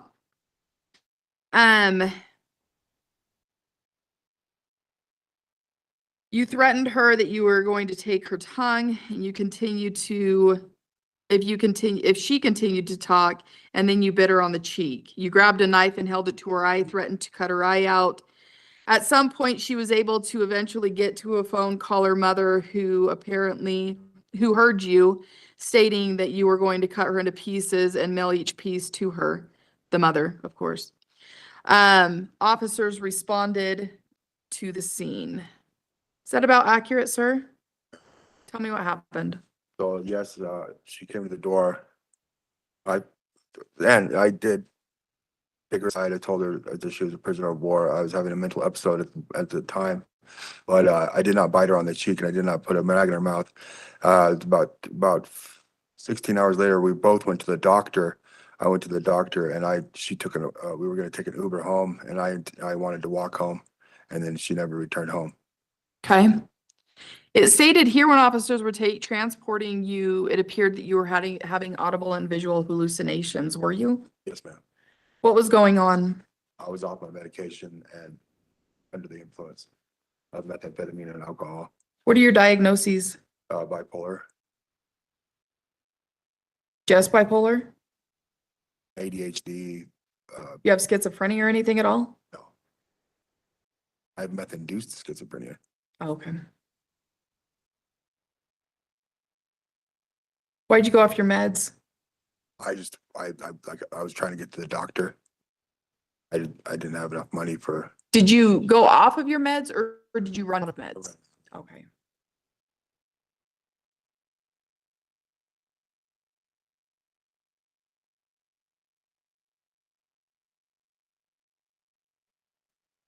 I was also bluffing about cutting. I know I shouldn't have done it, but I was also bluffing. Bluffing? Yeah. What do you mean? With the weapon. Oh, well, that doesn't matter, right? I take full accountability. If there's restitution owing in your case, are you willing to pay that? Absolutely. If the victim were here, what would you say to her today, sir? I would apologize for my behavior and hope that she has any room in her heart to forgive me. Tell me about your substance use issues.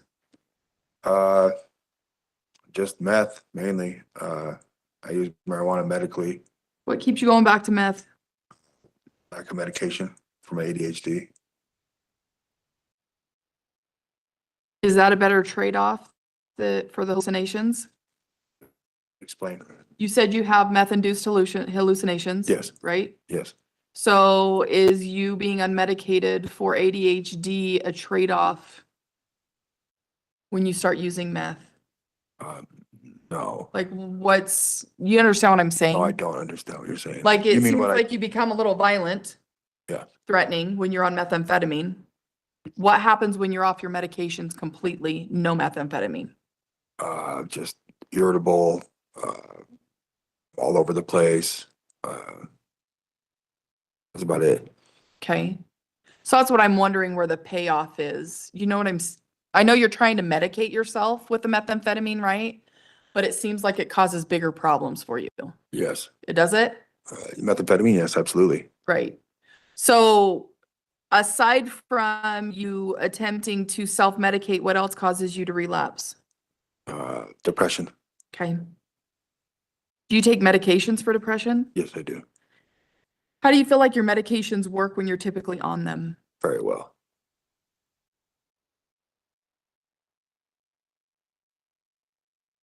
I do show here that you are labeled as white supremacist. Is that accurate? No. Okay. Tell me how you got that label. I was just working out with the guys and hanging out with the guys, the white supremacist people. They tried to induce me in their gang. I refused, but I am friendly with them. Okay. There was an altercation at one point, but it's been solved. Okay. Did you get a disciplinary for that? Yes. We'll talk about that a little bit later then. How's your physical health, sir? Excellent. I have a little problem with asthma, but other than that, I'm okay. Okay. Is there anything that you feel like would prevent you from being able to have a successful parole? No. Okay. Not at all.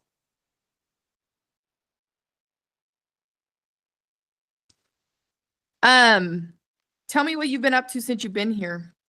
I've been trying to do every class that I can, and complete every class that I can. Okay. Were you removed from the substance abuse program for what reason? Was it the fight? No, it was, I was saluting, I was military saluting a friend and somebody took it the wrong way.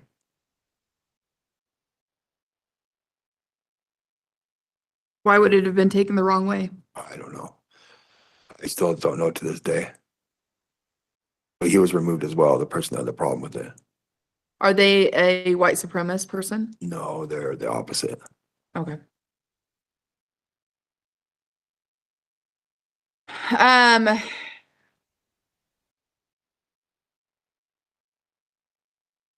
You've got several disciplinaries since you've been here. Your first one, you got an abuse of misuse of medication back in 21. Do you remember that? Yes, I had ibuprofen when I was in the HOPE program, The what program? the HOPE program. Okay. And I had ibuprofen. I had 3 pills out when I went to Okay. yard on the desk. And then the out of bounds, do you remember that one? These were a few years ago, which is why I'm asking if you remember. I don't remember the out of bounds. In November 2021, you had an intoxicant controlled substance. I do remember that. What was that? I was drinking with the fellas. Okay.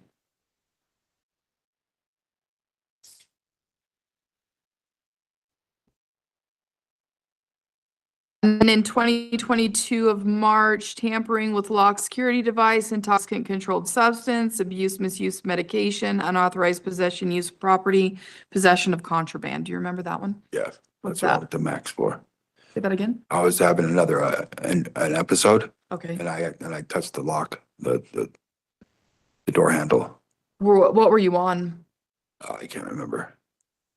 You mean drugs? Mhm. I was just alcohol, Okay. but I was off my medication for like a year and a half. Okay. Were you off your medication because you hadn't reached out to medical yet, or? No, it's just they didn't have anything available to help, in my opinion. Okay. And then in June of 2022, refuse, order, resist, arrest, movement, aggravated possession of contraband, tattoo, branding, body piercing. Yes, that's when I was stopped. Okay. What was that? Was there a reason why you were stabbed? It was because I didn't join the white supremacy gang. Okay.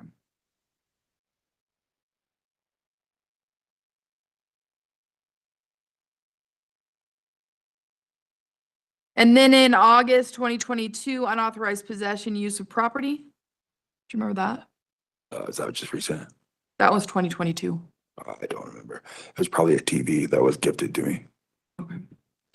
And then February 2024, you have a refuse, resist, arrest, movement, do, or command. Do you remember that one? I do not.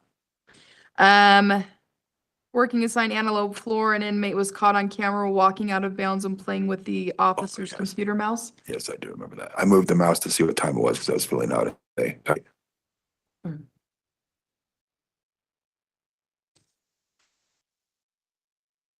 And then in March of last year, disorderly conduct, reckless endangerment.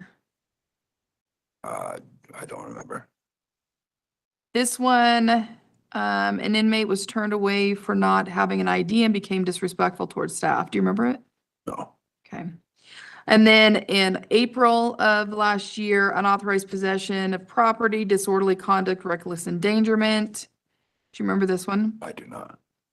An offender stole books from the BLAIR library, weren't checked out. The books were recovered from the offender. Do you remember that now? I do remember that, yes. Okay, what was going on there? I just borrowed a book. Okay. Was disciplined for it. And then in April, it looks like this was the next day, disorderly conduct, reckless endangerment. I don't remember that. Was talking to an inmate that was locked down. The inmate became agitated, headbutted the door, and made threats to staff. The inmate was written up and referred to OMR. Do you remember that one? No, I don't recall. Says that mental health was contacted and the inmate was moved to the psych hall. Oh, yes, I remember that. Okay, what was going on there? Just did they change my medication, which I'm on. I've been stable since. I really like the medication I'm on now. So have you changed your medication from then that time? Yeah, I've been on a new medication for about a year and a half. How do you feel like it helps? A lot. Okay. I have never been more sharp, Never been more what? coherent. Is that even prior to coming to prison? Yeah. Okay.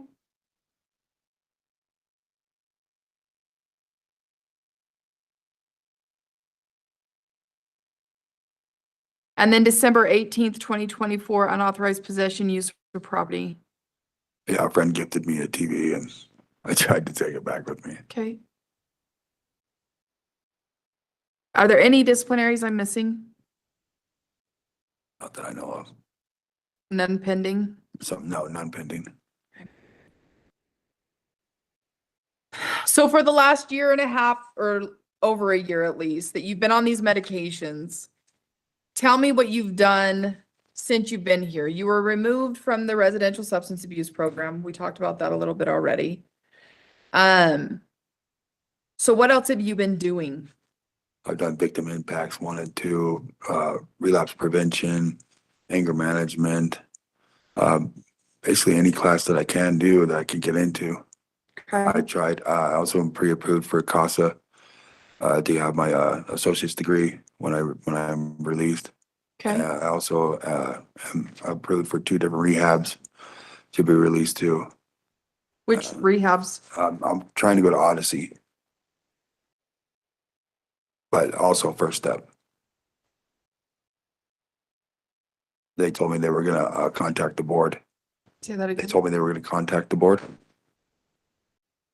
I actually have a follow-up meeting after this meeting with Odyssey.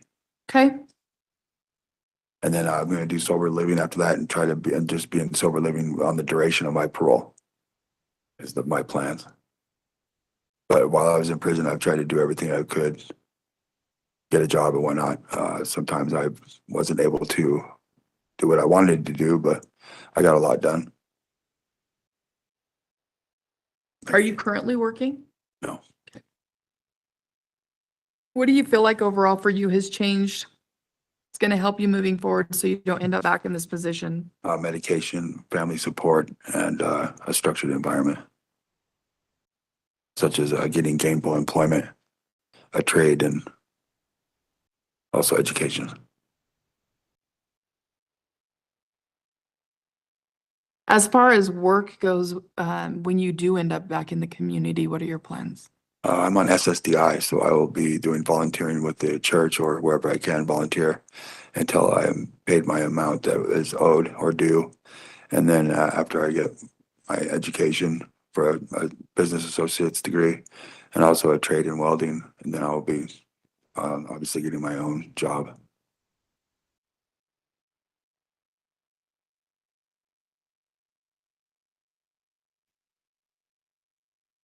Prior to this hearing, the board wanted you to complete the residential substance abuse program as well as domestic violence and cognitive behavioral therapies. Looks like you've done some of the CBT stuff. Clearly, we talked about you being removed from the program for residential substance abuse. They may come back and say they still want you to complete that. It is a possibility. I tell you that so that you don't walk out of here thinking it's a for sure thing that you'll be able to go to a different program out in the community. But they may still come back and say, let's give them an opportunity to parole. It's completely up to them, as you're well aware. Is there anything else you would like the board to know, sir? Just that I take full accountability for what I've done, and I've learned a lot while I've been in prison. Okay. Now, one concern that I have, especially from this letter that we received, is a history of violence toward women. Would you say that's accurate? No. Okay.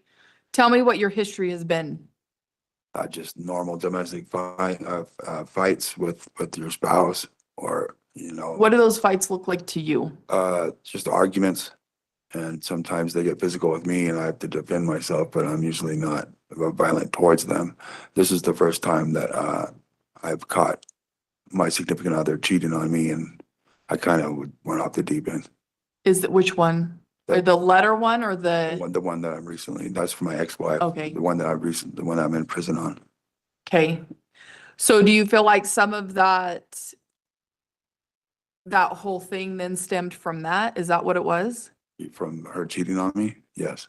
Okay. But I still take full accountability for what I did, and that was not appropriate or right.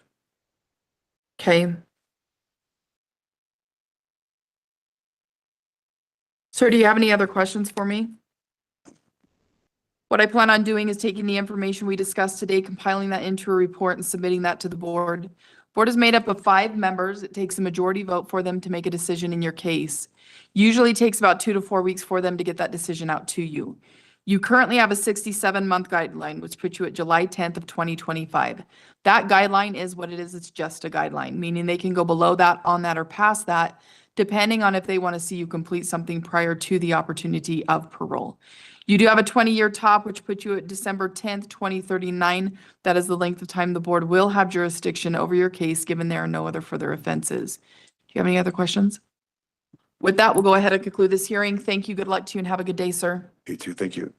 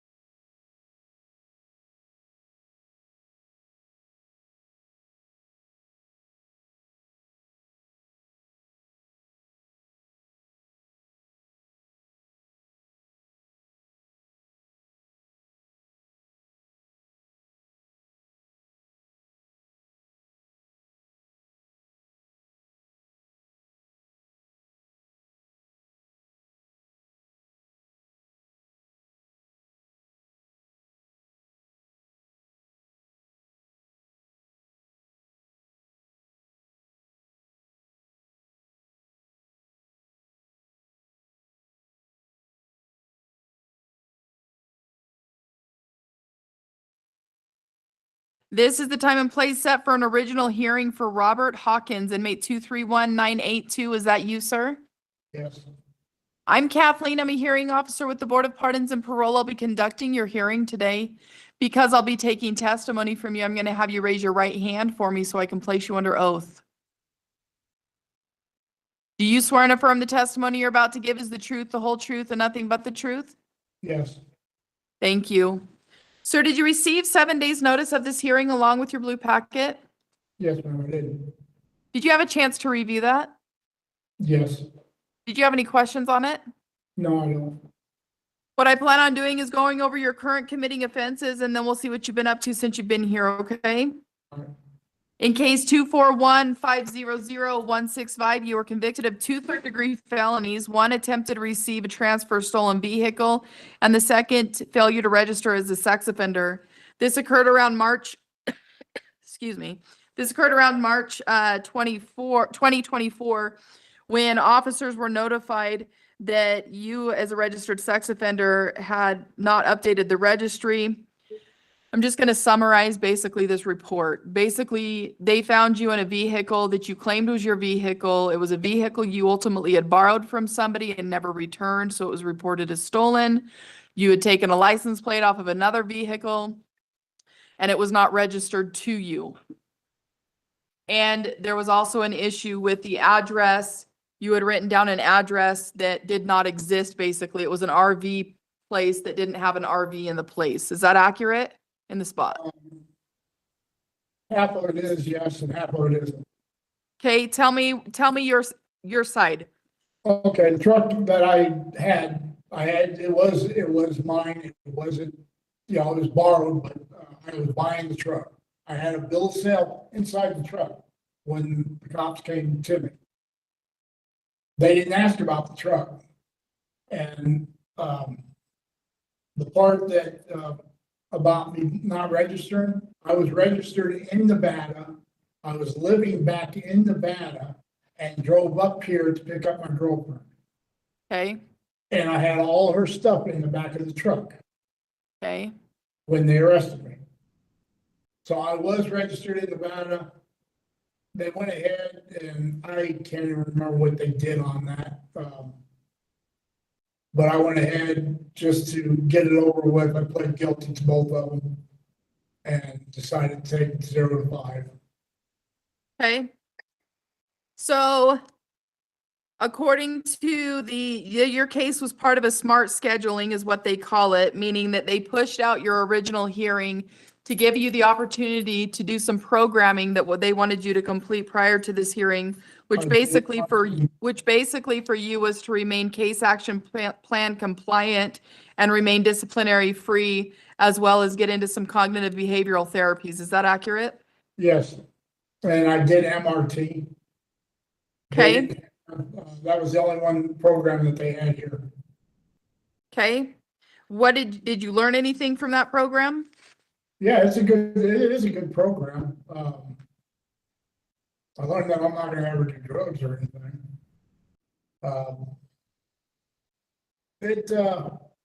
Trying to remember because it's been a few months back. Everything that, it taught me to look at things a lot different than I have been. Okay, Not to want to come back. That's my biggest problem is I'm 65 years old, and I can't believe that I'm still, after all these years, still getting in trouble. right. And I didn't go to Cedar City that night to pick her up to get arrested. Because I Right. didn't think that I was gonna be arrested for anything. I've been trying, like when I got out of prison in 18, I got out, then successfully completed my parole and decided to move to Vegas again. Well, I went to Mesquite and I was doing good. I thought, okay, we're on a good path now. No more trouble. You're too old. I have a young lady that I'm engaged to and all that, and we just had a baby girl in November 5th. So I'm a father again. I don't want to raise my daughter from jail or from prison. You know, I am done. Whether you let me out, now or I get out in 4 years. I'm done. Okay. I want to raise my little girl. Be there with Jennifer. Okay. Sir, do you have any mental health diagnoses? No, I do not. How's your physical health? Is there anything that would prevent you from being able to have a successful parole? No, there's nothing. I'm in great shape. Okay. Physically, mentally, I'm in great shape. Okay. I weigh, 6 foot. I weigh 205 pounds.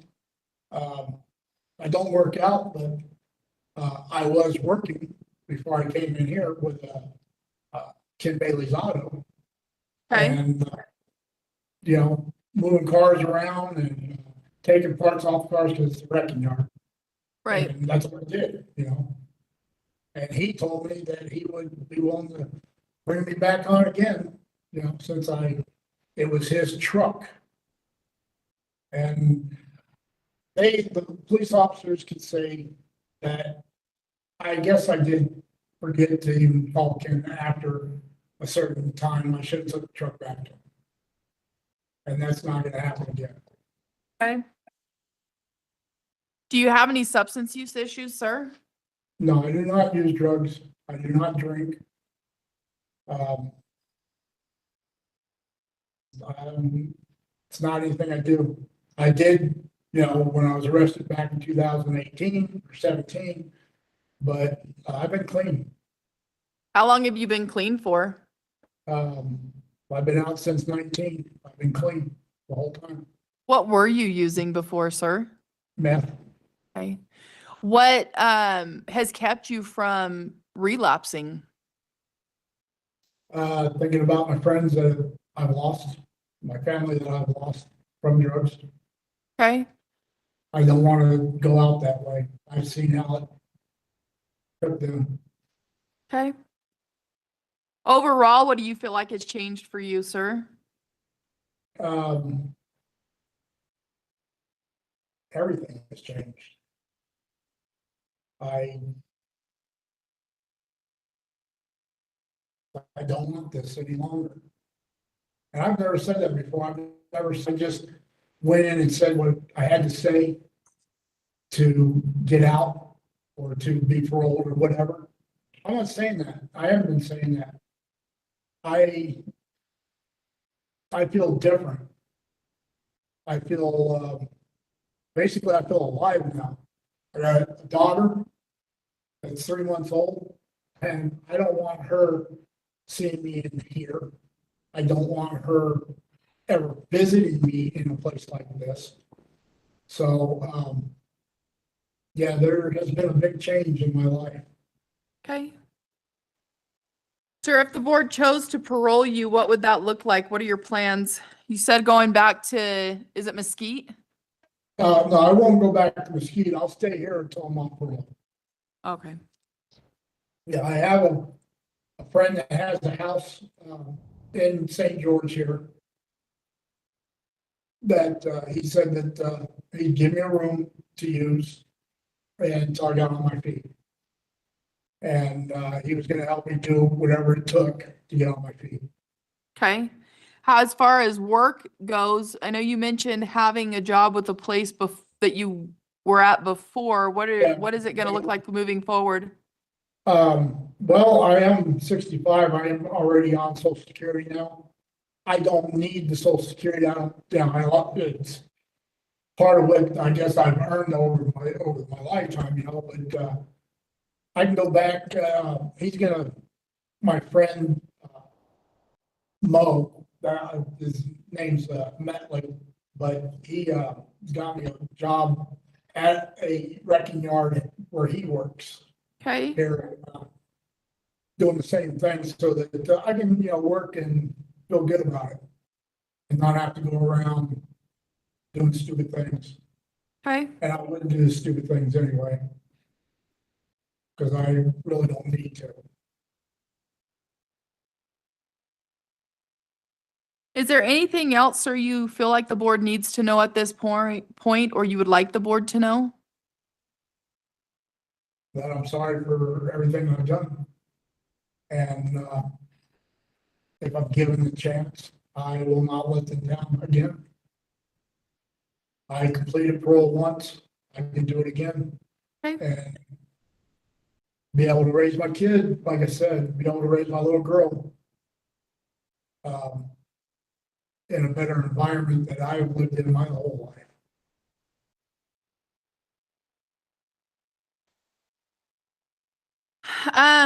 In that police report that I wanted to ask you about, it stated that there, that you were under investigation for multiple theft-related incidents in different states, as well as awaiting trial on a pending case and had a previous history of bail jumping. Tell me a little bit about that.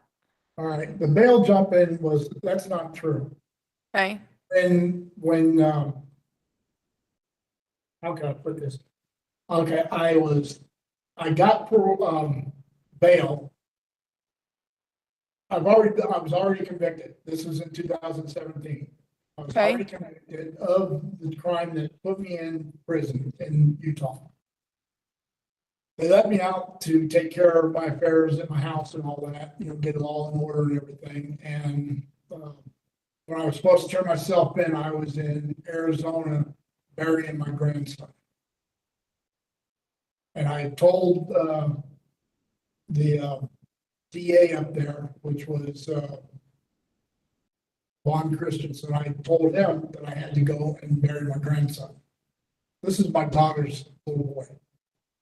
And he filed bail jumping or whatever. And I turned myself in Nevada. Okay. When I went back in, I turned myself in. And what So- about the potential theft-related incidents? Is that from your prior case? Prior case, yes. So you don't have My anything case, Huh? you don't have anything pending in any other state? Nothing pending nowhere. Okay. I checked on that here recently, and all my cases I've taken care of. Okay. Everything that I had prior to this.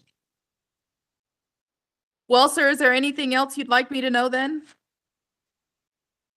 No, ma'am, I'm just, I'd like to get out and do what I said, and take care of my little girl. Well, sir, what I plan on doing is taking the information we discussed today, compiling that into a report and submitting that to the board. The board is made up of 5 members. It takes a majority vote for them to make a decision in your case. You have a 15-month guideline, which puts you at June 8th, 2025. That guideline is what it is. It's just a guideline, meaning that they can go below that, on that, or past that, depending on if they want to see you complete something prior to a parole, and they will take into consideration what you have completed thus far. You do have a 5-year expiration, which puts you at March 8th, 2029. That is the length of time the board will have jurisdiction over this case, given there are no other further offenses. It usually takes about 2 to 4 weeks for them to get that information out to you. Do you have any other questions for me, sir? No, I just hope I can go home soon. All right, sir. With that, we'll go ahead and conclude this hearing. Thank you. Good luck to you and have a good day. You too, thank you.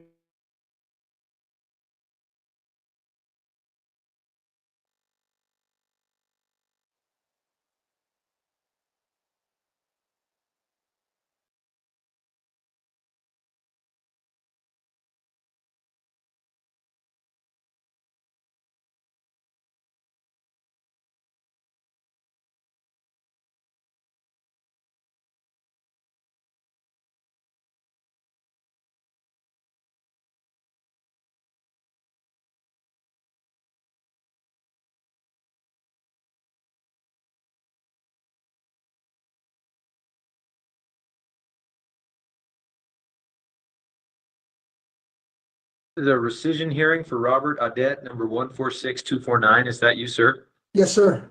My name's Scott Manning. I'm a hearing officer with the Utah Board of Pardons and Parole. I'll be conducting today. I am going to be taking testimony from you. If you'd raise your right hand, I'll swear you in. Do you swear that the testimony you provide today will be truthful and accurate? Yes, sir. Thank you. Did you receive at least 7 days written notice of today's hearing along with your blue disclosure packet? Yes, sir. I think as you know, that disclosure packet has the new information the board will be considering. What I'm going to do, I'm just going to go over what's happened leading up to today's hearing. I have a couple questions about that. I'll kind of let you know where I'm at in considering these things. And then at the end of the hearing, I'll give you the final word. You can state anything else you'd like to. And if there's errors or inaccuracies in that disclosure packet, we can talk about it then. Does that sound okay? Yes, sir. All right, so it looks like you had a parole violation hearing in January 2022. The board granted a parole, so that one was rescinded. You had a new case, looks like you had a rescission original hearing June 23. That's your most recent hearing. After that hearing, the board granted parole of March 18th, 2025. It was contingent on completing substance use treatment and as evaluated to be appropriate and having no major disciplinary violations. I think there may have been a thought of having MRT included in that, but it didn't make it to the public order. So the board did just order substance use treatment and no disciplinary violations. Looks like in December 24, the Department of Corrections notified us that due to no fault of your own, really housing situations, you'd not been able to get into the substance use program at that time. Talked about some tablet work you'd done with the Atlas program, but you had kind of not completed assignments and were removed.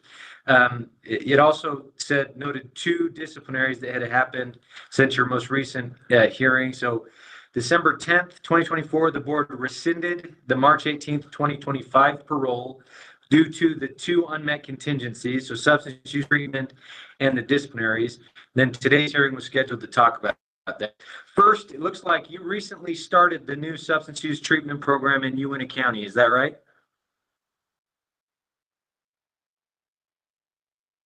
Sorry, I can't hear you now. Can you I hear don't me know what now? happened. Yeah, I've got you now. Perfect. Okay, yes, that's true. Yes. So they brought me here from the prison after this paperwork was filled out. So I am in the program right now. Okay. You started January, something like January, early January, right? Yes, sir. So here's my whole situation. I'm just gonna bring out the whole situation to you. So I came back to prison September 15, 2021. My matrix was 28 months. As of right now. So I'm aware of that. Please, if you don't mind, quickly, I don't want to cut you off. There are some things the board will want to know for sure. So I'd like to talk about those quickly. And then at the end of the hearing, if that works. But I'm familiar and I can go over those. So you got back September 21. You had that original hearing for new case that happened since you were back. Based on that new conviction, the guideline 28 months, you're over guideline, you'll be over guideline come March. So it's March 23rd, 2025. I think the board granted your parole at that guideline, but they made it contingent on completing the substance use treatment program and having no disciplinaries. I'm really familiar with why the board ordered that programming contingency as well. Really, it had to do primarily with the 4 paroles leading up to this one. They wanted you to establish evidence of risk reduction and that you're ready to comply with parole was kind of their thinking. But I apologize. I maybe got ahead of myself with the procedural history. That's kind of where we are today. But I do think the board will want to know, as far as the substance use treatment program, do you know what your expected completion date is? And the board may not require you to complete it, but they'll be making that decision. So I think they would appreciate knowing, if you're aware, when that expected completion date is. That's about 3 months over my guideline, which will be actually 20 months out over my guideline. So my when guideline, is that? Like in July? my guideline's in March. I'll finish this program in June or July. That'll be June or 20 July. months. That'll be 20 months over a 28-month matrix. If here's what I respectfully. I think it's over. It's over. Well, okay. Well, no, You so my matrix. objected at your last hearing to the guideline, but we looked into it. The board noted that it's correct. So the guideline is correct and it leads to March 25. Okay, well, what I'm saying is, so I didn't do nothing wrong. So these write-ups that I have are minimum write-ups. I got a write-up for fighting horseplay, which my cellie took responsibility for. It was a horseplay write-up. And I got another write-up because my And grandma that's the- passed away. is that because the- Sorry, because I was going to talk the March 22nd, 24. So BO2 fighting Looks like in Antelope, IMS was activated for 3 inmates fighting. Pepper ball rounds were deployed to gain compliance. What happened? So what happened here? You deny that you fought? I was in the shower and my cellie was horseplaying. My cellie told the IDHO officer it was him in the cell doing what he was doing. I was seen on camera by other officers being in the shower, nowhere even near the scene. I got 10 days PI, didn't get no level drops, still held my job, haven't had no violence or nothing from, you could look into OTRAG, I've had no problems. So, I mean, I haven't been a problem since I've been here. I've been a gang dropout. I've had no violence in 6 years. I've held a job. I did communications class, done a drug evaluation. I've done my time. There's no reason to even rescind I my want to talk about the board will also want to know June 14th, 2023 had a disciplinary. It's a B14, prohibited sexual acts, B08, interfere with investigations. I read the report of what happened here, what's reported. Wanted if you'd like to provide a statement on that, what happened with this incident? My grandma passed away and my cousin gave me a kiss on the cheek. That's what happened. My grandma passed away and my cousin gave me a hug and a kiss on the cheek because I was crying, and the jail gave me a write-up. Okay. Well, thank you for being patient with me. I just, those are the specific issues that why this hearing was scheduled. So I do think it's important that the board get a statement from you about those specific things. But I do want to hear about what, the other things as well. I did want to ask, what's included in this substance use treatment program at UNT County? Is it cognitive behavioral therapy? What are the classes that you're doing? It's some kind of intensive, it's got all kinds of stuff. It's got TCU, ICU, men's recovery, all of those things in it. I don't mind finishing the program if that's going to take me over right now. Like, Okay, do you go to I'm classes? How many classes do you? We do like, how many hours a week do we do in class?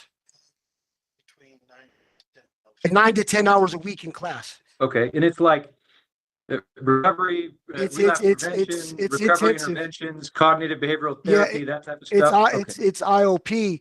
I don't mind doing that class, but what I would respectfully ask is that could you put on the conditions that upon completion, I get a termination? Because I mean, if I'm going to do extra time, I'm already, I gave you guys 23 years of my life and 6 years of no violence. Like, I don't understand, like. Okay. Well, I'll certainly note your request for a termination. The board maintains jurisdiction until 2037. So there's that 1 to 35. That's the maximum amount of time the board could retain jurisdiction. I think, the board's thinking after your last hearing was there's 4 paroles that haven't gone well. You've run into issues. You've struggled. You were not compliant. You returned on those 4 paroles. They wanted you to dig into those risk factors, take some treatments, do some classes to prepare for that, to have a safe transition to the community. But certainly I will let the board know that you would like to be what do you think the benefit of termination? Do you think, would your plan be different outside of parole, or what would be beneficial for that? This whole situation right here is I shouldn't even be in front of you right now. I did nothing wrong. So I shouldn't even be in front of you right now. I am a gang dropout at SL4. We've had no programming whatsoever. It's all over the news. You guys are all over the news about SL4s not having programming and people getting their dates rescinded. So I'm not the only one.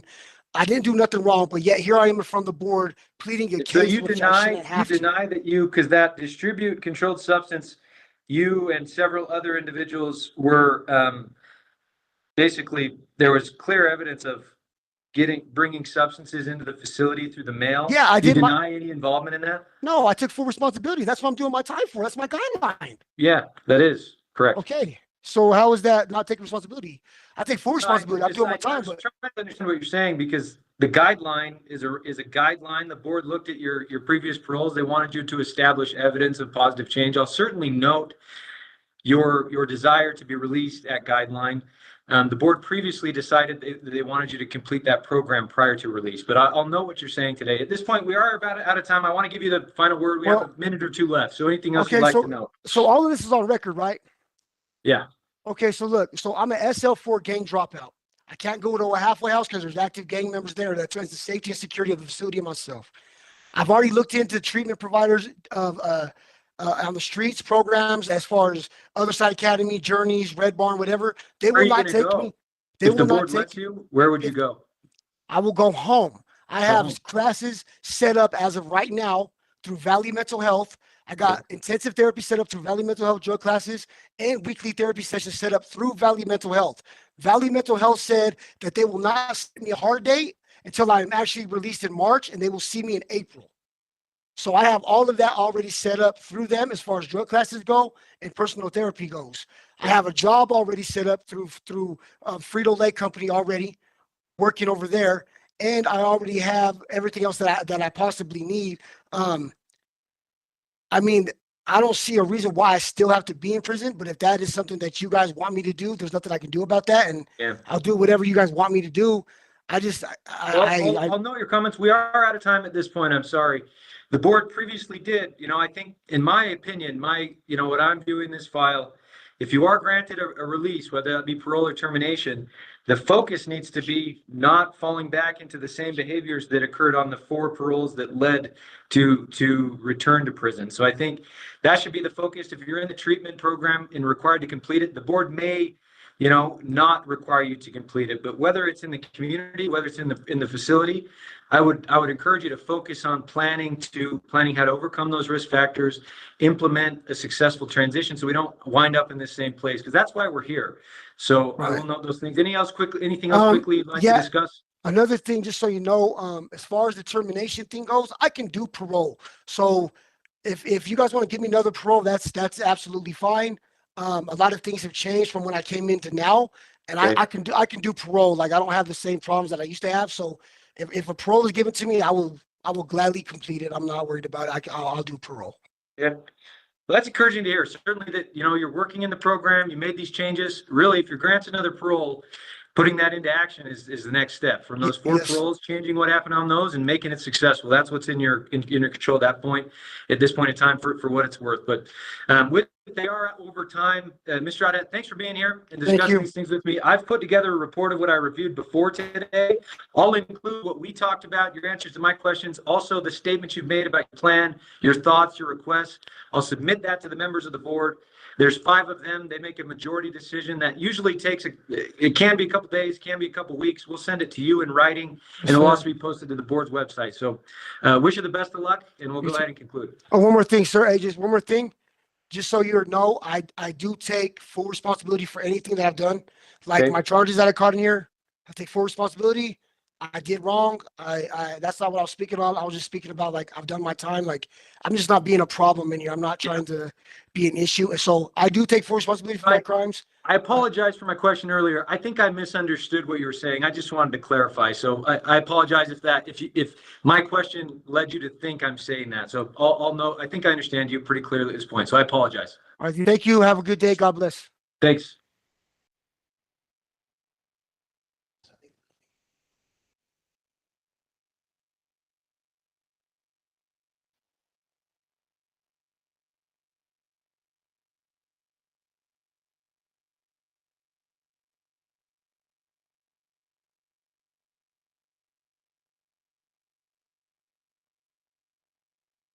Hi, Julie. Thank you for being here. We'll just get everyone situated here in the hearing. Can you hear me in Sanpete?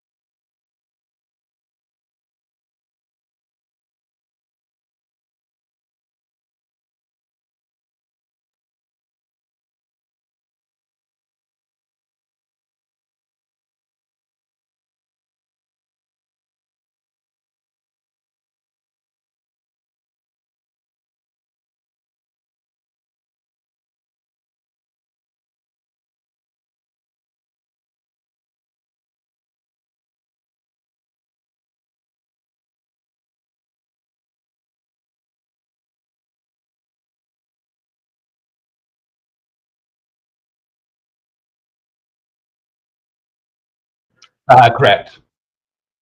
This is an original hearing for Jeffrey Baich, number 254295. Is that you, sir? Yes, sir. My name's Scott Manning. I'm a hearing officer with the Utah Board of Pardons and Parole, and I'll be conducting today's hearing.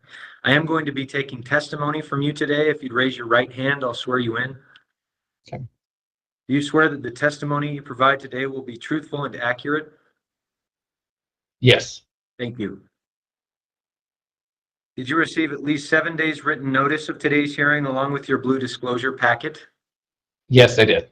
So that disclosure packet contains the information that the board will consider as they make a decision in your case.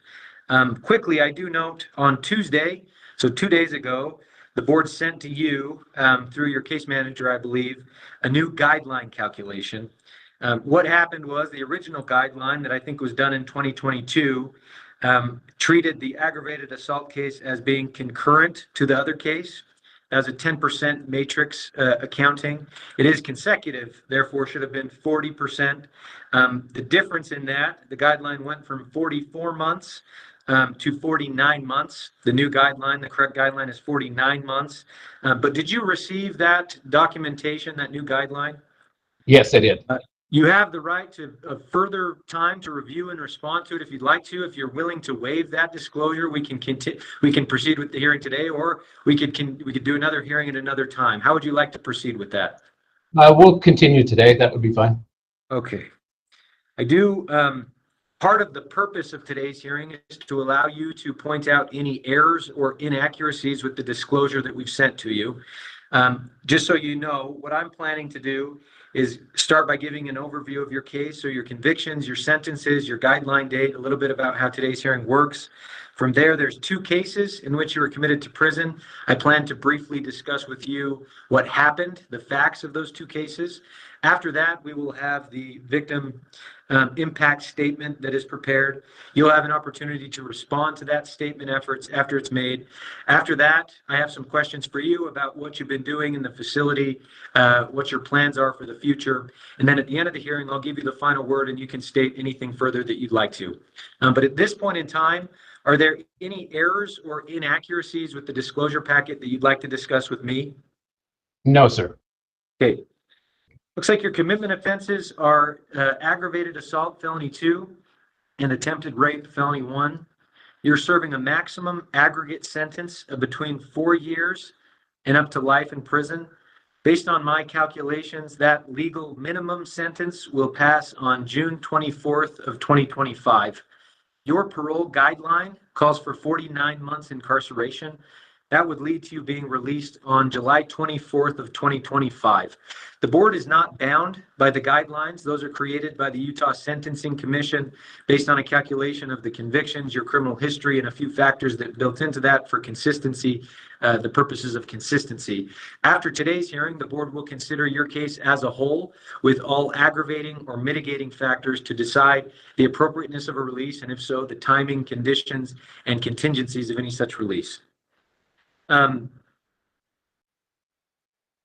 first case, I do note, so looks like February 2023, today's hearing was scheduled. The board noted an expectation that you complete the sex offender treatment program and otherwise comply with your case action plan. It looks like in November of 2024, the board recognized an earned time credit because you did complete the sex offender treatment program. That information will be considered in the board's decision. The first case we need to talk about is case 2119-02784. In March of 2021, you and the victim, who was your girlfriend at the time, had an argument. At the time, you appeared intoxicated. At one point, you approached the victim from behind and began strangling her. You took her to the floor, straddled her, and choked her with both hands around her throat. The victim was unable to breathe. She broke free at one point and moved away, but you repeated that same behavior again. The victim briefly lost consciousness, again broke free and threatened to call the police. You took her phone and she then convinced you to leave the residence. The victim received treatment at the hospital and police were contacted. She had various injuries on her jaw, neck, several abrasions, contusions to her arms, swelling on her face.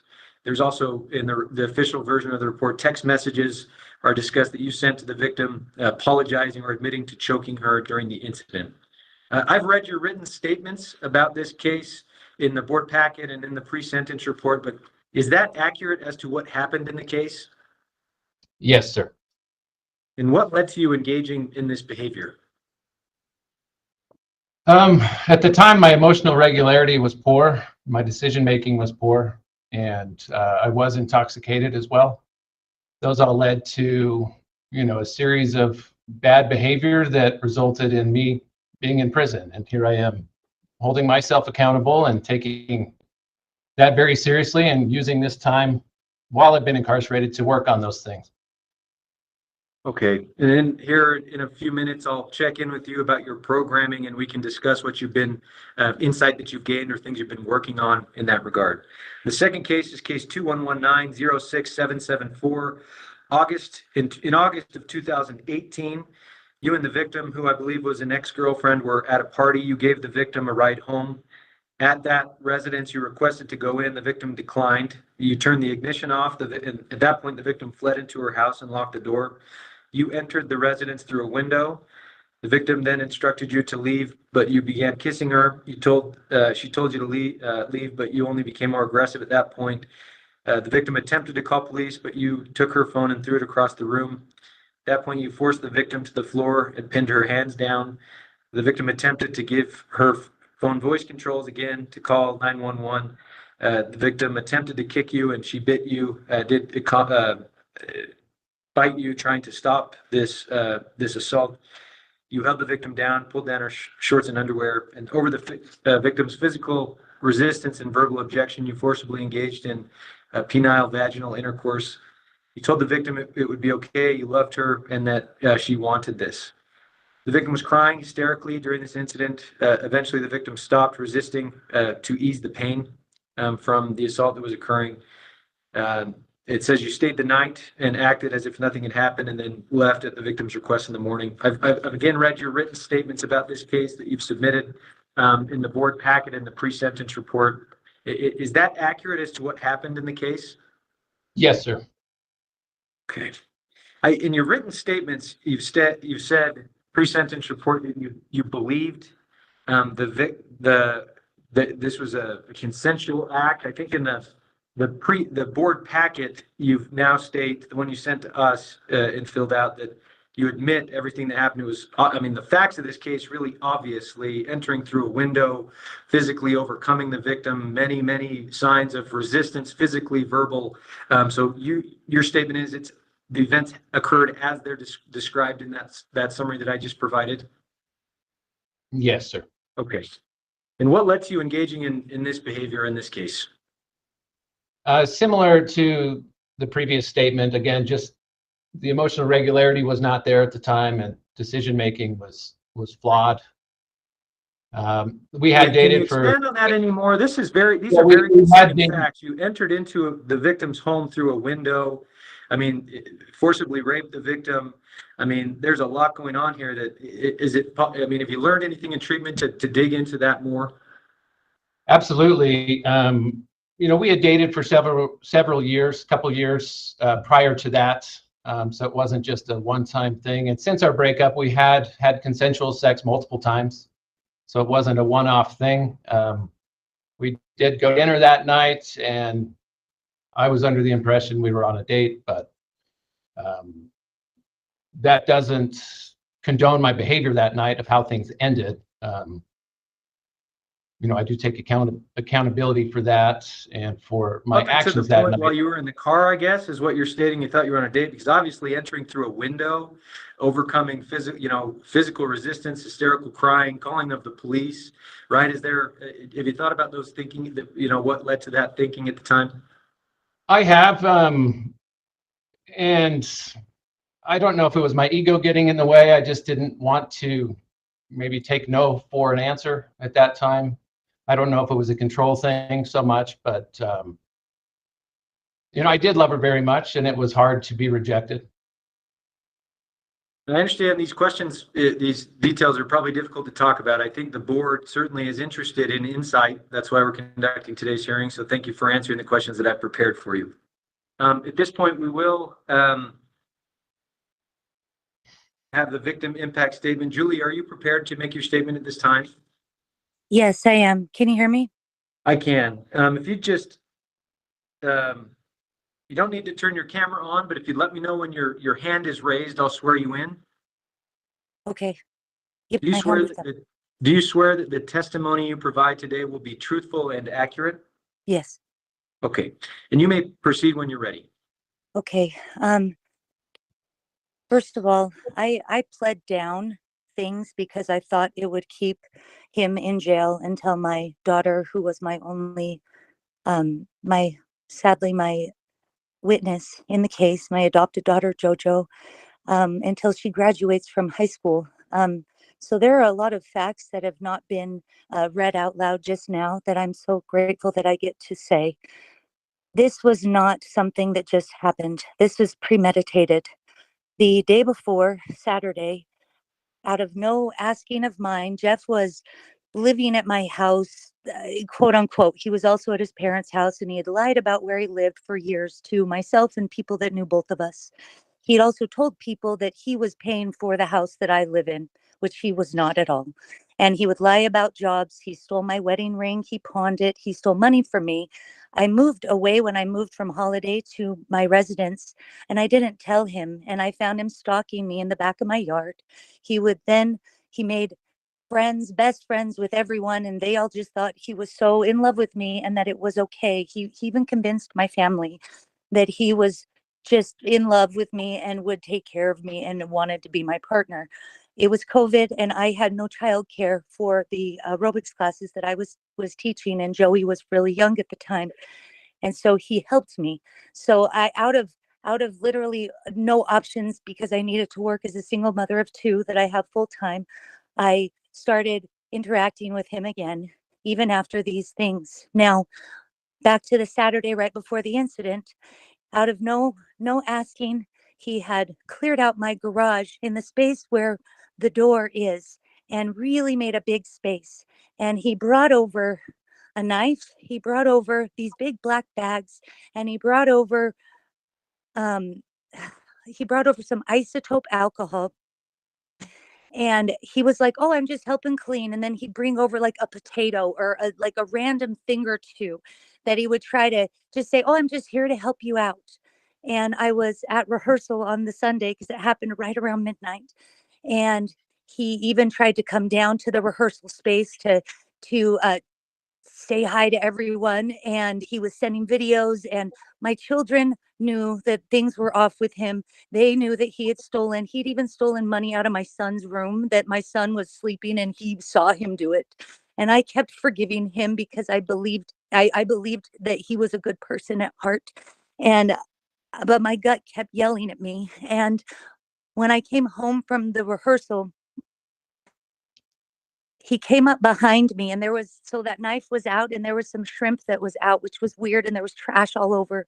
And there was some really strong alcohol. I don't remember what the vodka one is. It's really strong, Everclear. And there was a jug of it. And I have no idea how much he took. And I went to the bathroom in my room, and then I came back into the kitchen, and I was like, "Why did you leave it such a mess?" Which makes sense. I was very tired. And then I went into the kitchen to clean it up, and I have a mirror in my living room where I could see, and he came up behind me in the kitchen, and that's when he strangled me.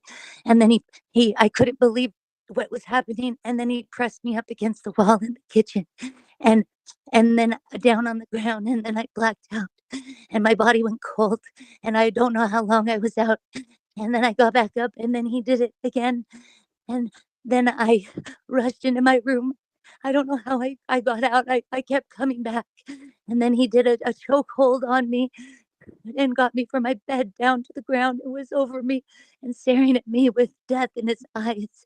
And he was choking me. And I kept going in and out of breathing. And I said, "What about my kids? Why are you doing this?" And he said, "Do you want to die?" And then I squirmed out, and then I tried to get my phone, and he grabbed it and threw it, and then I just pushed him out of the house as much as I could, and I locked the door.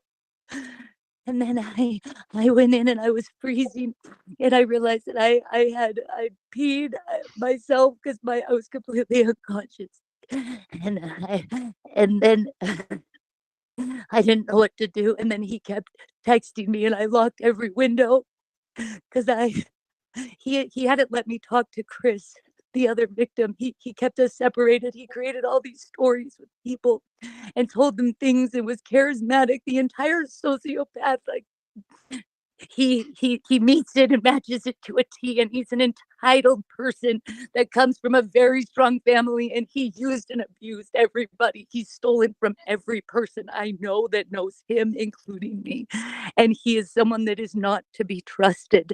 And then after this, the police come, and I knew it was premeditated. That clearing up, he was going to put me in a bag, for hell's sakes, and try to take over my house and telling people that he owned it. We had hosted a poker night like the week before, and that's when he was telling people this was his home. And then after all the ridicule of people not believing me, he called me in jail twice. When he completely avoided the no contact order. The law means nothing to Jeff. Jeff doesn't care. He thinks he's above it. And he was trying to tell me to get a burner phone. When he was getting out of prison, he was telling me to get a burner phone to talk to me. And I had to call the person in charge of the DA to say he's back out, and he and the paperwork hadn't been filed properly for the no contact order. So the Contwood police went and booked him again, and his family kept bailing him out. And then he finally surrendered on March 17th. But it was in and out, and I was literally terrified of my life. He lives 4 miles from my home, and I work at Vasa. The one job I've been teaching, I teach senior fitness, and that is 0.7 miles from his home. And all of my jobs are in the community. I substitute teach. I usually do special needs classes for Canyon School District. I work with a special needs adult through Give Dog Care. I watch dogs. I perform in the community. I love helping people and dogs. And he preyed on me, and he preyed on Chris, 2 single mothers with children. And the detective, Kawa, he's not the detective anymore at Cottonwood, but he was pulling together a string of how this all worked out when he found where my ring was pawned, which I haven't even filed anything about that because this has created so much trauma in me. And I was finally cleaning out my front room, and I have these bins that have things in it, and I found some evidence that proved even more that this was premeditated. Do I have permission to Wait, show you Julie, that? I'm sorry to interrupt you. I just want to let you know, as far as the time allotted, at this point, we have 2 minutes left. If you could, keep that in mind. If you need more, we can always schedule another hearing, but at this point, 2 minutes left, just to let you know, okay? Thank you. I found these things. I'm gonna just show this. Can you see? So this was a photo of us. I put it in a bag once I found it. And this is his handwriting. Everyone that knows him knows his handwriting. It says, "I never quit. I can do anything," in another knife. And this was a picture of us that I found in there. And I know that he planned this, and he just wanted to assume my life. I know this with all of my heart, and I know that I will not be safe if he is out. And I feel it's such a disservice to make me feel in so much fear. My 2 children are stable and doing well in the school district at their schools, and I shouldn't have to run from the person and hide because his parents, where he has always lived, is where I have to hide from. I do believe that he will reoffend me and others completely through his events that have showcased his behavior. He can learn all he wants in jail. It's women that are going to make him act like a crazy psychopath again. You can't learn or prepare for that in prison, and he is not safe in the world. I know that with all of my heart. I'm shaking so bad. And the trauma that I have from this, I cannot do my management. I used to be a manager of Vasa Fitness, and I kept getting demoted because I was having such horrible panic attacks.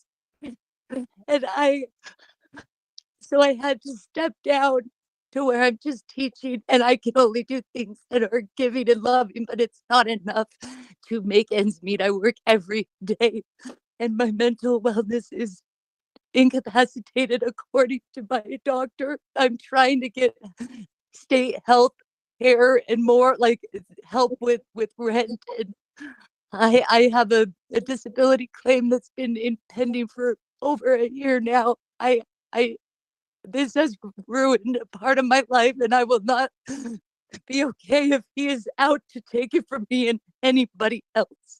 Thank you. That's all. Thank you, Julie, for being here today and providing your statement. I've taken some notes. I will listen. I'm going to listen to today's hearing tomorrow and make sure that I express everything that's been stated at today's hearing, so the board will consider that information as they're making a decision. Thank you. I just have one more thing that we did try to do a civil claim, and because restitution hadn't been answered, and we received a judgment, and the amount is very low to where I wouldn't even be able to move.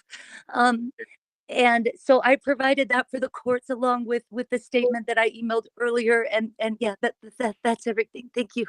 You said you sent a statement to the board? Well, I sent it to Laura Flanagan, and she said, can she? She'll get it to us? Okay. And just so you're aware, restitution, based on the date of sentencing in these cases, the Board of Pardons, we do not have jurisdiction to make restitution orders. At this point, restitution orders, as I understand it, is with the sentencing court. So the district attorney, the prosecutor's office, and the court system would be who is in charge of restitution at this point. Just so you're aware of that information, okay? But I'll look out for any victim statements we get and make sure we have all of that presented to the board. And Mr. Baich, would you like to provide a response? Yeah, in response to that last thing she said, we did come to a civil settlement of $50,000, which is quite a lot of money. So I don't know why she thinks that's not a lot, because it is. And within 1 day of settling that for $50,000, she went to my father's place of business to hit him up for the money. And so just so you're aware that. Wait, hold on. I didn't I'm hear. sorry, Julie. Mr. Baich, we're not going to get into those type of comments. There won't be a back and forth between Julie and you today. Certainly any activities that has gone on outside of this hearing, we won't be talking about. So I'm just going to cut that off at this point, okay? And I'm sorry, Julie, we can't do a back and forth during the hearing. At this point, Julie, if you have something at the end of the hearing quickly, I will check in with you to make any quick further statements at the end, if that's okay. But we need to just keep it orderly at this time. Okay, thank you, Julie. I didn't hear what was said. It logged me off, and so I logged back in, and I just heard him saying that one part, which my attorney had told me to do that. Start over from here, okay? So, Mr. Baich, would you like to respond to anything, or I guess Mr. Baich, I guess his statement, so that you're aware. He said there was a civil settlement of $50,000. He says that was quite a bit of money. He also said that after that, he claimed he went to his family to approach them to hit them up for money. I told Mr. Baich we're not going to be discussing that. Actions like that are not the topic of today's hearing, and I won't be focusing on any of those actions or accusations that will be made. So that's what was said while you could not hear, and Mr. Baich, we'll turn the time back over to you to continue your statement. And I do want to apologize to Ms. Nygaard and Ms. Vance for my behavior. I know Julie alluded to that you cannot change in jail and in prison, but I disagree with that comment fully. I've used this time, so I'm 46 years old. And when I was first arrested, I was 42. It was my first ever encounter with the law. And I've used this time, this 4 years I've been in here, away from my loving family, away from my amazing 19-year-old son, to work on myself, where I've actually had the time to work on myself. And during this self-healing journey, coupled with extensive therapy with That's what Jared we'll do Hill, right now, I guess. If we're going to talk about the programming that you got into, you've successfully completed MRT, pre-SOTP, SOTP, and Inside Out Dad. I think there's also notes of LDS 12 steps that you were engaging in, alcohol, substance use while at the jail. So I just wanted to get that on the record, programming you've done, and go from there of what you've learned in that programming. So again, I've used this time to really try to change. I feel like the best apology is changed behavior. And so I wake up every morning with intent to try to be a little bit better each day. And it's something I never focused on in the past. I kind of went through life manipulating and lying my way through it. And now I finally had the time to work on myself, and I've done that. And I paid my debt to society. I've been here for 4 years, away from my family, away from my loved Let's ones. away dig from into that a friends. bit, because there's very serious, concerning, violent behavior that occurred in here in these cases, and that's great. Working on things, waking up every day, being better. Have you got into any specifics of risk factors that led to this very concerning, violent behavior? And if you are granted parole, what your success plan would be, obviously, in regard to that? Yeah, a lot of my risk factors I worked on with Jared Hill, my therapist, were choosing better partners up front. I tended to trauma bond with people, and I chose the wrong partners, and we had a lot of toxic issues, Julie included. We had a very toxic relationship. And so Jared and I worked a lot on me focusing better up front in choosing those partners, and that starts with communication. And instead of pretending to be somebody I'm not, just being okay being myself and being authentic and being upfront about my past. Now it's going to be a struggle going forward, but those were some risk factors we concluded where my communication skills were poor, and that's something I've worked on tremendously since I've been in. I mean, even with my family, our relationships have deepened and our conversations are deeper and more meaningful, and I've kind of come to the conclusion of what's important in life, and that's just family. Okay. I did receive a sex offender treatment program discharge summary by Mr. Hill. I'll give a review in that document. Do you have any questions or concerns about that document? Do you agree with what it says? No, I agree with everything you said in there. Does it identify an average risk of reoffense using the standard assessment tools used by the program? Notes that he completed the program, gives a positive report of your treatment participation, talks about things that you focused on in that treatment, talks about your release plans that we'll touch on here in a second as well. Okay. I do note you had a disciplinary violation, December 15th of 2023, B12, abuse or misuse of medications. Looks like you had 4 naproxen pills in your cell that had not been prescribed to you. What happened here? Why did you have these pills? It was just headache medication. Someone gave them to me and I left them out. But naproxen, if you look, it's like Tylenol. You had headaches. Was there not an opportunity to ask about that, or what led to you getting them from someone else? That obviously, do you understand that's against the rules and you need to go through proper processes? I do now. To get Yeah, those? obviously. So yeah, that's kind of what I got what around led to that behavior. Just simply having a headache and asking someone for. I didn't have any ibuprofen until the commissary came around, so I just asked someone for it and I left it out. I took accountability for it. Okay. Institutional progress report does talk about a job as a unit laborer with a good rating in April to May of 2022. Housing staff there at the jail give a very positive report currently of your behavior and attitude. They note the disciplinary, said other than that, you've been, quote, a near model inmate, positive mood, quote, positive mood, and willing to help with anyone, help anyone at any time, seem to get along well with staff and offenders, respectful to all. Those are what housing staff has reported. As far as your release plan, I reviewed what you submitted in writing, but I want to give you an opportunity today. If you are granted parole, what would that look like? Living, where you'd be working, treatment, etc. Yeah, so obviously I'm going to take aftercare very seriously. We're going to have to do a minimum of 6 months. So I'm going to be pretty selective up front of choosing a therapist that I gel well with, in hopes that we can, continue to instill some change in me. I will be living with my family, and they've been a great support system throughout this, and they're going to continue to be. My family has deep roots to the community, so I'm blessed to have them and to have their support. I plan on being involved with the inmate community and helping people. I'm starting a business called A Mighty Change. It also goes in conjunction with a book that I've just finished that I'll be publishing when I get out, called Mighty.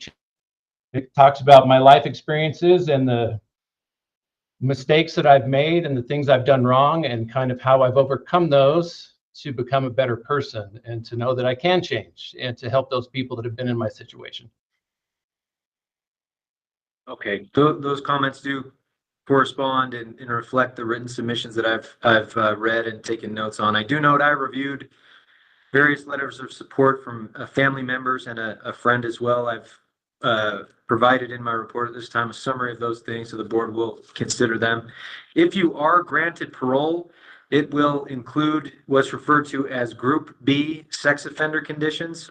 That includes, among other things, submitting and completing an evaluation and complying with all recommended treatment, sex offender treatment, abiding by a curfew that occurred, having no victim contact unless approved by your supervisors, no indirect or direct contact with the victim or victim's family members of any kind, submit random polygraphs, not be in possession of sexual stimulus material, have your employment and or residences approved, etc. Are you willing to comply with those conditions? Yes, sir. Also, if you're granted parole, it will almost certainly include domestic violence conditions. That would include a domestic violence specific evaluation, completing any recommended treatment. Again, obviously no victim contact unless approved. Obviously as well, no contact in violation of any protective orders that have been entered by the court, which in and of itself would be an additional felony conviction with potential prison time. And certainly doing that would be a violation of parole, which could lead to that as well. Are you willing to comply with those conditions? Absolutely, yes. Okay.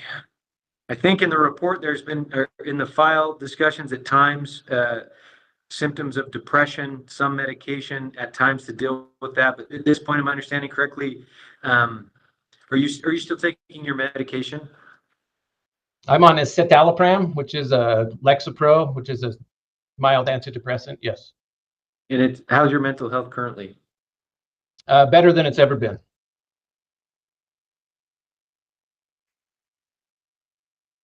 Okay.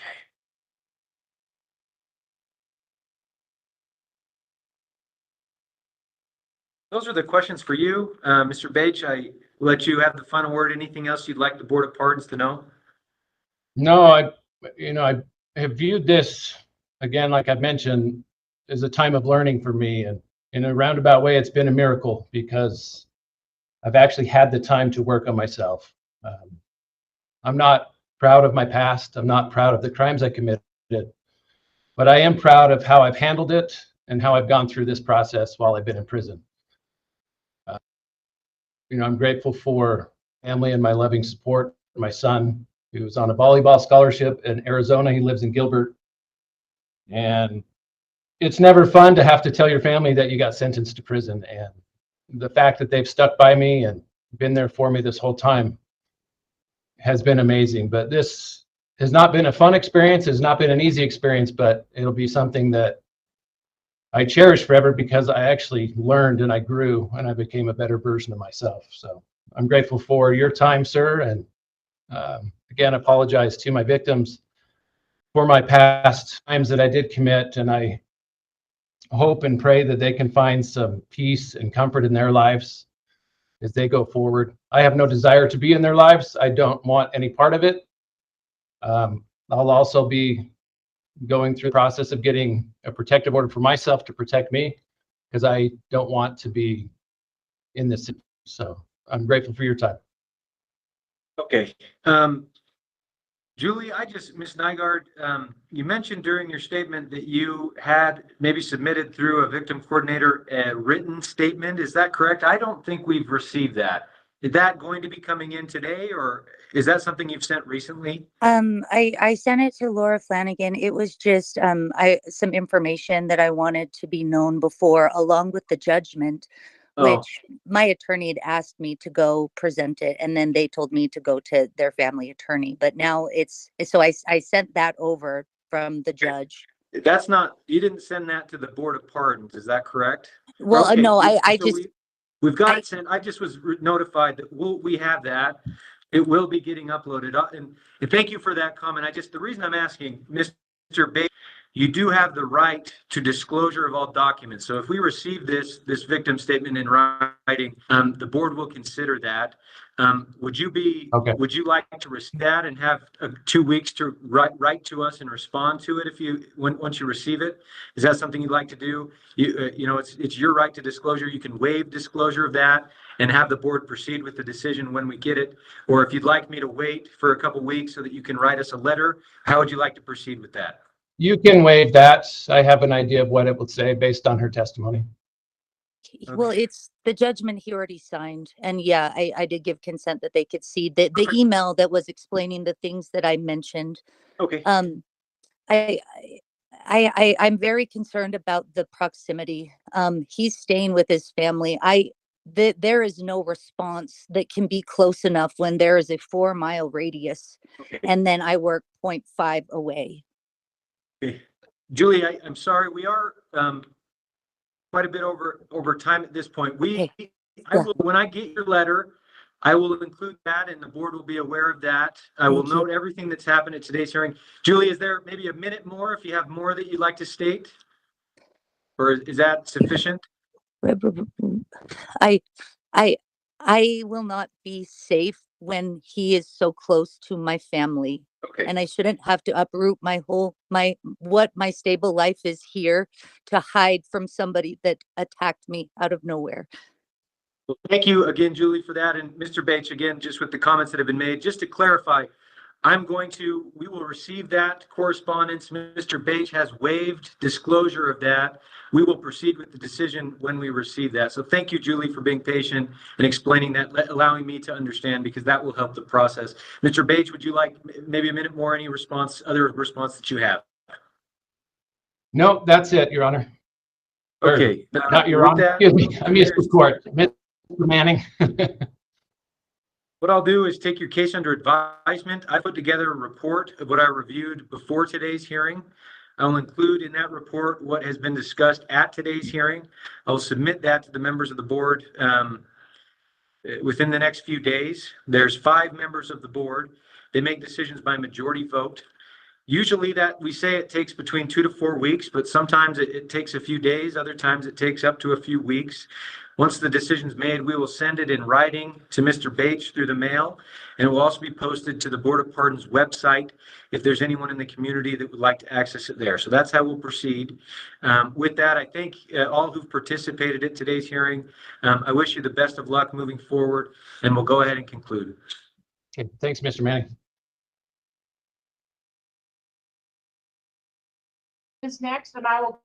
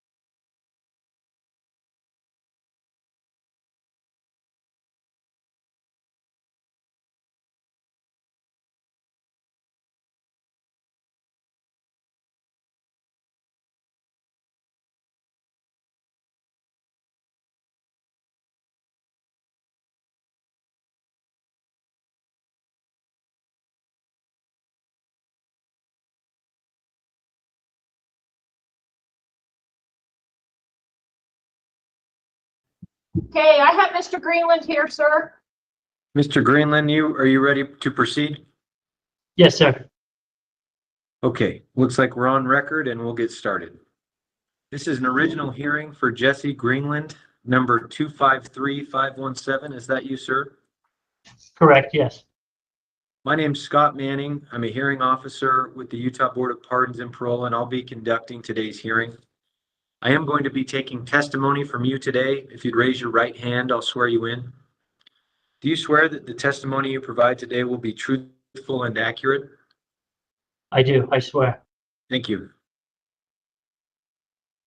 Did you receive at least 7 days written notice of today's hearing along with your blue disclosure packet? Yes, sir, I did. Okay, that disclosure packet contains the information that the board will be considering as they make a decision in your case. Part of the purpose of today's hearing is to allow you to state on the record any errors or inaccuracies with that information so that the board can be aware of those comments. What I'm planning to do is go over quite a bit of it today. I'm going to first provide an overview of your case. We'll talk about your sentences, convictions, how today's hearing works in general. From there, there's one case in which you were committed to prison. We'll briefly talk about what happened in that case. After that, I have some questions for you about what's brought us here, what you've been doing recently, and your plans moving forward. And then at the end of the hearing, I'll give you the final word, and you can state anything else you'd like to on the record.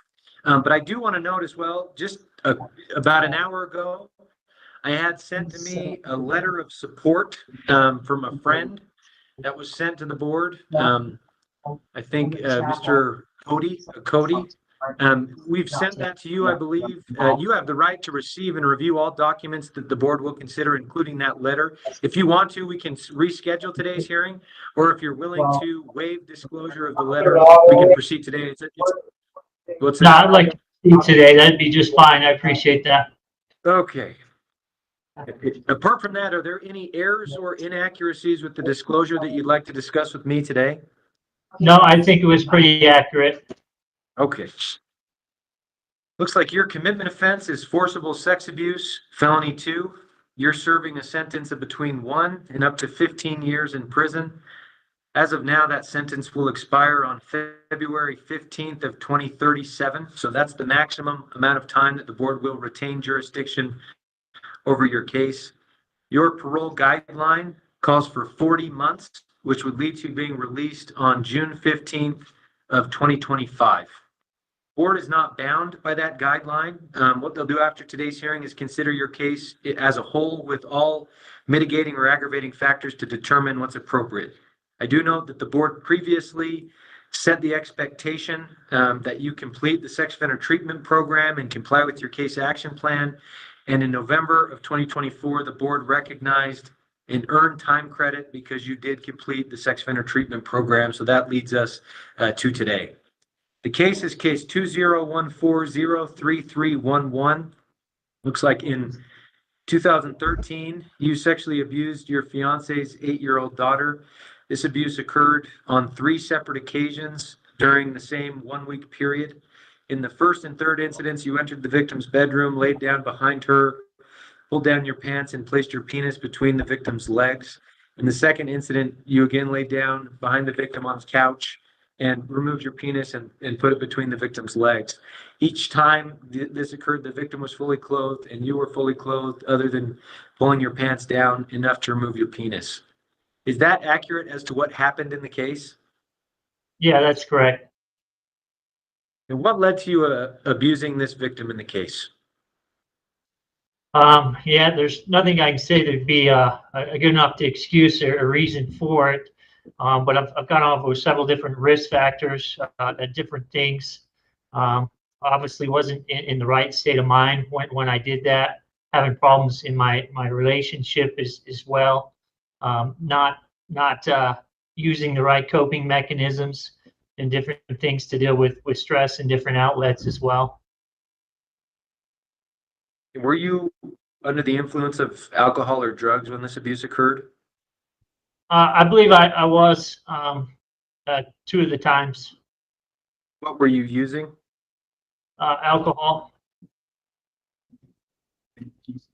And do you experience a sexual attraction to children? No, sir.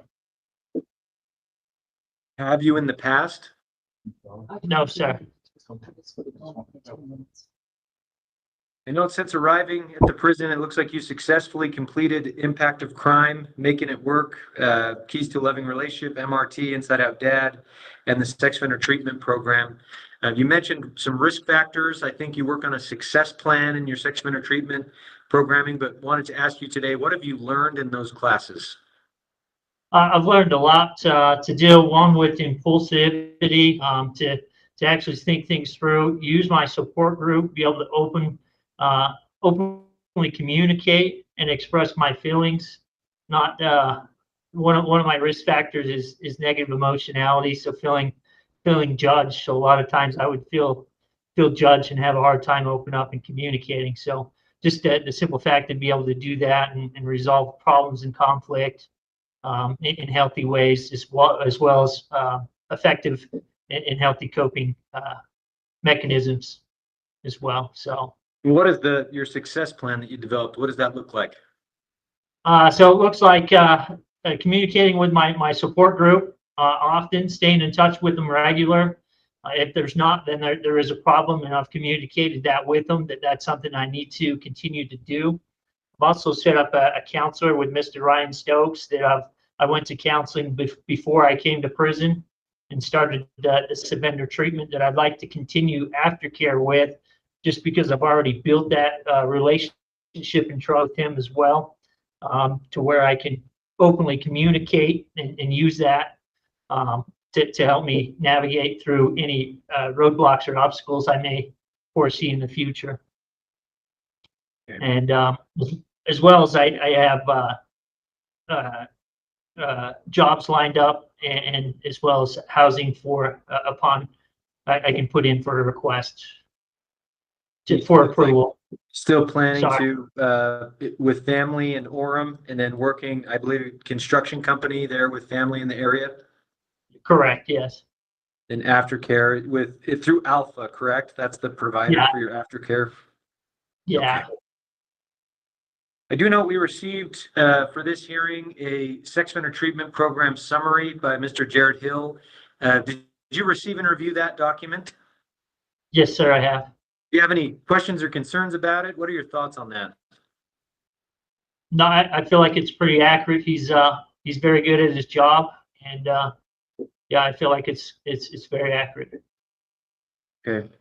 Well, I've prepared a summary of that document and its contents for the Board of Pardons.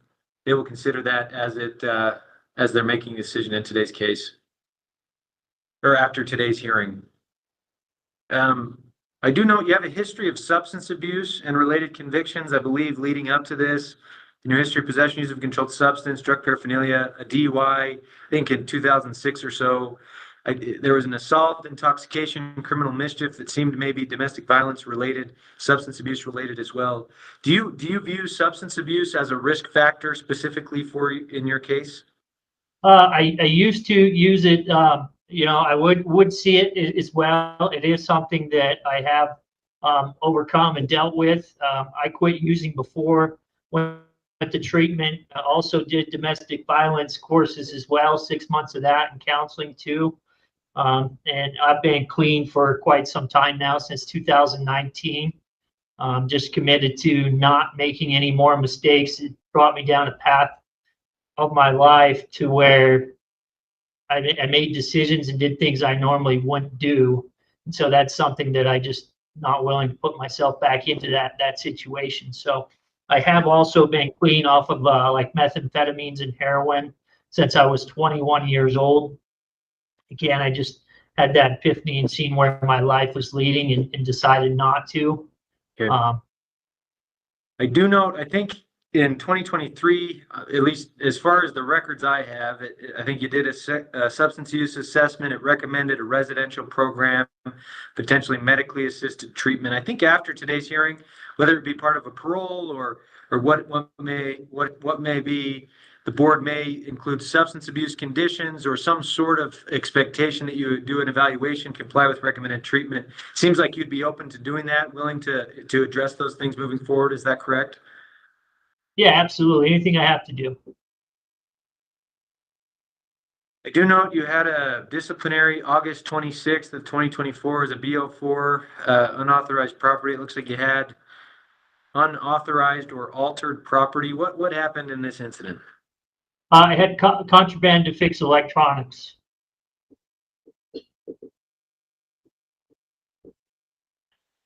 What was the So, contraband? What's that? What was the contraband? Like a tool of some kind?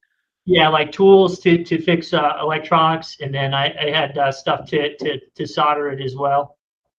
So I was tinkering and fixing headphones and got too far ahead of myself. Didn't think of everything. You know what I mean? Okay. The institutional progress report does say housing staff there at the jail describe you, quote, pretty easy to manage offender. Did receive the write-up, says you took full responsibility, took accountability for your actions, have not had problems outside of that. Most of the time, very positive. So housing staff gives a positive report of your behavior.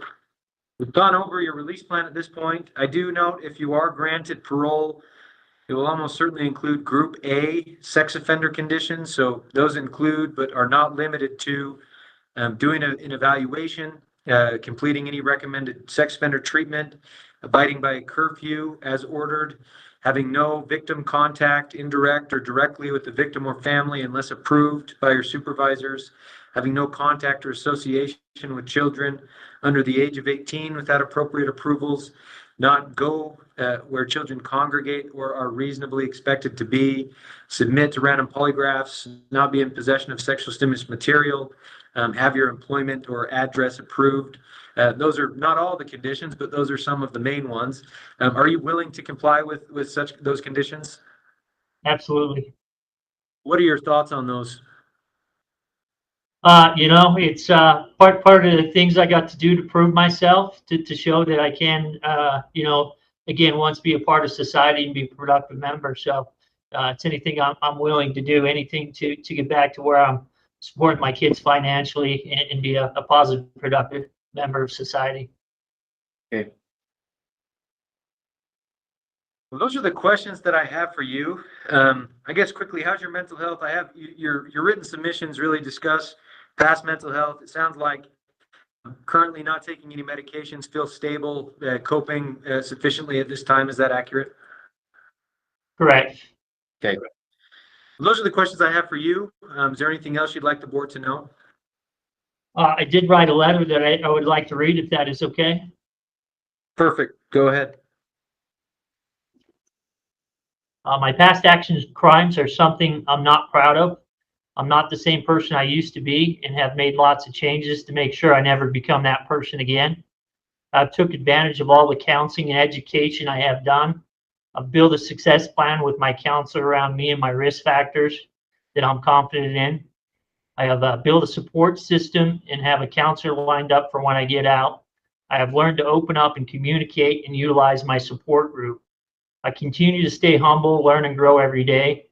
I have a vehicle for transportation, so when I get out, I can get to and from work as well as treatment. Also have a job lined up for when I get out to meet my financial needs. I have housing lined up to submit for approval.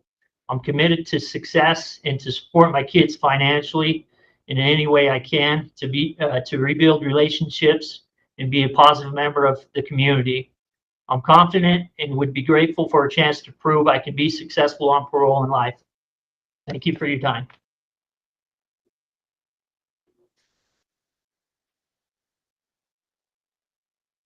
Thank you for preparing that and reading that statement today. I'll include a summary of that into my report that I'll submit to the board.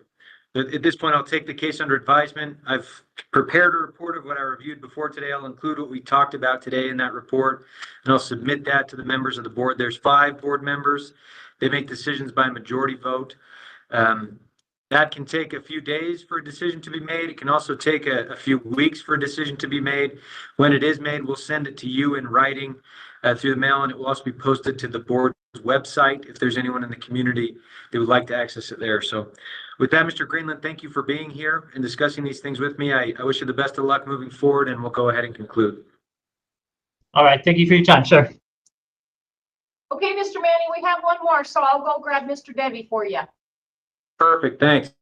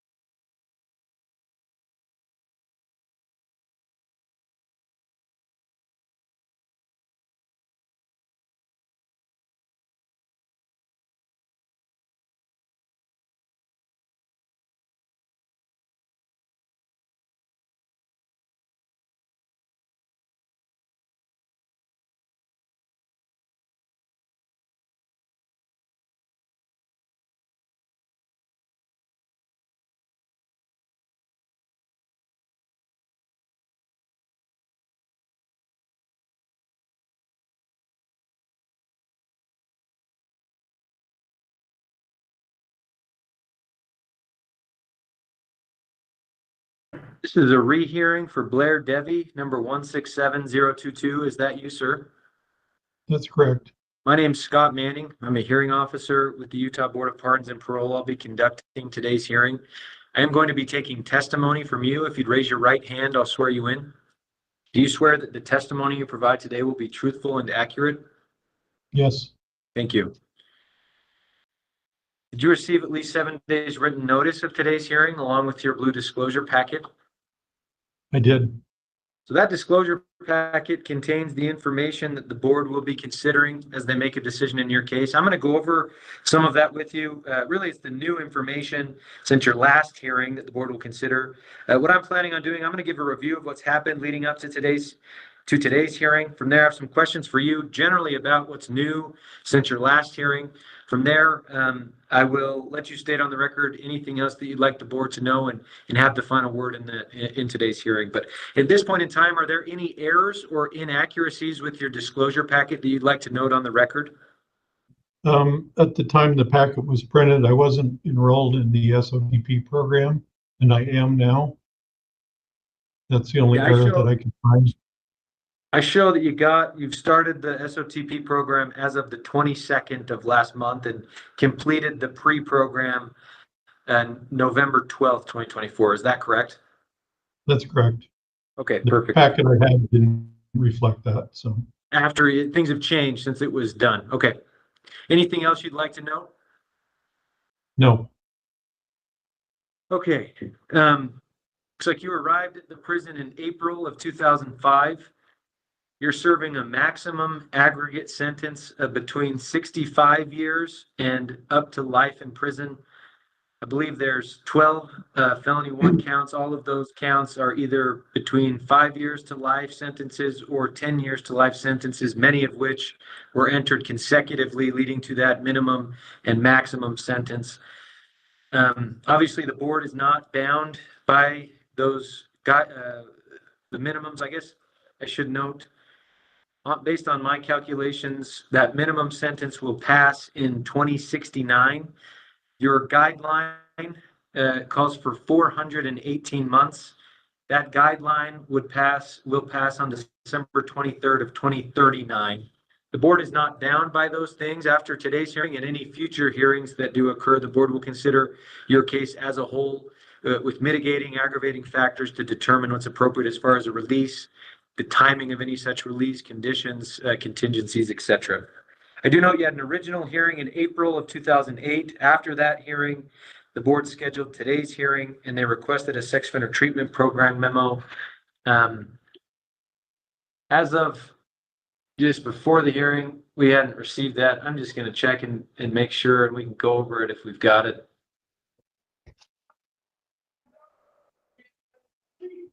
it was, I had a copy of it. It was issued in 2008.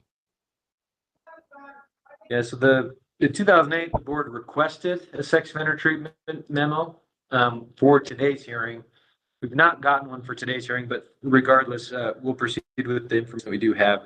I have some questions for you that I've kind of prepared, but wanted to give you a chance out of the gate to make any statements you'd like, what you'd like the board to know, or what's different since your last hearing, however you'd like to start. You know, I can't express how deeply I regret my actions, and I know I've affected and hurt so many people, from my victim to my family, and I can't comprehend the number of people that I've affected. And you know, sorry just seems so inadequate, but I am, and all I can do is try to do better, try to live my life in a way that means something. So I am trying.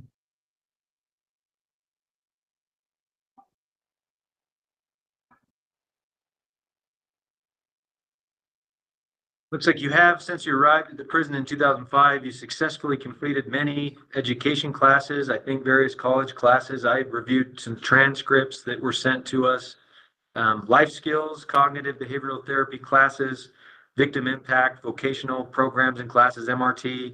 You did, as we've mentioned, complete the pre-SOTP, and you're in the SOTP core program.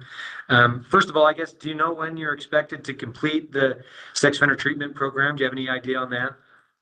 They've never told us a total completion time. I think that depends on how our group behaves, but usually within a year.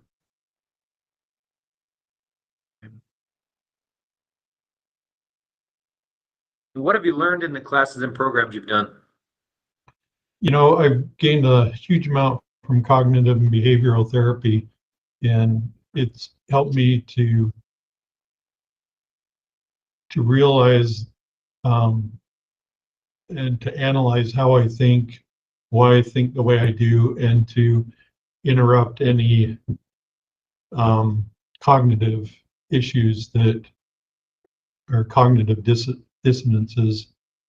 Also, it's helped me to point out various thinking errors that I've kind of fallen back on in the past, and it's allowed me to helped me to analyze how these thinking errors affect my day-to-day living and judgment and things like that, and it makes me aware of them, and it allows me to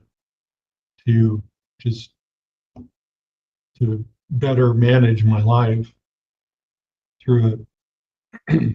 You know, self-awareness is a big thing for me, and I feel that it when I'm aware of how I think and process information, that makes a huge difference for me. I do note, I didn't listen to your past hearing from 2008. I read notes about it. I've reviewed some notes from your previous comments. Initially, I read notes that stated at that hearing you, quote, took accountability for the offenses. Originally, I believe you had adamantly denied offenses, that behavior occurred, but as I understand your current statement in the packet you submitted to us, you admit, or your statement is that all of the abuse occurred as it is described in the pre-sentence report. The official version is accurate. That's correct. Okay. I do note you've received no disciplinary violations during your 20-year incarceration. The institutional progress report lists many jobs, all with good or excellent ratings. Housing staff currently provides a positive report of your behavior and attitude there at the county jail. So I've noted that. I'll put that in my report for the board. As far as I can tell, no restitution orders have ever been made in your case. I think the pre-sentence report, way back when it was completed, said the victim was engaged in therapy at the time. There'd been recommendations for ongoing therapy for years, would probably be likely. I think there was discussions of possible requests for financial responsibility on your part for some of those damages that occurred. I'm not sure. I haven't located anything, but I bring it up because the Board of Pardons, due to the sentencing date, I believe retains jurisdiction over restitution. If there were to be, the process were to be followed, if a request were to be made, presented appropriately, it's possible a restitution order could be made. At this point, would you be willing to pay any restitution that is ordered? Yes, I would. Okay. I've read your written submissions regarding if you are granted a parole, what that would look like as far as your release plan, but want to give you a chance today. If and when you are released or granted parole, what would your plan be? My sister's offered me some housing at her house. My brother-in-law's offered job opportunities at his work. I would like to somehow continue my education, either probably through online means. I'd like to finish a bachelor's degree and just work until retirement. I do note I read letters of support from various family members. I've put together a summary of those letters and those will be included in my report, so the board will read and consider those as they're making a decision in your case. If you are granted parole, that parole would almost certainly include Group A sex offender conditions. Those things include, but are not limited to, completing an evaluation and then complying with any recommended sex offender treatment, abiding by a curfew as ordered, having no victim contact, indirect or directly, with family or victim herself without appropriate approvals through supervisors, having no contact or association with children under the age of 18 without appropriate approvals, not go where children congregate or are reasonably expected to be, submit to random polygraphs, not be in possession of sexual stimulus material, and have employment and addresses approved. Obviously, there's more conditions, but those are some of the main ones. But would you be willing to comply with those conditions? Absolutely. Well, those are the questions I have for you. What else would you like the Board of Pardons to know? I think that pretty well covers it. Like I said, I'd just like to reiterate that, you know, I'm so very ashamed for what I've done, and I can't really make amends for it, but all I can do is try. So that's all I've got. Okay, from here, what I'll do is take your case under advisement. I've put together a report of what I reviewed leading up to today's hearing. I'll include in that report what you and I have talked about today. I'll then submit that to the members of the board within the next few days. There's 5 members of the board, and they make decisions by majority vote. That can take a few days for a decision to be made. It can also take up to a few weeks or a month for a decision to be made. Once it is made, we'll send it to you in writing through the mail, and it will also be posted to the Board of Pardons website if there's anyone in the community that would like to access it there. So with that, Mr. Devey, thank you for being here and answering my questions. I wish you the best of luck moving forward, and we'll go ahead and conclude today's hearing. Thank you for your time, sir. Thank you, Mr. Manning. Have a good afternoon. Thanks, you too.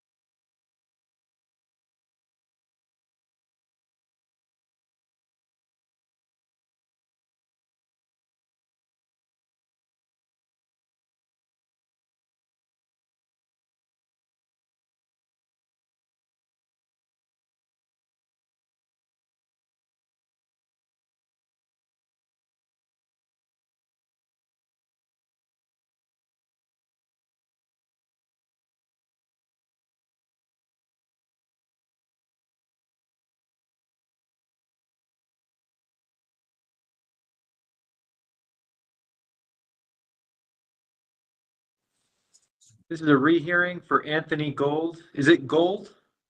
Gould. Gould, number 216875. Is that you, sir? That is me, sir.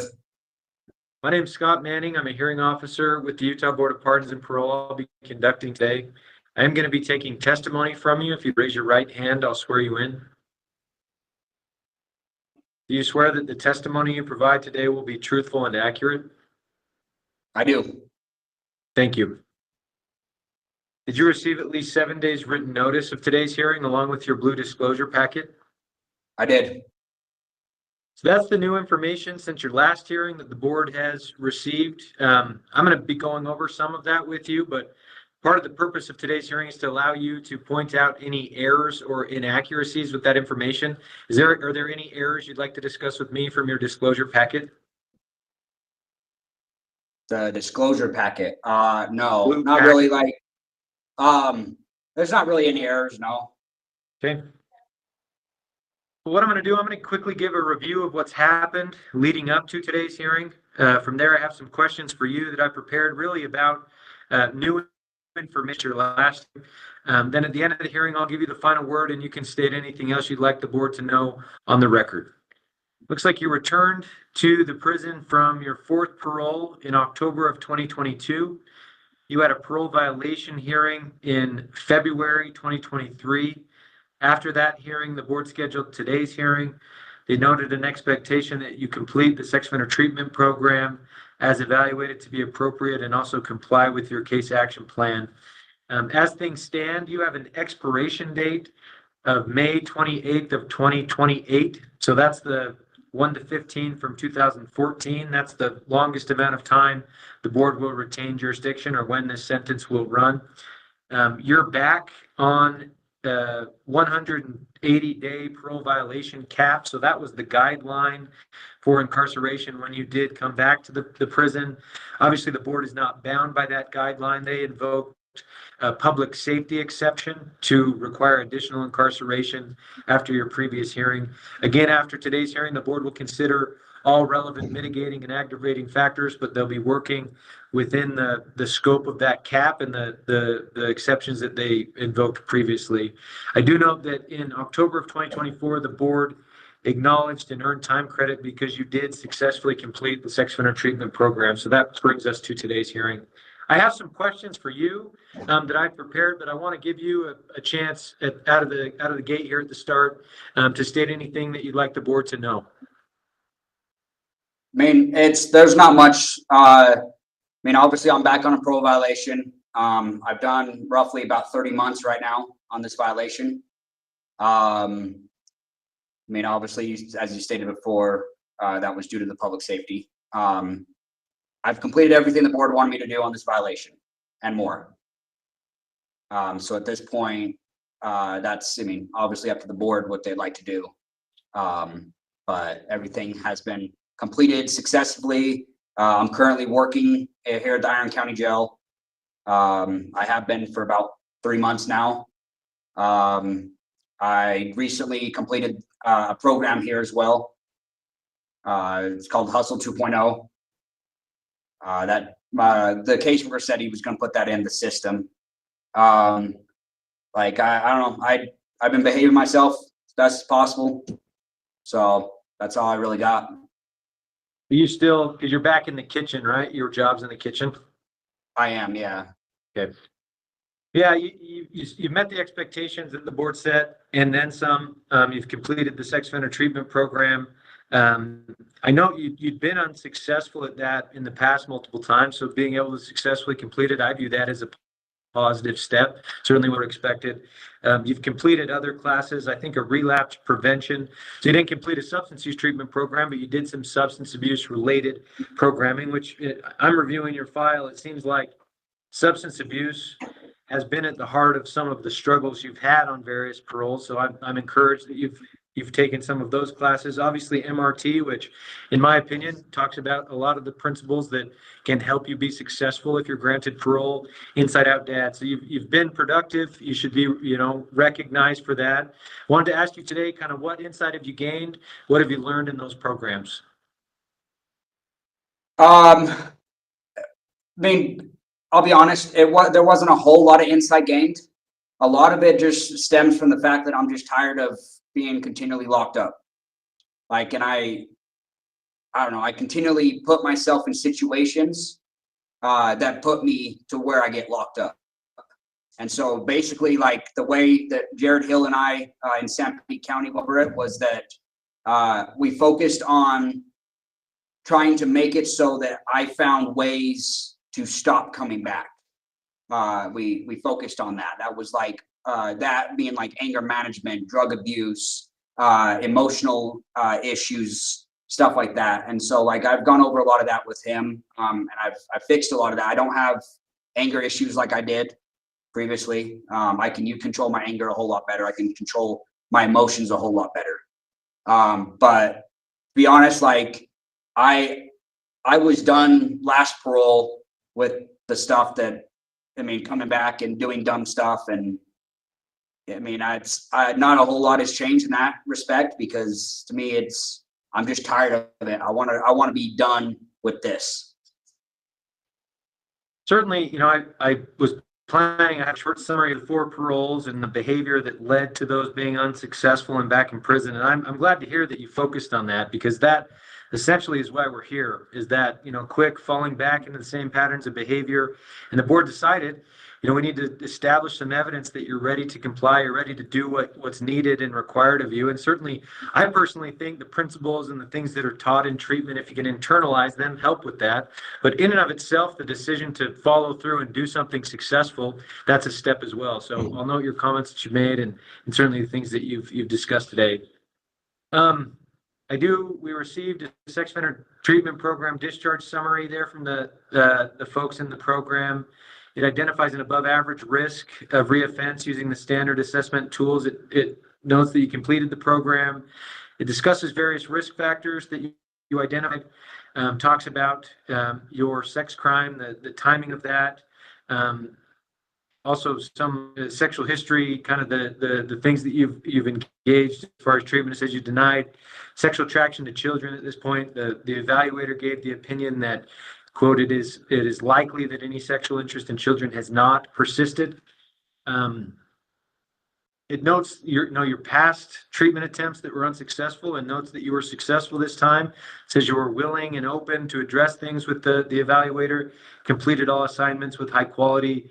Notes you had a few incidents, I think confrontation with an officer, confrontation with another inmate, but it gave the opinion that, you know, you showed progress in emotional management, conflict resolution, which I was encouraged to hear as well, because I know, you know, those types of things happen all the time, and they can go either way, right? They can turn into a positive where you learn something. They can turn into a really negative thing. So I was encouraged to hear that as well.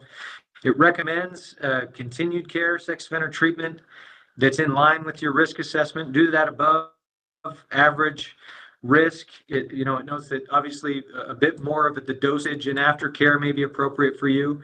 Notes that you don't have housing arranged.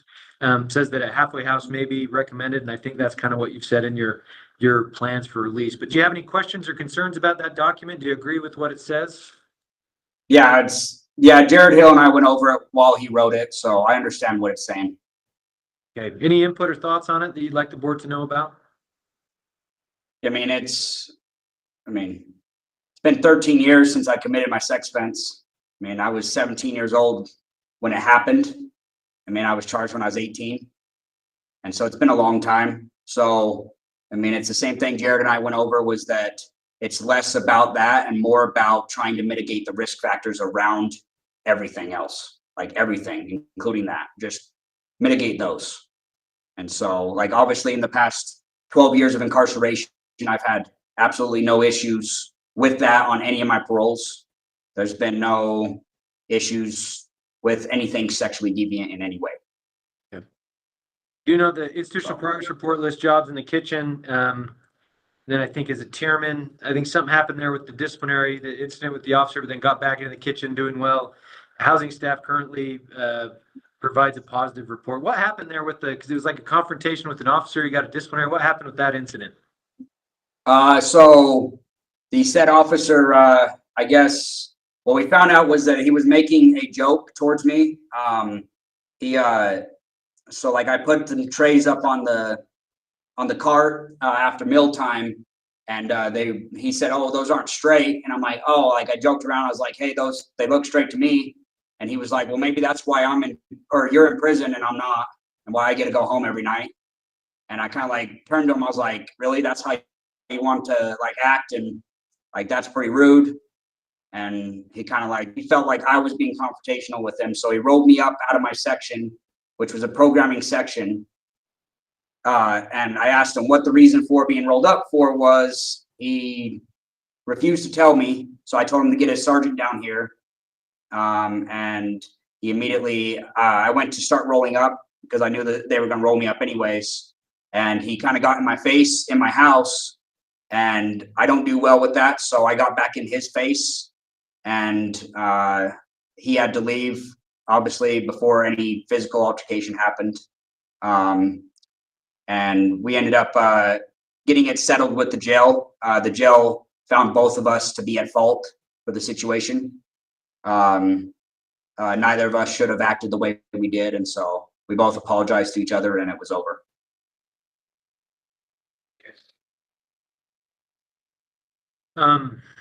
I've read your written submissions about release plan. I think it looks like you want to maybe do substance use treatment, follow up at Nuke, do some aftercare with Alpha, get back to the job. Was it the same job you had on parole, like with there in Ogden? Yeah, DHL, yeah. Okay. And any other comments? Anything you have about release plan if you're granted parole? What that'll look like? Yeah, obviously. So, like I said in the paper, if I'm granted parole, I would like the board request with the new halfway house for me to do the inpatient drug program there. That way I have, I mean, that 10 to 17 weeks or whatever it is to get that done. That will be good for me. And then I can also complete aftercare. And then moving forward, I'm trying to just keep from not breaking the law as I move forward. Like I'm gonna go back to DHL and just work. I'll note your statements about Nuke. Obviously, so if the board were to grant parole, a placement specifically at a certain halfway house would likely work with APMP, but I'll note that request. And then certainly if you do meet with the transition team as you're kind of going over your parole agreement, just discussing that with them, I think would be the appropriate avenue. And if it's all right, could you put in, make sure that the board understands that there is jobs and support system and all that within Ogden as well. Yeah. Thank you. How's your mental health currently? It's good. Are you taking medications for ADD and insomnia? Those things are helping, or no? Not here. No, it's all medication from the streets. Okay. No meds right now. Yeah, they don't give you any medication in here for any of that. You feel like you're stable? How do you cope without your meds? What do you do to cope? I mean, in here, it's a different world. It's not as busy. It's not as chaotic as out there. And so in here, I mean, I find things that I do, like I journal a lot, I read a lot. I do things like that. I try to focus on other avenues than what's going on in my head. Seems like as I'm reading your past parole history, finding a way to slow things down as you transition probably would be a reasonable thing to do as far as your planning, finding a way to have that routine, build some of that into your everyday life. How do you think you can do that? How do you plan to build on positive momentum? You've established positive momentum there in the jail since you've been incarcerated. What's your overall plan to kind of build on that when you do transition to the community? You know, my first thing, the thing that I worked on with Jared Hill was that I need to cut out the negative people in my life. And that's a lot of people. Like I need to just cut out the people in my life that are dragging me down, people in my life that are bringing me back into the drug game, back into the criminal history, back into all of that. And so I need to start with that. And that's one of the top things on my list as soon as I get back out, is to just cut people out that, I mean, if they're not focused on a goal in life, if they're not focused on doing something positive with their life, I don't know them. That's just the way it is. And so like, to me, it's surrounding myself with people that are positive, that want stuff in life, that want things that I want in life moving forward. Those are the questions I have for you. Is there anything else you'd like the Board of Pardons to know? No, I don't have anything else. What I'll do from here is take your case under advisement. I put together a report of what I reviewed before today. I'll include what you and I talked about today into that report, and then I'll submit that to the members of the board within the next few days. There's 5 of them. They make decisions by majority vote. That can take just a couple days. Sometimes it does take a few weeks, maybe a month. Once the decision is made, we'll send it to you in writing through the mail, and it will also be posted to the Board of Pardons website if there's anyone in the community that would like to access it there. So with that, thank you for being here, discussing these things with me. I wish you the best of luck moving forward, and we'll go ahead and conclude. Okay, thank you.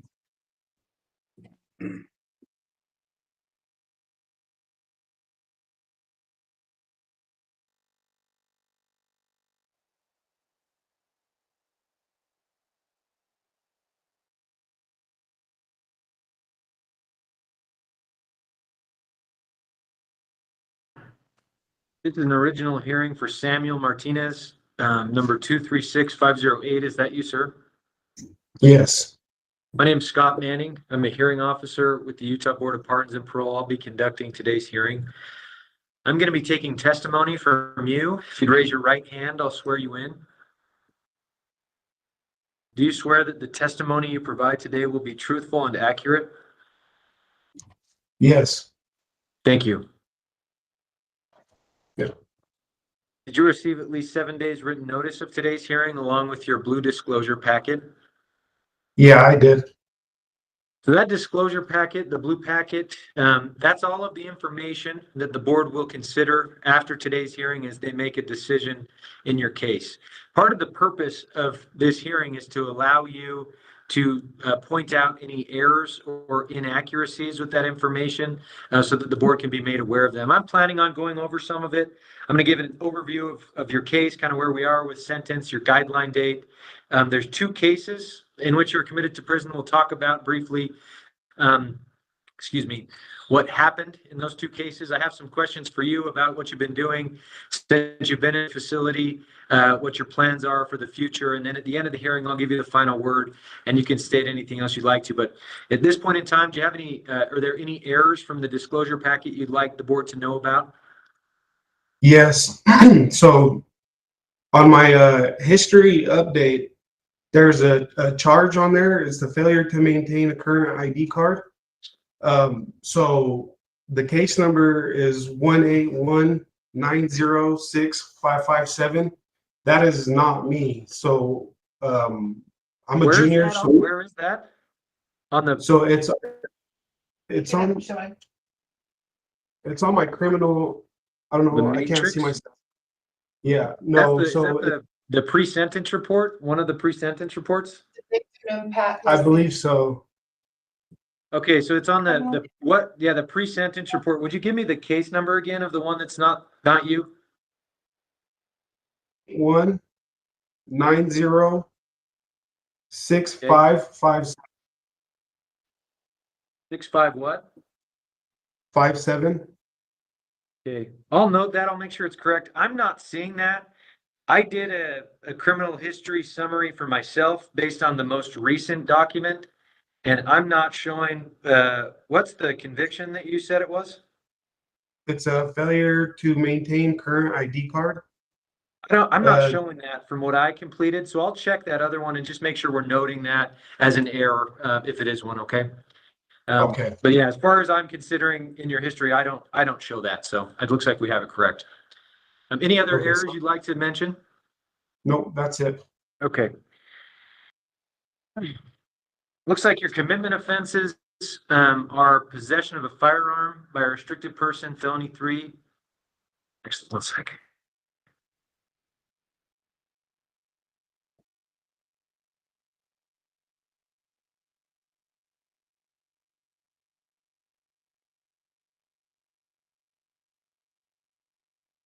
Possession of a firearm by a restricted person, 3rd-degree felony, and aggravated burglary, 1st-degree felony, and robbery, 2nd-degree felony.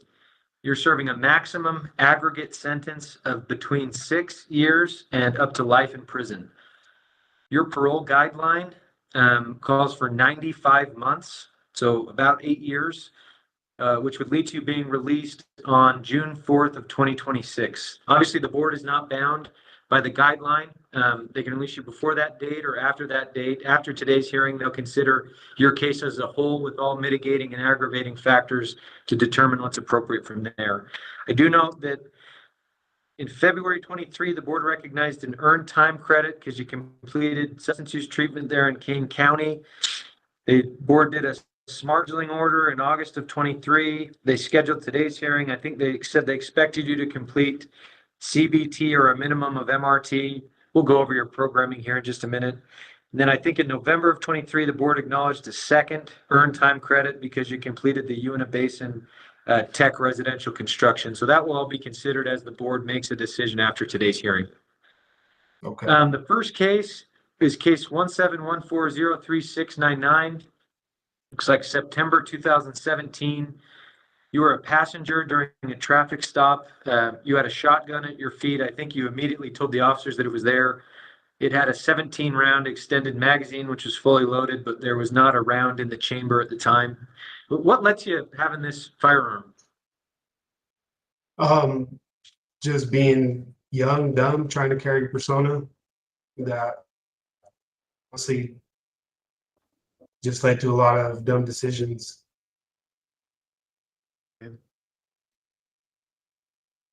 Obviously, if you're granted parole and as a restricted person, you cannot possess firearms or weapons of any kind. If you're granted parole, would you be willing to abide by that condition? Yes, absolutely.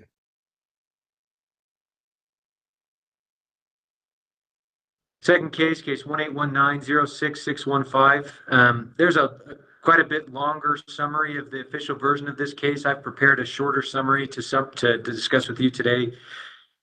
In June of 2018, you and 3 co-defendants entered a residence with the intention to rob those inside. I believe statements that you and others made at the time, you believed there were a man or an individual selling drugs in the house and planned to rob that person.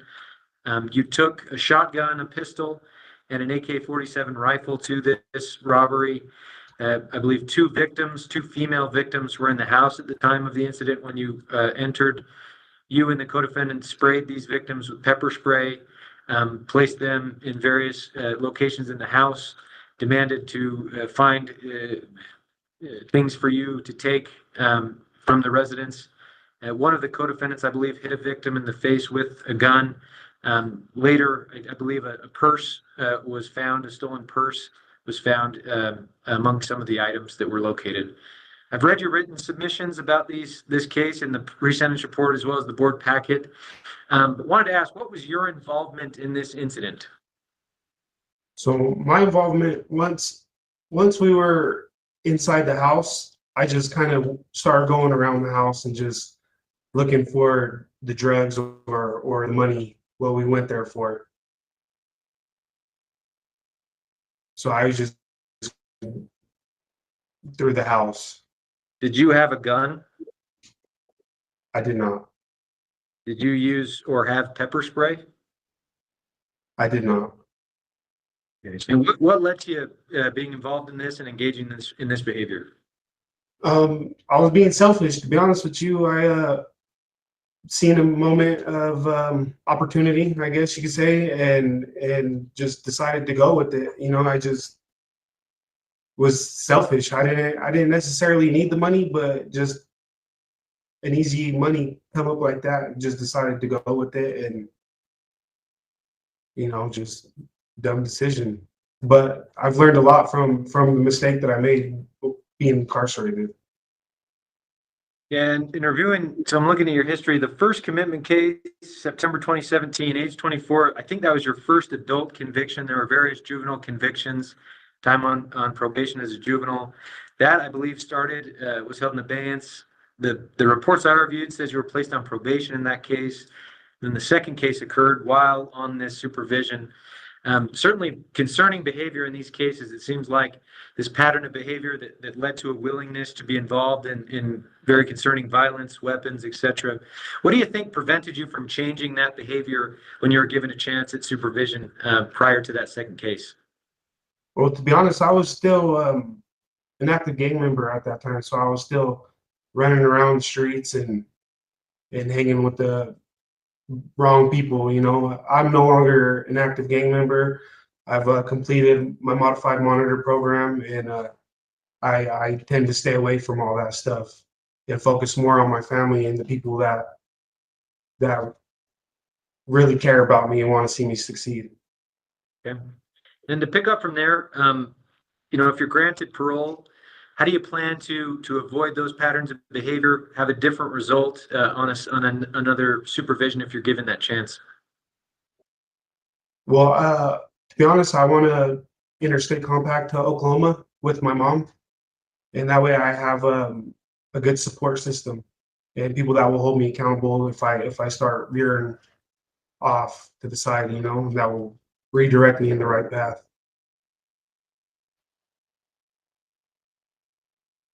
I reviewed letters of support from, I believe, your sister, your mother, a friend. They expressed a willingness to support you, discuss, I believe, various family members moving to Oklahoma, express, you know, confidence in your ability to make positive changes, things that they've seen in you. I provided a summary of that in my report. Wanted to check with, are you familiar with the interstate compact process? Do you know how that works?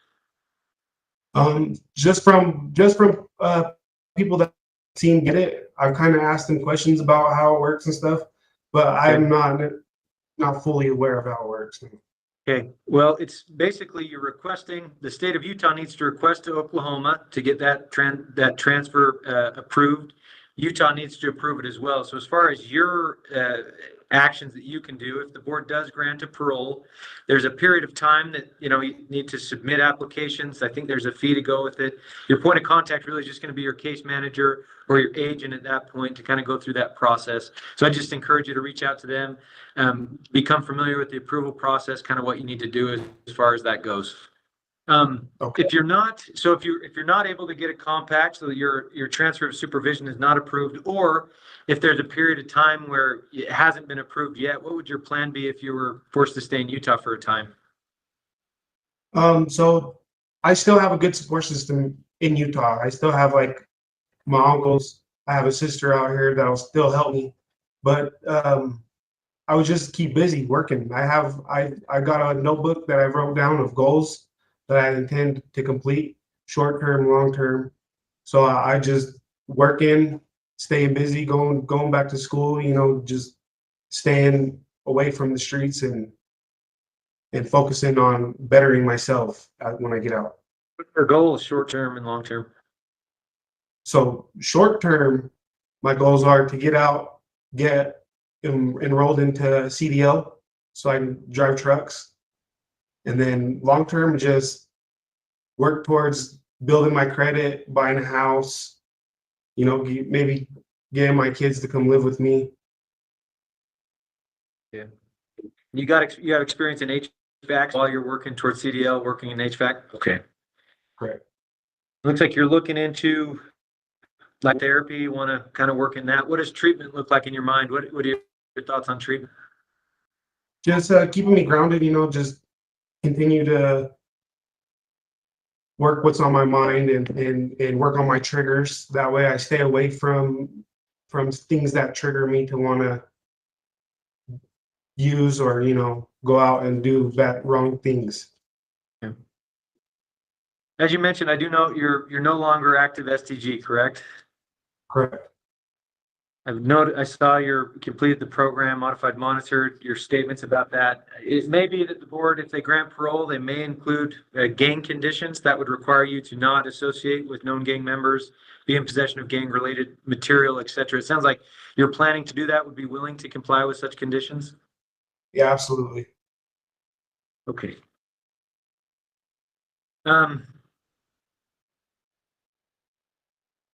Looks like you've completed impact of crime twice, life skills, relationships, the CANE substance use treatment program, alcohol, drug education, parenting, MRT, residential construction, Inside Out Dad. You're currently still doing thinking for a change. So you've done really well in programming. That needs to be recognized, I think. You've been in the right types of programs. You've successfully completed them. What have you learned in those classes? Have they been helpful? Yeah, they have. They've actually helped me a lot. Like now even with my relationships, like I think about stuff before, you know, like things like that can trigger other people, you know, and I just try to go about it in a healthier way, you know.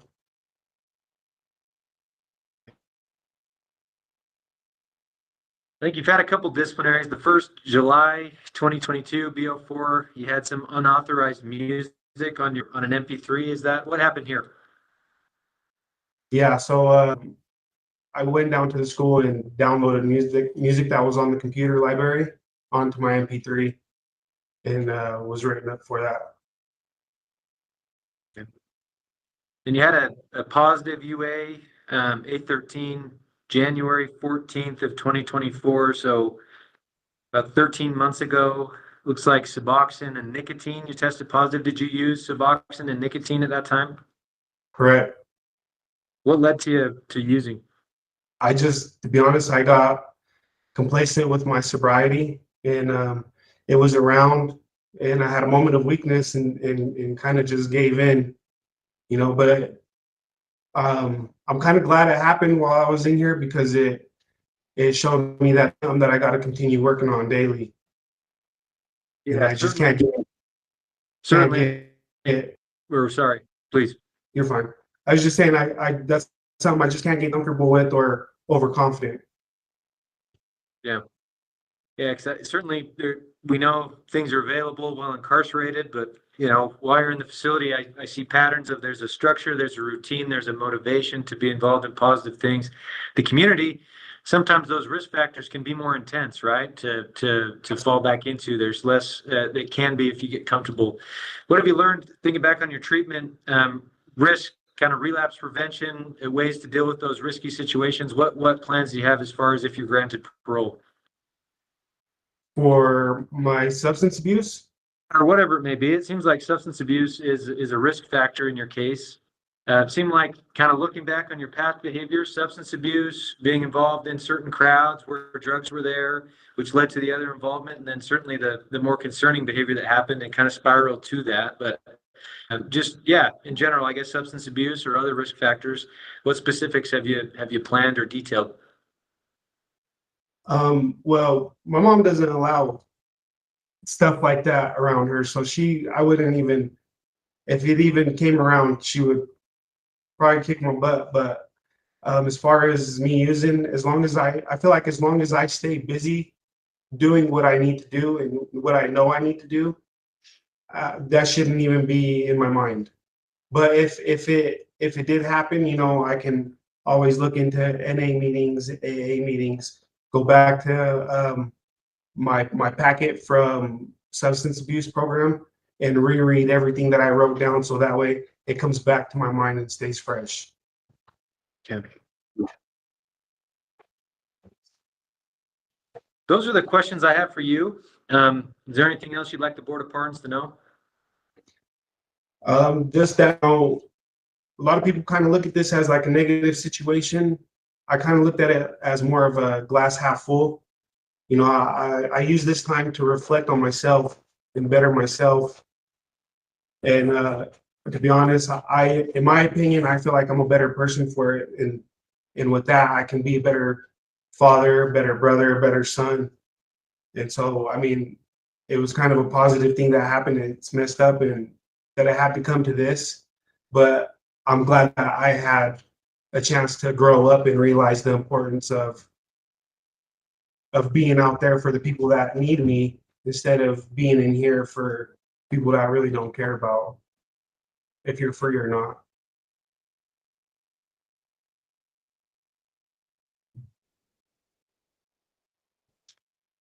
Thank you for your comments today. What I'll do from here is take your case under advisement. I put together a report of what I reviewed before today's hearing. I'll include what we've talked about at today's hearing in that report, and then I'll submit that to the members of the board within the next few days.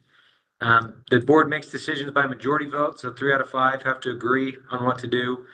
Usually that can take just a few days for a decision to be made, but sometimes it can take a few weeks or a month. Once the decision's made, we'll send it to you in writing through the mail, and it will also be posted to the board's website if there's anyone in the community that would like to access it there. So With that, Mr. Martinez, thank you for being here, answer my questions. I wish you the best of luck, and we'll go ahead and conclude. Okay, thank you.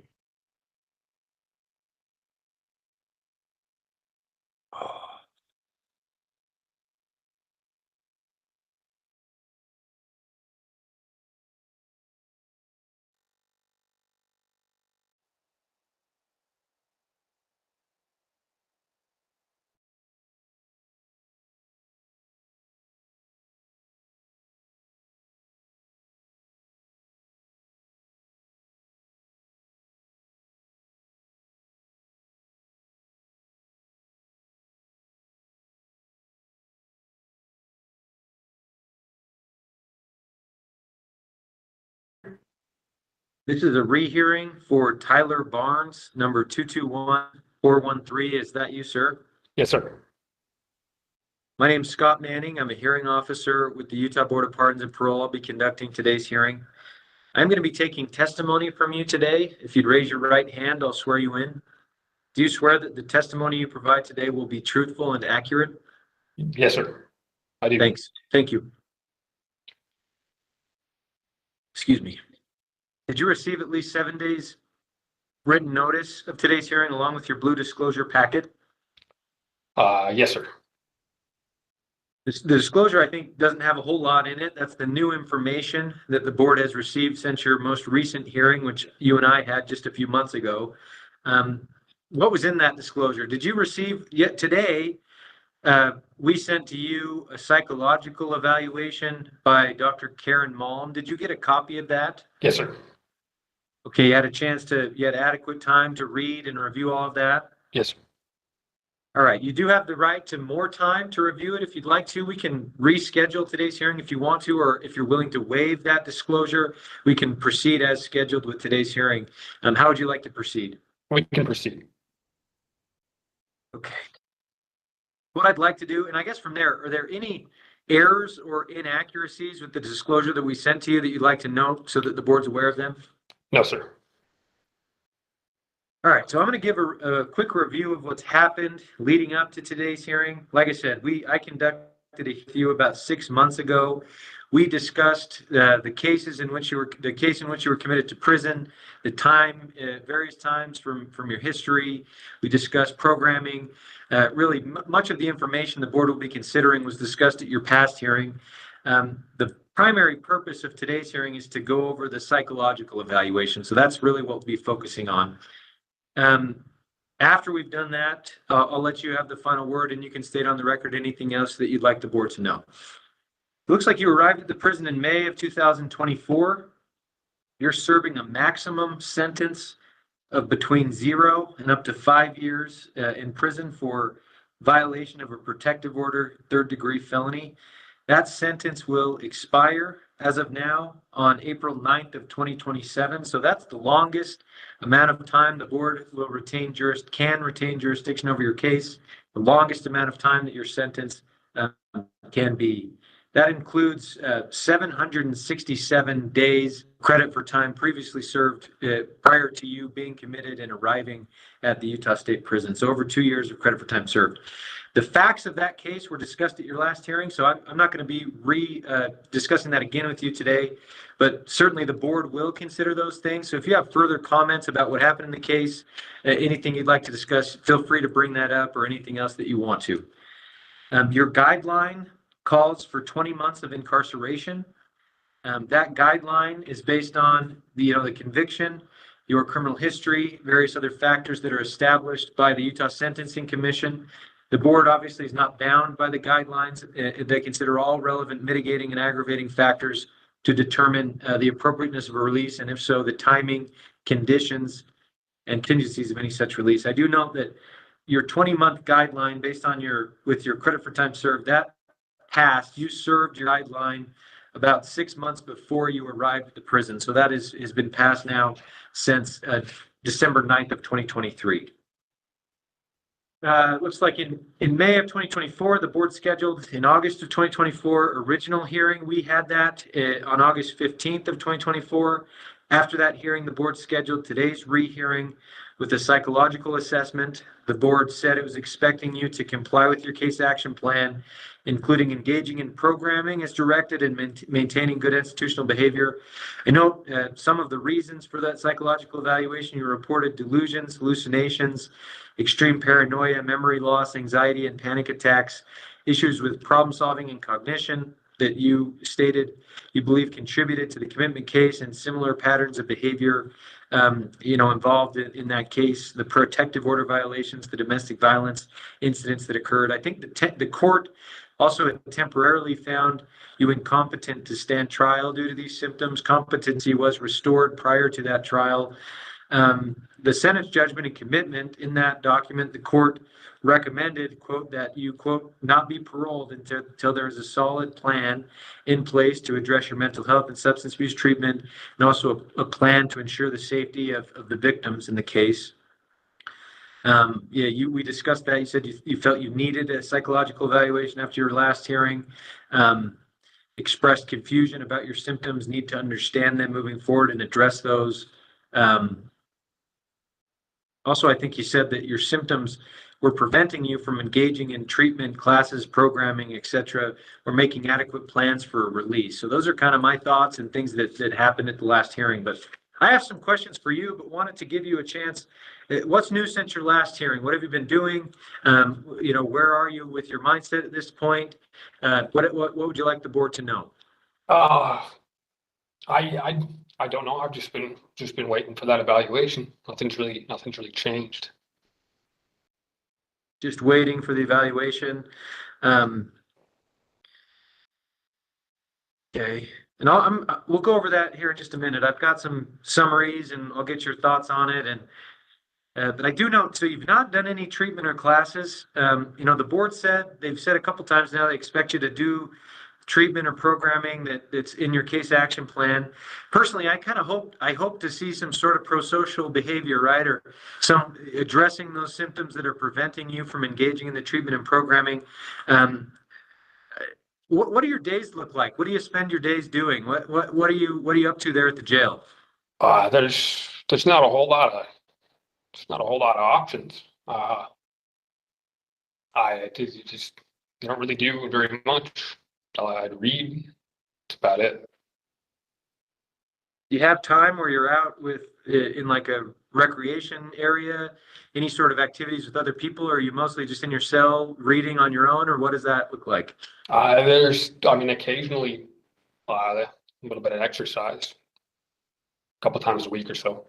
How often do you exercise? Once a week? A couple times a week. A couple times. Are you in general population, or are you in you're in general population? So yes. You could go out and be in the housing area, but you tend to stay in your cell and read? It's a dorm.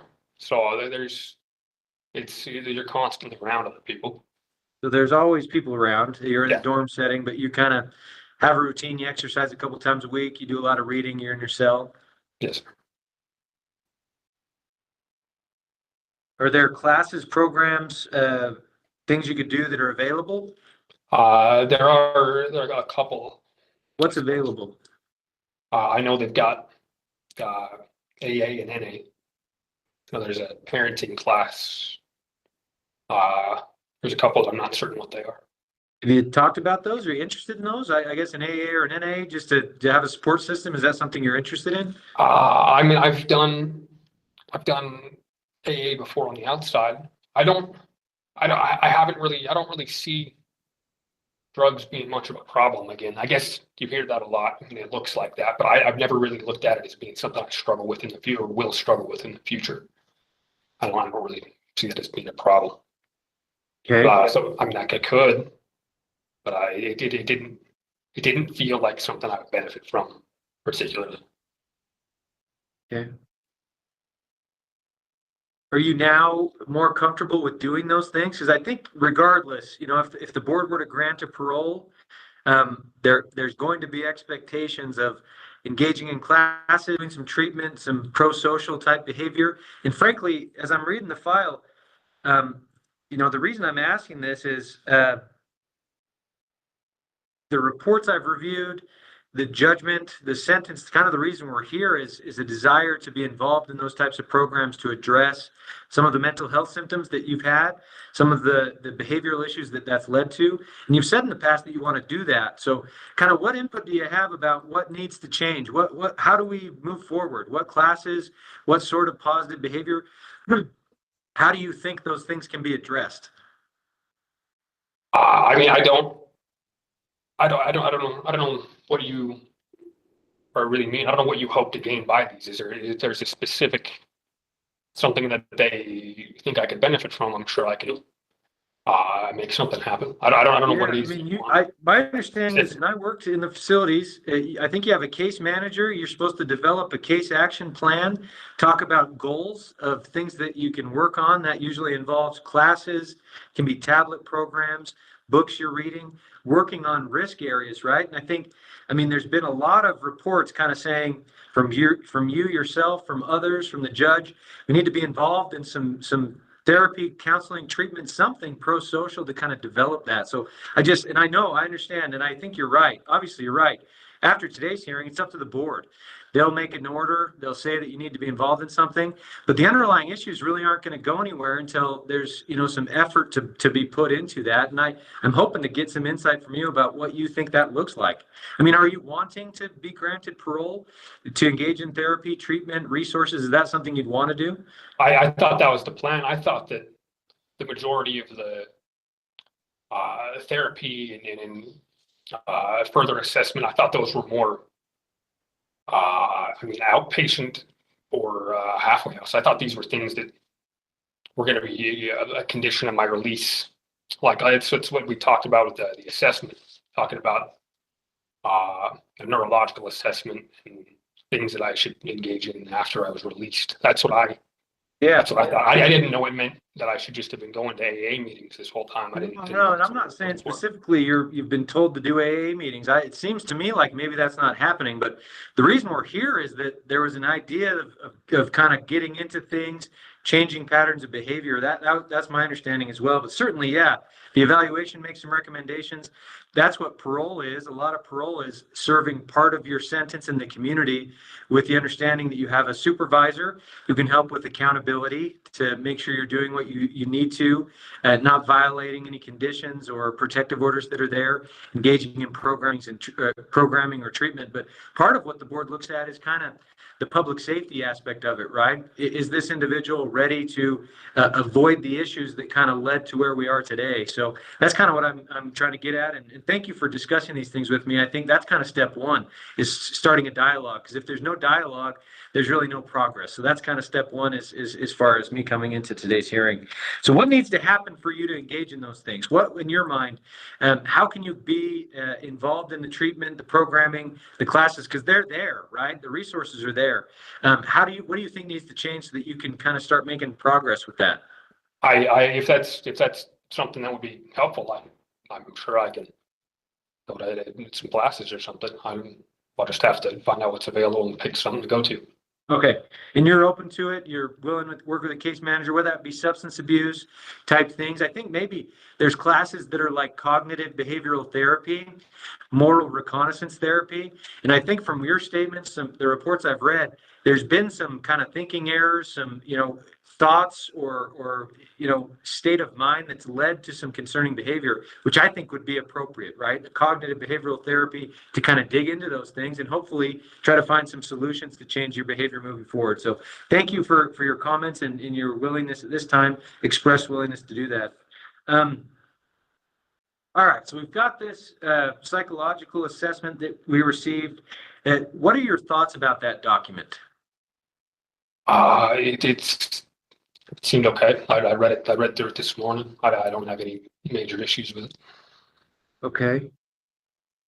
All right. So it looks like it gives diagnostic impressions. So major depressive order, severe in sustained remission, controlled environment, amphetamine type use disorder, severe in sustained remission, in controlled environment, other substance induced psychotic disorder with severe use, unspecified personality disorder with borderline and schizoid traits, rule out unspecified neurocognitive disorder, suspecting cognitive decline. Do you have any thoughts? And then I guess from there, Recommendations. It says you need a residential setting to address your significant mental health concerns and reported difficulty with engaging in daily life skills. She says a halfway house may be able to address your needs with medication management, therapy, case management, housing, and employment. She says a sober living setting also could be another option. There's various programs similar to that. It says you may consider getting a neuropsychological evaluation once released to assess your cognitive skills and determine whether you have declined in your functioning. I think that's because the conversation you had with the assessor about some of these thoughts or perceptions that have happened in your perceptions on that. Then she said you, quote, are a risk to yourself and others if you're released without substantial services. She says your risk for self-harm should be monitored on a continuous basis. What are your thoughts about those recommendations? I've never had any thoughts of self-harm. I've never threatened self-harm. She asked a lot of vague questions about whether or not you enjoy life, whether or not you're happy. So it kind of sounds like that's a bit of a stretch, like I would be a threat to myself physically is a little bit much. I'm not a very happy person, and I'm struggling, but that's excessive. So you're not experiencing thoughts of self-harm, suicidal ideation, any of those thoughts? That's not something you're currently experiencing? I never experienced, and every time she asked a question about that, I gave her the same answer, but there's a lot of vague answers about whether or not you enjoy being alive, whether or not it sounded just as depressing. So it kind of seems like she exaggerated that. But I've never had thoughts of self-harm. It says major depressive disorder. She said you're not taking any medications. Is that right? No medications right now? That is correct. They never, even at the state hospital, they never actually prescribe any. So you talked about potential medications while you were at the state hospital. They said they'd none, or? They talked about lots of stuff, but he never actually began doing anything. I was there for 6 months, and there was a lot of talking about stuff, but he never did anything. Okay. Is it, there's halfway houses, there's various halfway houses, right? And they have different purposes. Some of them are more treatment based. They have treatment programs to do substance use treatment, other types of treatment. There's a halfway house that's really dedicated to mental health issues. There's a mental health program that's kind of designed to help with medication management, therapy, case management, those types of things. But kind of step one with any of that is identifying what, having some participation, being active with your case manager, kind of developing a plan for that. What are your thoughts about that as far as your release plan? If you're granted a release, what do you think would help you be successful? What are the resources that you think would help you? I just needed, a stable environment where I could be. I just need some place to stay where I can find employment. I just need a job. I just need to find some kind of job that I can use to integrate back into society, Okay. That was finding some way to I don't know, have something productive to do, something to work, that was my only hope. So if the board were to say at some point after today's hearing, the board says, we'll grant a parole in 8 months from now. In order to be released on parole, Mr. Barnes has to complete a cognitive behavioral therapy class. If he completes that, he'll be released to a halfway house, and you're required to complete a substance use treatment program at the halfway house. Is that something you'd be willing to do? I guess, yeah. Yeah. Do you have any other thoughts on that? I guess, what does that mean? Do you think that's helpful to you? Would you engage in that? It works for me. Considering that I've already, because I think they wanted 20 months originally. If I was to complete the cognitive behavioral earlier than that, would the 8 months still be necessary? I'm not saying that's what the board's going to do. After today's hearing, the board could release you at any point in time up to the maximum sentence that you have. Yeah. I'm hoping to get some clarification on what's helpful, because there's 2 more years of jurisdiction. Really, you know, public safety, a safe transition into the community is kind of the goal. So I'm trying to discuss options and just kind of talk things through today. It's up to the I'm board. willing to comply with whatever they suggest. Okay. All right.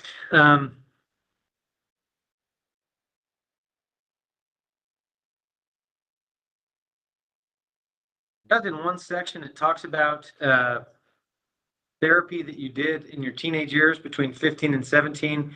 It says you gave the opinion that you did not get any help from anyone at that time. They never came up with anything definitive. I think it says you received treatment for cannabis abuse as an adolescent.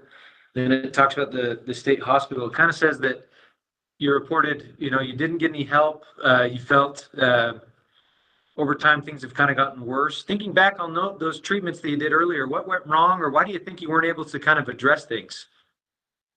As a child, I don't really have much. I don't really remember much about therapy as a child. I only remember one really young therapist that. It says you were between age 15 and 17. So I guess, yeah, that's 11 years ago. It is some time ago. I don't And I remember guess much the about what state was hospital is more recent than that, right? You were just there within the last few years, and it sounds like you gave similar reports of, you know, nothing really happened. We weren't able to make any inroads. You know, there was no help that was received. You know, I kind of just, if you're granted a parole, it's going to look similar to those things, right? There's opportunities for treatment. There's opportunity for classes to make these developments. And I'm hoping to get some insight from you about if you're granted parole, why will it be different this time? Why will you be able to address these things, or do you think you will be able to, or what, from your end of it, what needs to happen for that to occur? So I mean, the issue last time I was released was just housing, and I was, I don't know, I was having some troubles psychologically that aren't as big of an issue at all anymore. I'm a lot more coherent and stable now, even without medication. Just things have gotten quite a bit better psychologically. The issue was, other than the mental health, was just housing. I didn't have a place to go, and that caused. It sort of exacerbated the psychological problems.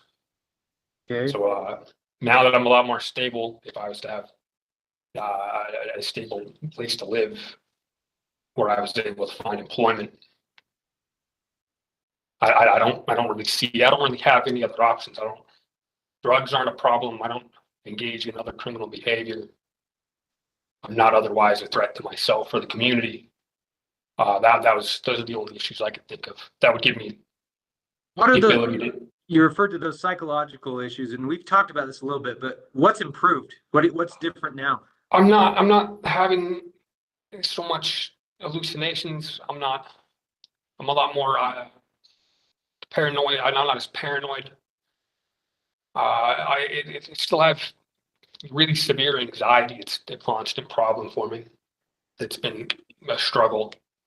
And I'm struggling neurologically more. I struggle with cognition sometimes, memory sometimes, and that's kind of gotten worse. But it's not paranoia. It's not voices. It's not, you know, you're not freaking out anymore. And by memory, you mean like you just don't remember what happened? Like in the case when you arrived at the victim's residence, there's a protective order. You previously stated you kind of don't remember what happened. Is that what you're referring to? It's a lot more short term than that. Sometimes I can't carry on conversations as well as I am right now. Sometimes it's just problem solving. It's immediate. It's not just a long term thing. It's just struggle to remember sometimes. And you say it's gotten better. What do you think's helped? Well, the psychological's gotten better, but the neurological, I struggle with cognition more. That's kind of gotten worse. Not so much since I've been arrested, but this last 5 years. That's the part that's gotten wrong. That's the part that hasn't really gotten any better, I should say. Okay. And that's where she's your understanding is that's where the evaluator recommends that neurological assessment to kind of look into that and see what's happening with that. Do you have any plans on how you'd go about doing that? Did you talk about that with the assessor, or if you're granted parole, how'd you do that? She explained that if I was at the halfway house, that would probably be part of my being there. I would have a job, the ability to get, other outpatient treatment, like at a neurological assessment. She just said it would be something that I would work on while I was there. Okay. I don't think I can impress upon you enough of the importance that you kind of put forth some effort to do these things, because in my experience, if that doesn't happen, it's difficult to make them happen. So communicating with your case manager, right, and just kind of showing you're wanting to do that is kind of step one in making those things happen. So I'd encourage you to kind of show that initiative as you're moving forward with whatever the board's decision is.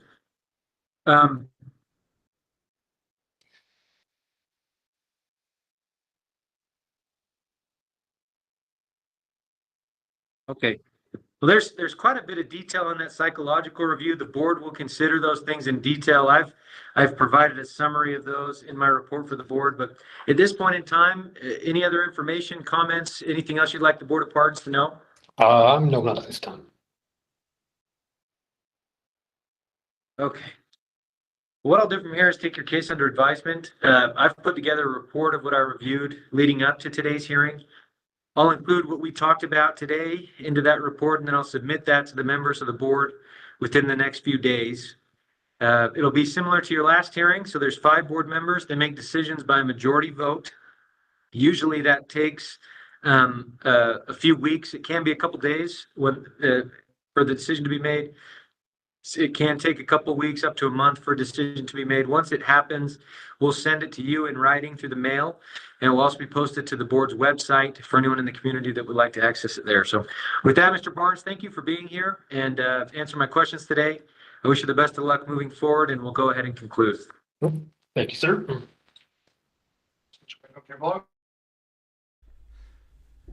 Hello. Okay, so hey, thank you guys for tuning in today. This was gonna be the last hearing for Utah. I'm gonna go ahead and set up another stream right now. I'm gonna cut this one down. I'll start up another one in the next few minutes. I'm checking. I think we might be having a Board of Parole hearing from back in what was it, January. I'm gonna check if they got it up. If they do, from Minnesota, I'm gonna go ahead and play that. If not, then I'll go ahead and do today's hearing from Connecticut. Anyhow, I appreciate you guys tuning in today. Like I said on here, life's like a candle. Once you blow it out, it's lights out. And with that, we are out. A rato. ¿Lo quieres decir? A rato. Papa, do you know I'm painting? Hey, Gabby from Mercat. Sí sé pintarlos. Let me see here. Is today the day? Yeah, today was pretty bad today here in Utah today. There are bad people and there are dundos and rude. Dundos and rude. All right, guys, that's my daughter in the background. I'm gonna go ahead and cut it, and I'll be back shortly. All right, so just stay tuned. Hopefully, you got your notifications up.